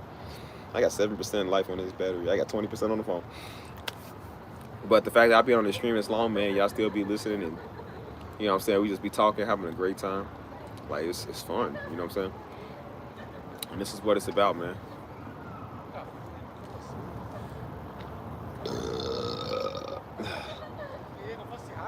And everybody's just out here chilling, just having a great time. That's what it's about, man. And at this time of night, it feels good. This is why I like to take my nightly walks, man. Sometimes I take like 2. It depends. I take one around this time, and then like at night, like in the AM, like 1 a.m., 2 a.m. Sometimes I'll walk out, because out here ain't nobody out here except the security. Ain't nobody out here. It's a Negro free zone. I think it's a Negro free zone in the daytime, and it's a Negro free zone in the nighttime. Thank God. Over 3 hours. Yeah, I've been on for a minute. But I'm saying, like, I'll take my walks out here, man. I can hear my thoughts, man. I can hear God. I can hear me just talking. I can deal with problems, whatever I'm dealing with, man. I can deal with it. So it feels good. Definitely feels good, man, to just take a load off, man, and just be somewhere where it's peace. That's why I said this was not normal, man. Like in my old neighborhood back in Louisville, I said, there are times you can go outside. Like, I mean, it was cool sometimes, but it wasn't a sight to see. It was the hood. You know what I'm saying? It's a abandoned building, trap house over here, niggas on the corner. You know what I'm saying? You would have to hope today's not the day I stand outside and be in the middle of bullets flying over my head, man. Just shootouts on the corner all the time, police riding through, people just weird, people breaking and stuff. Like, it was none of this, bro. It's nice to have this. And I said, Lord, I like peace, man. I don't like big crowds and stuff like that no more, man. I've dealt with that. I used to be a type of dude that was like, I like crowds, man. I used to love when there was something going on in the city, like Derby. We just had Derby. And I used to love that type of stuff, man. It was so many people and stuff. I'm like, I don't like it no more, man. I'm not no party animal no more. I don't do that stuff. Like, I'm chilling. Content with just working and being home and just being around people that I can enjoy being around, bro. Like, so that's why I said it's time for abundant living. So that's why I said speak them prayers every day over your life, man. Speak abundance, man. Speak abundant living every day, man. That's why I said believe in the blessings of God, bro. Speak abundant living. Y'all make me laugh, though. Stop, bro. It's the rarest form of wood that y'all said, no, mahogany. My elitist employees. That's why I said, like, bro, believe in the blessings of God, man. Believe in financial stability. Believe in mental stability, emotional stability, spiritual stability, all of that, man. Believe in that, because God will bring it to you. He'll make a way out of everything, man. You know what I'm saying? That's why I said I don't believe everybody. I believe God, man, because God always got me. He ain't never let me down, never failed me, so I ain't got nothing to worry about. You feel me? So that's why I said, like, there's some big things, man, that's coming. Big things that's happening. So yeah, that's why I said speak them every day. That's the importance of affirmations, man. When you speak your affirmations in your life, I said biblical base, basic base, like all of that, man. As long as you ain't talking about, I believe in the universe. Now, we don't believe in the universe. I believe in the Lord. I don't believe in the universe. I'm not Steven Universe, even though my name is Steven. I'm not Steven Universe. If you know, you know. But I'm like, I believe in God, man. I believe in the Lord that created the universe. I don't believe in the universe itself. I don't even know what that is. So, like I said, I trust God, bro. So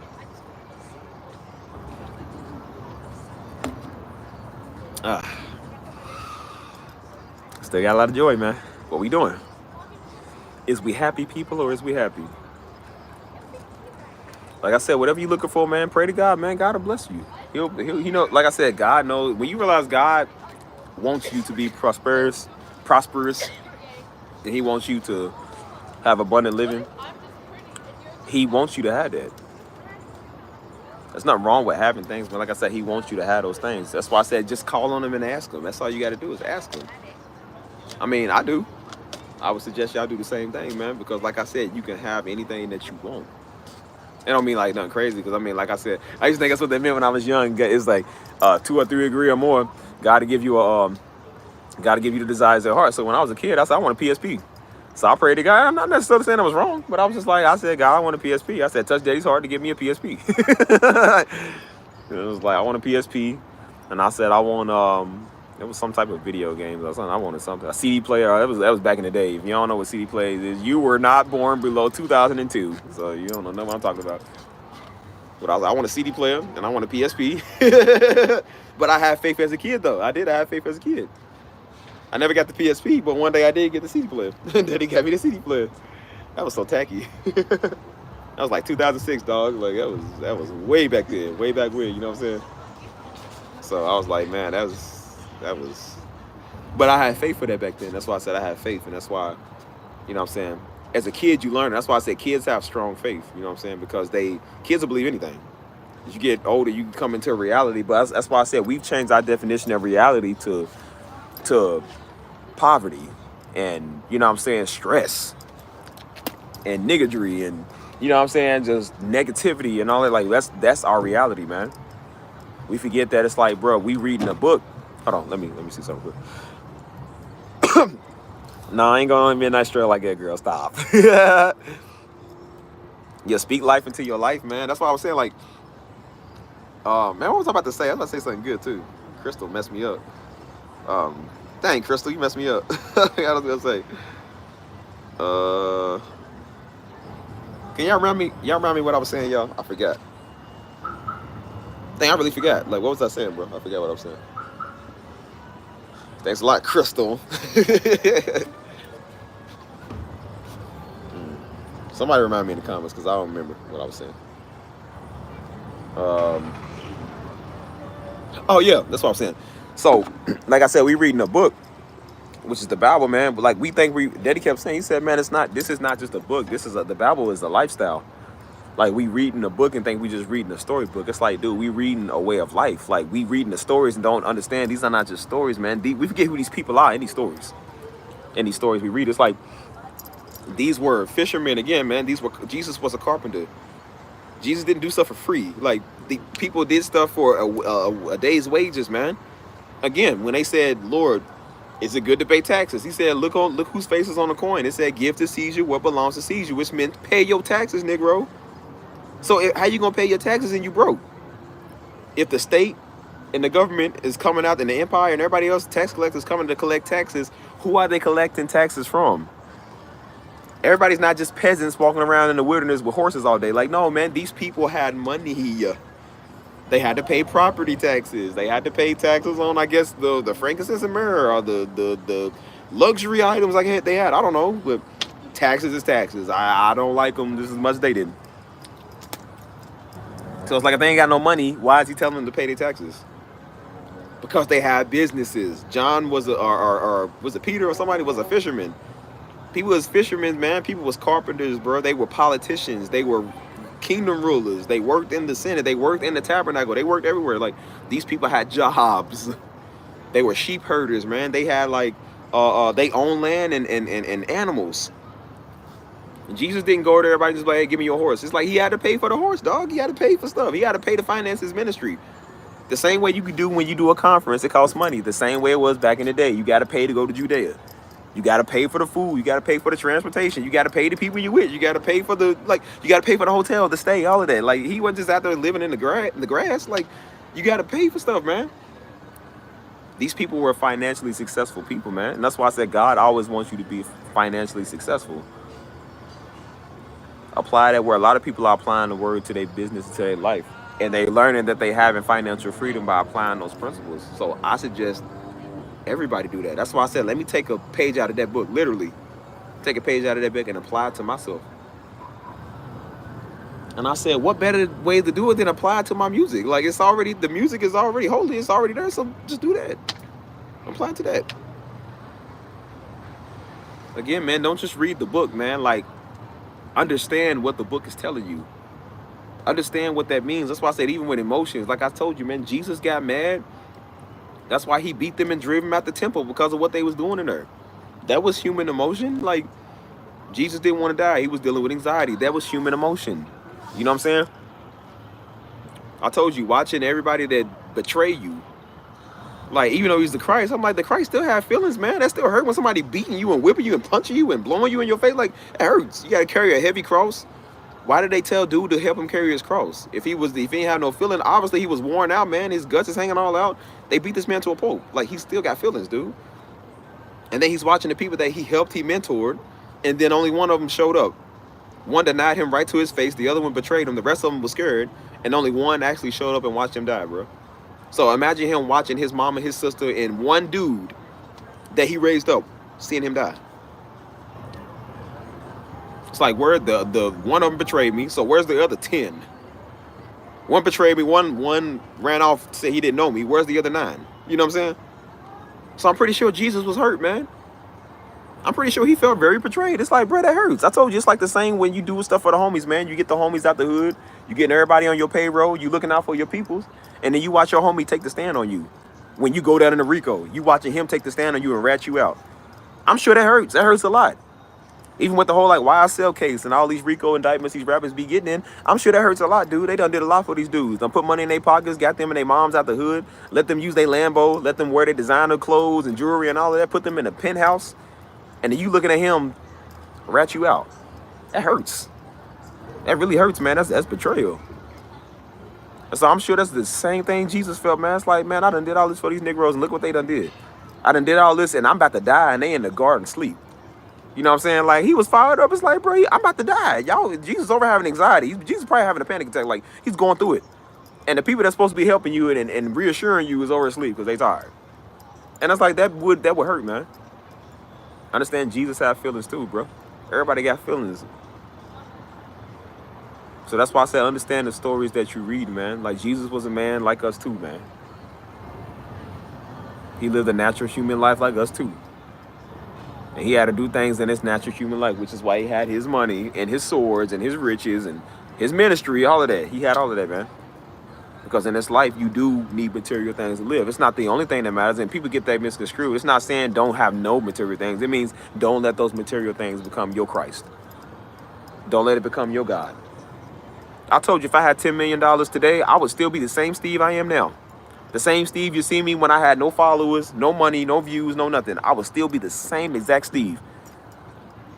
I live in a very nice area now, but I would definitely live somewhere way nicer. But I said, but I wouldn't let the money change me.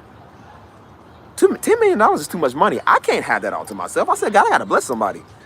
I can at least give somebody $1 million. I can at least put up a charity with $3 million worth and give it to people that need money, need food, that need to invest in their stuff, in their business. Like, I can do a lot of stuff with that. You know what I'm saying? Because I wouldn't let the money change me. I didn't change over $20. I ain't changed over $200. I'm still me. I'm still Steve. That's why I said simply Steve, right? Still me. So again, understand what's important and why you're doing it. You know what I'm saying? Understand that. I get that. And that's why I said I wouldn't let no amount of money change me. I wouldn't let none of that change me. I would still be me. You feel me? And so that's why I said I can do a lot of things, man. A lot of good things. With some funds. Or with just being blessed to be able to do it. I would never let a Lambo become my Lord. I mean, they beautiful. I see them all the time up here. But I'm like, but it's just a car, man. You let that Lambo become your Lord and watch it get repossessed. Watch you can't make the final payments on it. You're like, yeah, and then, yeah, you realize that you calling on the Lord to come and save your Lord. I'm like, yeah. That's why I say you don't worship money or riches or finances or none of that.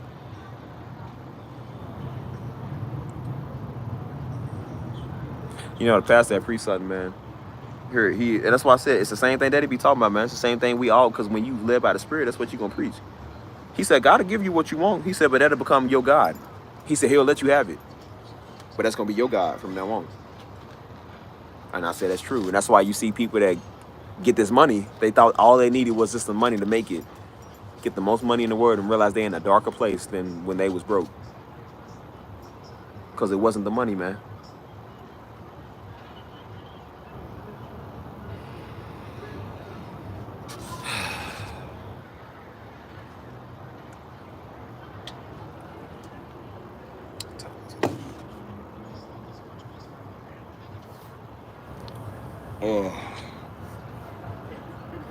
Let me see something, y'all.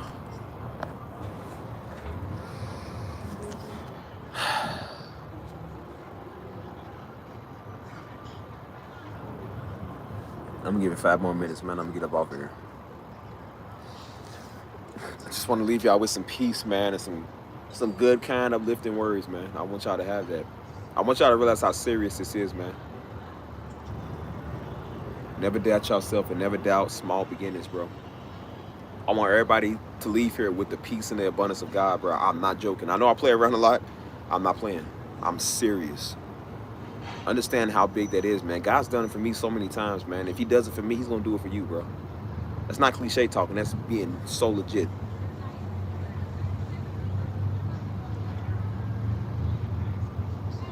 I want y'all to understand what that is, man, and know that he's going to do it, man. He said, God make a way even when there is no way.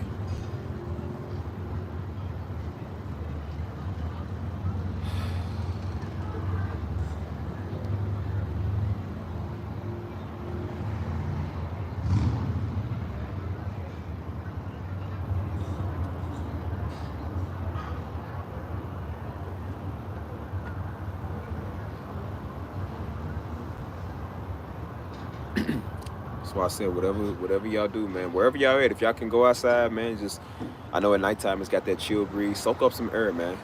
It's so important to go outside, man. Soak up that air and just relax, man. Just meditate and breathe, bro. Like I said, man, God got you, bro. You just gotta believe. He's gonna do it for you, but he just wants to see if you believe.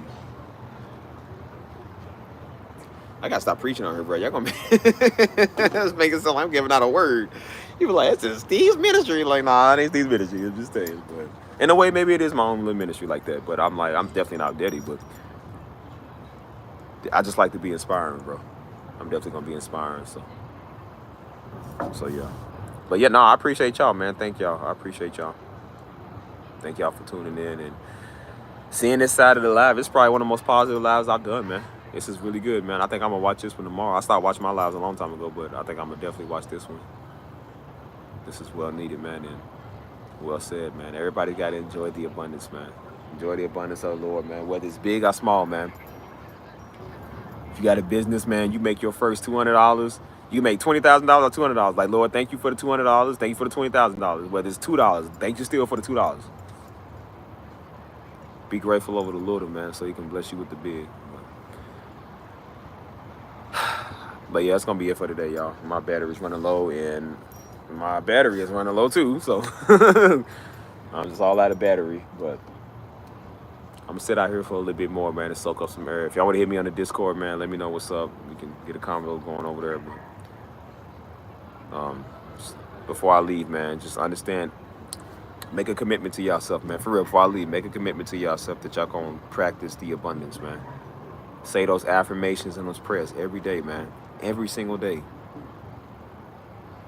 When you wake up and before you go to bed, those are the most crucial times. When you wake up in the middle of your day and before you go to bed, say those prayers over your life, man. So God can use that and bless you. Just understand, man, it's going to be better days, bro. If I'm making it with y'all, we all going to make it. Anyways, it's your boy Simply Steve, man. I love y'all. Definitely stay abundant, man. Remember what I said. It's prosperity, abundant weekend and month and year. So, until next time, man, y'all stay safe, man. I'm going to catch y'all. 100.